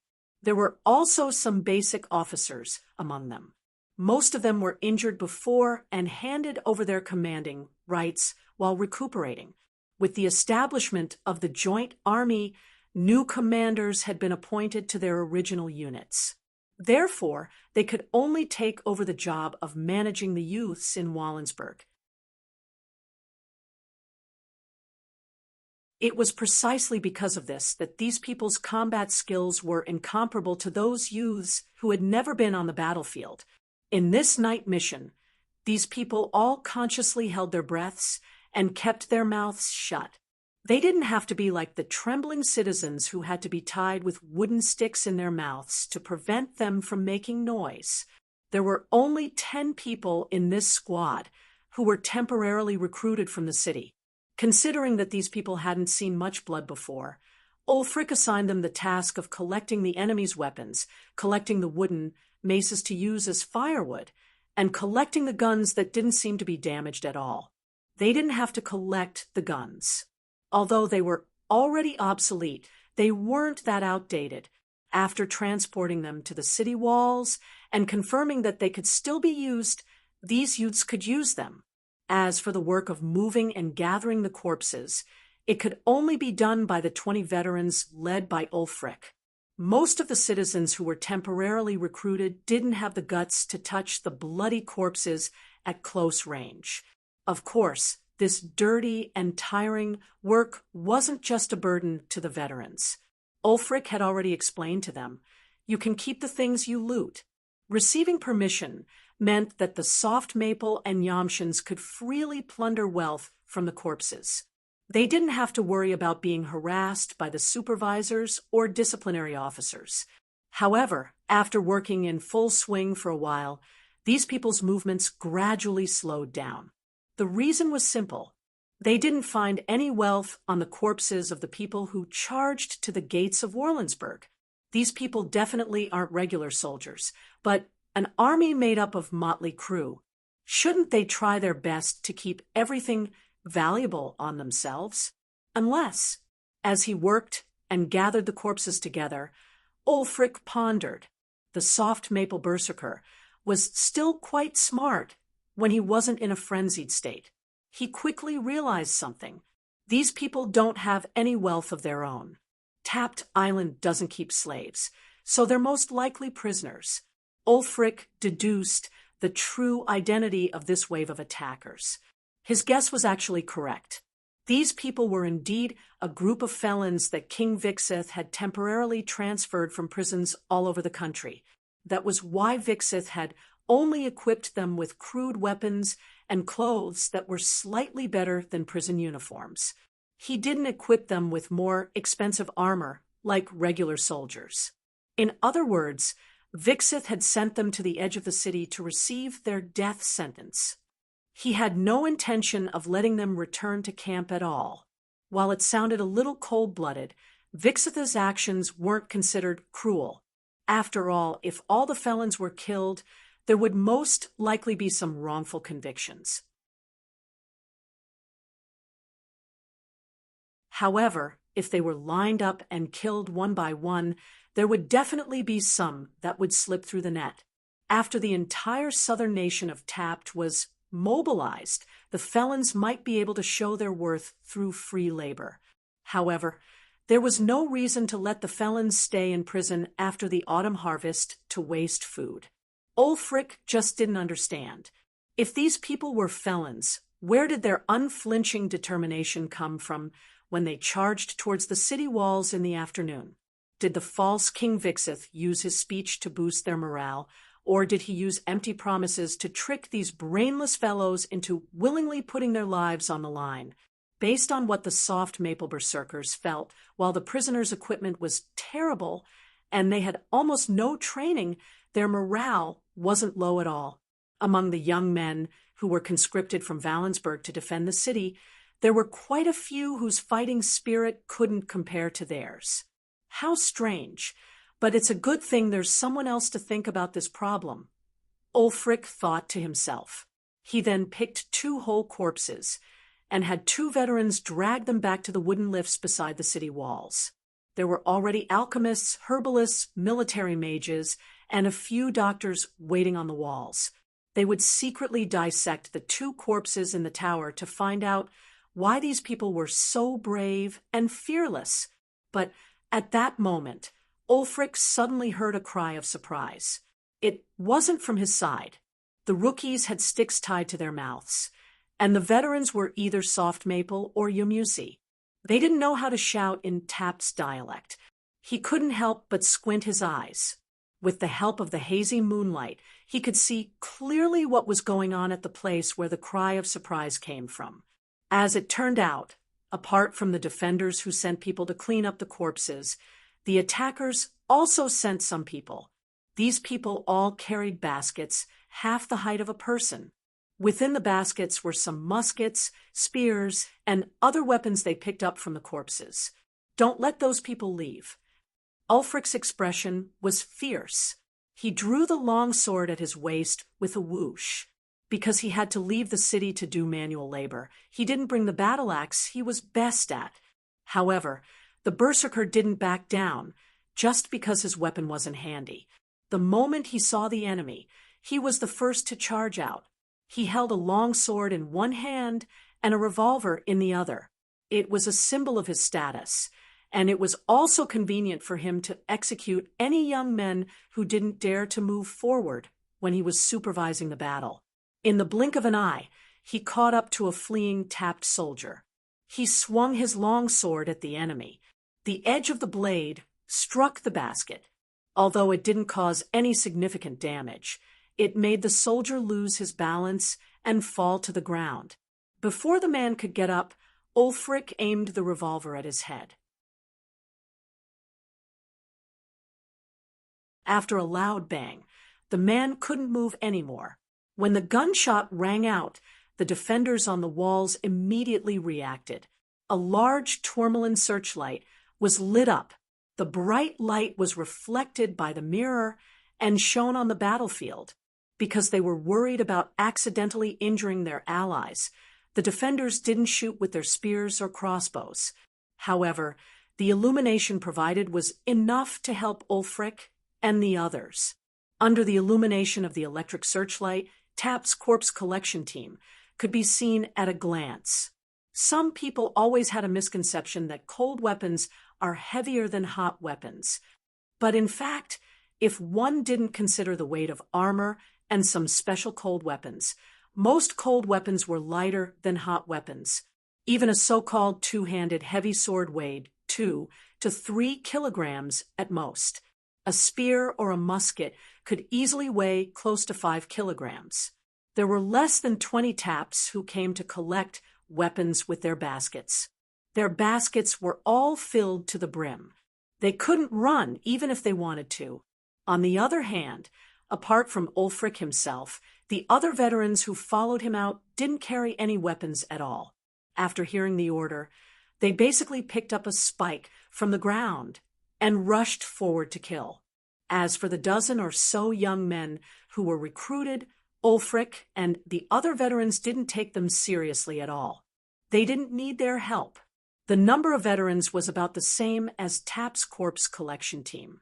In a one-on-one fight, the well-trained veterans would undoubtedly have an advantage. Using his revolver, Ulfric took down 3 of them with 6 bullets and killed 2 more with his saber. As for the rest of the Tapps, apart from a few who were smarter and dropped their baskets midway and ran back to the camp, the rest were all caught up by the Soft Maple and Yamian veterans. They either died from the spikes of their spikes or had their heads smashed by their clubs. Pour oil on them and light them up. We're retreating. After piling up the corpses, Ulfric immediately gave the order to retreat. The charge just now had taken some time, and the searchlights on the walls hadn't been extinguished yet.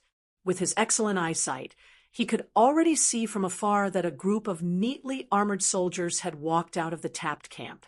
They were all riding horses and carrying flintlock muskets. He didn't want to encounter the enemy's flintlock cavalry outside the walls.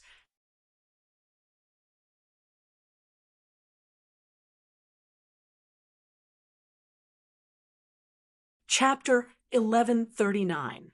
The woman writhed in Arthas's arms, his sharp teeth sinking deep into her neck, thirsting for the red river of life in her body. Before her life force was completely exhausted, he could not stop in time as expected. Demons were not good at self-discipline. So he threw the woman to the ground contemptuously, stood up, stepped over her body, and walked to another captive. At the same time, he stuck out his tongue and licked the remaining blood at the corner of his mouth. The remaining 5 people were tied together by vines as ropes. The vines were stained with blood, and all of them fell limp on the cave floor.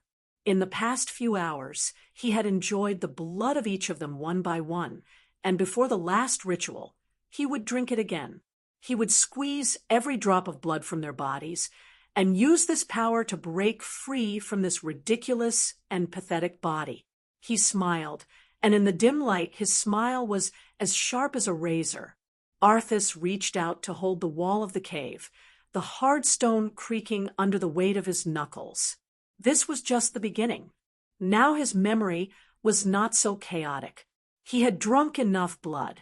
Although he was still weak, he was much stronger than when he first started.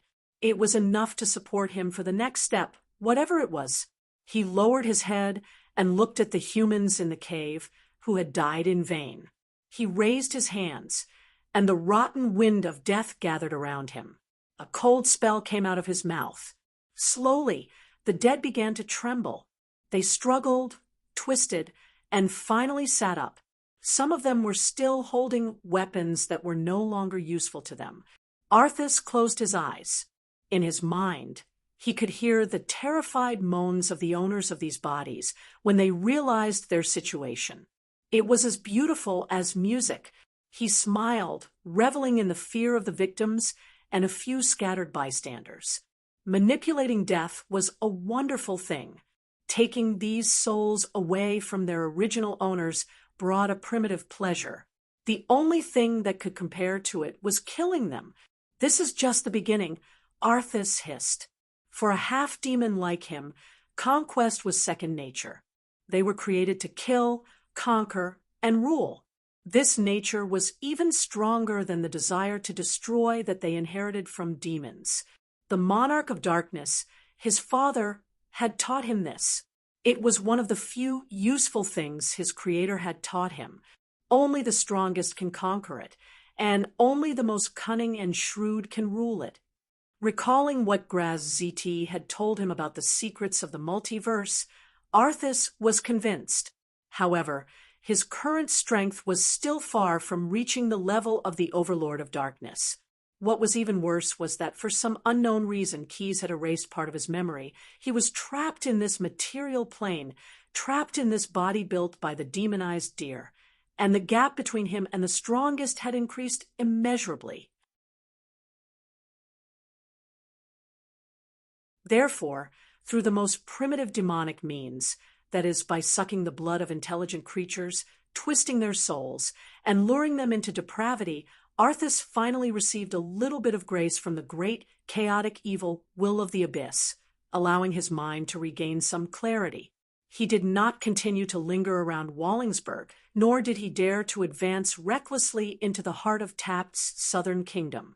Instead, he took advantage of the tense situation before the war and hurriedly made his way to this lawless land located at the center of Tapt Island, which was located outside the law. Arthas went into hiding and began his business in the mode of a corrupted being that best suited the current conditions. First, he took out all the branches of the abyss species, sod dryads, that he had stored in his subspace equipment and found a forest to cultivate them, providing him with the necessary protection. Then, he plundered some slave hunters who sold their loot in the lawless land, snatching a batch of slaves from them for consumption and entertainment. Finally, he used a lump of dental grime that Graz-ZT had given him that originally belonged to the Abyss Ghoul King, Dorison, to creatively cultivate mutated abyss ghouls with strong pollution. Arthas did not create these ghouls to use them to protect his lair. In fact, these mutated ghouls were far less powerful than the abyss species, sod dryads, that he had cultivated. The greatest use of these monsters was to provide Arthas with a rare magic material. The son of the demon lord would pluck out the mutated canine teeth that grew out of them every day. Through a series of complicated abyss alchemy, Arthas could make the mutated canine teeth into a kind of tooth powder. And this tooth powder was an important raw material for a weak berserker potion. Being in the lawless land did not mean that Arthas did not need to communicate with the outside world. On the contrary, in order to realize one of his plans, he had to obtain a lot of supplies and other magic materials from the outside world. Therefore, he created this tooth powder and used it to trade with the merchants who came to the lawless land to trade in the black market in exchange for some of the things he needed: an activating growth agent, a body-refining formula, fresh blood of a megalosaurus bloodline creature, a powerful painkiller made with high-purity moon candy, and spores of a hemostatic fungus. I must break the current shackles. This simple shell can't trap me. Every time he thought of this, Arthas's heart would burn with passion. Every day, when he checked the items he had obtained from the trade, he would involuntarily use his nails to cut a wound on the demonic deer, and then use the scar formed after the wound healed to remind himself of how many days he had been preparing. And today, after waiting for so long, he had finally waited for the final moment of the trade. A magic brazier used for trading suddenly burst into flames. Arthas waved his hand and stabilized the flames into the shape of a porch. The black market merchant who traded with him did not show his face. He just stretched out a hand, wearing an iron glove and holding a linen bag from the flaming porch. Seeing this, Arthas immediately picked up a linen bag that was much larger than the other parties and handed over a bag full of abyss ghoul tooth powder from the flaming porch. Then, both parties began to verify the goods. Finally, when the flaming porch disappeared, Arthas only had the linen bag left in his hand. Galander sniffed the air. "Rotten meat," he said in a low voice. "And it's been rotten for a long time." Harriman leaned forward and gripped his long sword tightly.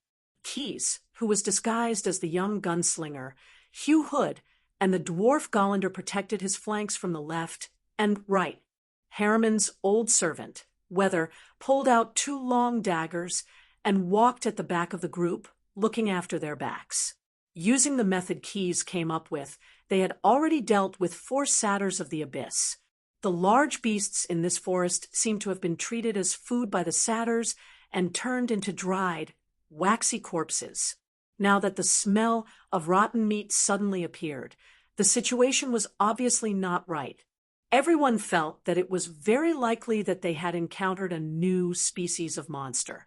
The method they used to deal with the satyrs could not be used again. In the middle of the forest, there was a small campsite. In the middle was a tent. On the two sides of the tent were logs on the ground. There were a few tallow candles with windshields. A forest ranger was in the campsite, but he was not alone. The scene in front of him made Harriman feel a little nauseous. Golander roared and raised his axe, while Keyes silently took out the musket on his back and raised it. The white, hairless creatures that had pounced on the forest ranger and gnawed on his body turned around, their beast-like faces showing surprise. There were 5 of them in total. Although they were slender, they were muscular, had sharp claws and teeth, and their stomachs were bulging like balloons. One of them let out an ear-piercing roar, sounding like the noisiest bat. Then, with a low growl, they jumped out of the campsite and pounced towards the group of 4. Golander roared excitedly, bypassing Harriman and Keyes, and rushing towards the incoming ghouls. "Ha! You hairless hyenas, come to me!" 3 of the ghouls pounced towards him, while the other 2 went around him and pounced towards Harriman and Keyes, respectively. Harriman took a step back, dodging the sharp claws of the ghouls. However, the ghouls immediately jumped up after landing on the ground and crashed into him. Compared to their size, the ghouls were unusually heavy. Harriman was caught off guard and fell to the ground. The ghouls pounced on him, their twisted human-like faces reaching towards his face. Their beast-like mouths were filled with sharp teeth, eager to bite off a piece of flesh from his face. Without waiting for the others to help, Harriman kicked the ghoul away. Taking advantage of the gap, he used his long sword to slash its stomach. The ghoul screamed and pounced towards him again. Harriman quickly took off his cloak and covered it.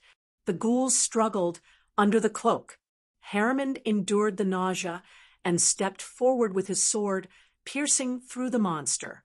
The ghouls screamed and fell to the ground, trembling. Harriman endured the nausea and took back his cloak, which was now stained with the ghoul's black blood. He kicked the corpse to the side in disgust and prepared to help Keyes. However, the young gunslinger obviously did not need help. Harriman had never seen him perform in close combat. The front end of the musket was equipped with a sharp bayonet. Keyes stabbed it a few times, and the ghouls attacking him had their guts ripped out. His originally calm and indifferent face was now filled with disgust. At this moment, another ghoul flew out from between the 2 of them, slamming into the wall and losing its breath. Harriman turned around and saw Golander stepping on the head of another ghoul, lifting the last beast above his head. "Huh, my axe is not your cup of tea, eh?" the strong dwarf said with a smile. He raised his head and looked at the monster that was trying to bite him. He threw it onto its companion and chopped both ghouls in half with his axe.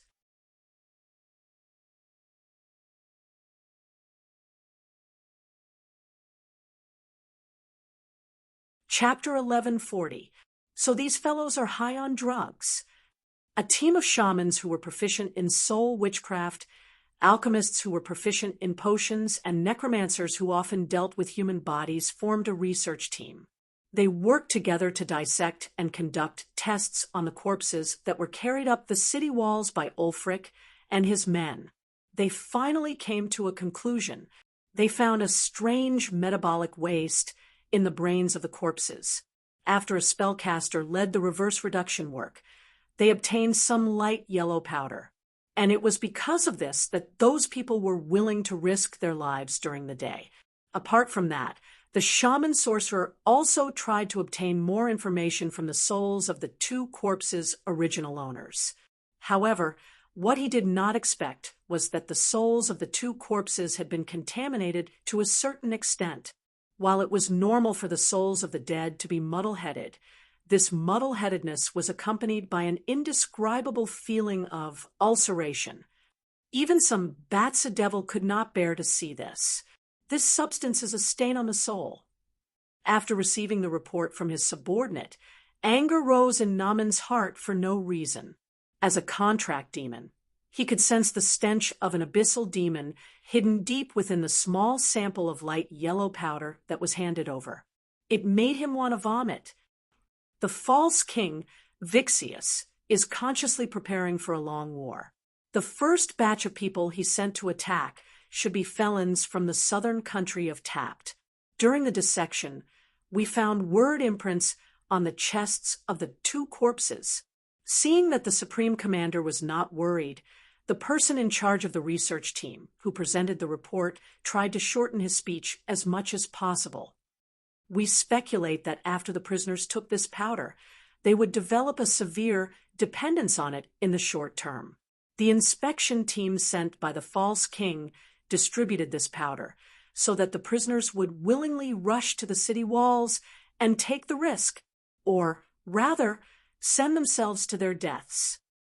If their deaths can cause casualties to the defenders, it would be the best thing for the false king, Vixius. Even if they only come to their deaths, Vixius can execute a large number of felons without moral condemnation and reduce financial pressure. If humans were vicious, even the purebred Batsadevil would be no match for them. Namen thought. This was a famous saying that the great master of the Megalosaurus, Keys, once said. However, he was not completely unable to understand the actions of the false king, Vixius. In fact, he even vaguely agreed with him. Instead of leaving those felons to waste resources, it was better to turn them into sacrificial soldiers to contribute their last bit of strength. But the materials that Guy used to deal with the problem are too disgusting, Namen thought in disgust. This person first expressed his indignation, mainly towards the invasion of Tapt Island by the Soft Maple and Jomi's alliance, as well as their occupation of Valensburg. Then, he criticized the disgraceful actions of the defenders who had left the city in the middle of the night to kill the auxiliary soldiers who were collecting the corpses of the dead. Finally, this person proposed to the defenders in the city, "Surrender and hand over your weapons, and King Vixius can consider letting you leave Tapt Island without bloodshed under the supervision of the army." At the same time, he also said, "This is the last mercy that the king can give." However, as he was quite far from Valensburg, the only ones who could hear what he said were the defenders of Triangular Fortress outside the southern city gate. The ones who were stationed in this fortress were all from the Alliance Corps. There were a total of more than 400 soldiers, not to mention that most of them did not understand what he said. Even those who understood him cursed pygmies and responded with bullets from their guns. After failing to persuade them to surrender, the envoy turned his horse around and quickly returned to his camp. The Southern Subjugation Army's camp in Tapt, which was 3 to 4 miles away from Wallingsburg, was instantly bustling with activity. The squeaking of wheels, the low growls of cows, and the shouts of exhausted men echoed throughout the wilderness. In addition to the cannons set up at the artillery position yesterday, more than 10 medium-sized cannons had been transported overnight by Tapt. They were also mounted on huge flatbed carts. Each cart was pulled by more than 10 bulls, and many people were also dragging ropes as they slowly approached Valensburg. The artillery position built yesterday, which was made of mud, prefabricated wooden fences, and a small camp made up of about 100 artillery guards, had already been set up. The professional cannoneers who operated the cannons had already prepared the cannons in advance. At most, they only needed to observe through the cannon's lenses and make some simple adjustments to the firing parameters. Therefore, the cannons could be fired as long as they were placed on the ground. Seeing this situation, the basic commanders on the walls of Valensburg immediately made corresponding adjustments. Many centurions ordered their captains to take the time to use wooden beams as bone armor, and many layers of sacks filled with mud to make simple anti-cannon holes. During the bombardment, the defenders could effectively reduce casualties by hiding in the holes. When the bombardment was over, they could come out and counterattack the enemies who were charging at the walls. However, what the defenders did not expect was that the commander of the subjugation army actually used the tactic of coordination between infantry and artillery.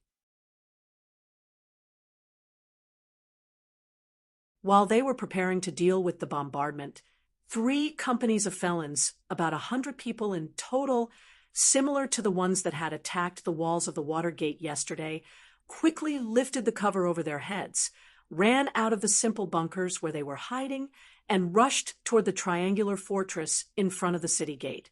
It turned out that last night, in addition to sending out auxiliary soldiers to collect the corpses, mainly returning weapons, Taft had also sent the 3 newly armed 100-man teams to hide in the bunkers. It was all for the sake of launching a sudden attack at this time. As for when the trenches used to hide the soldiers were dug, the answer was between the first round of bombardment yesterday and the end of the bombardment. With the help of the concealment effect caused by the smoke, Taft had sent out professional engineers to urgently dig out these bunkers.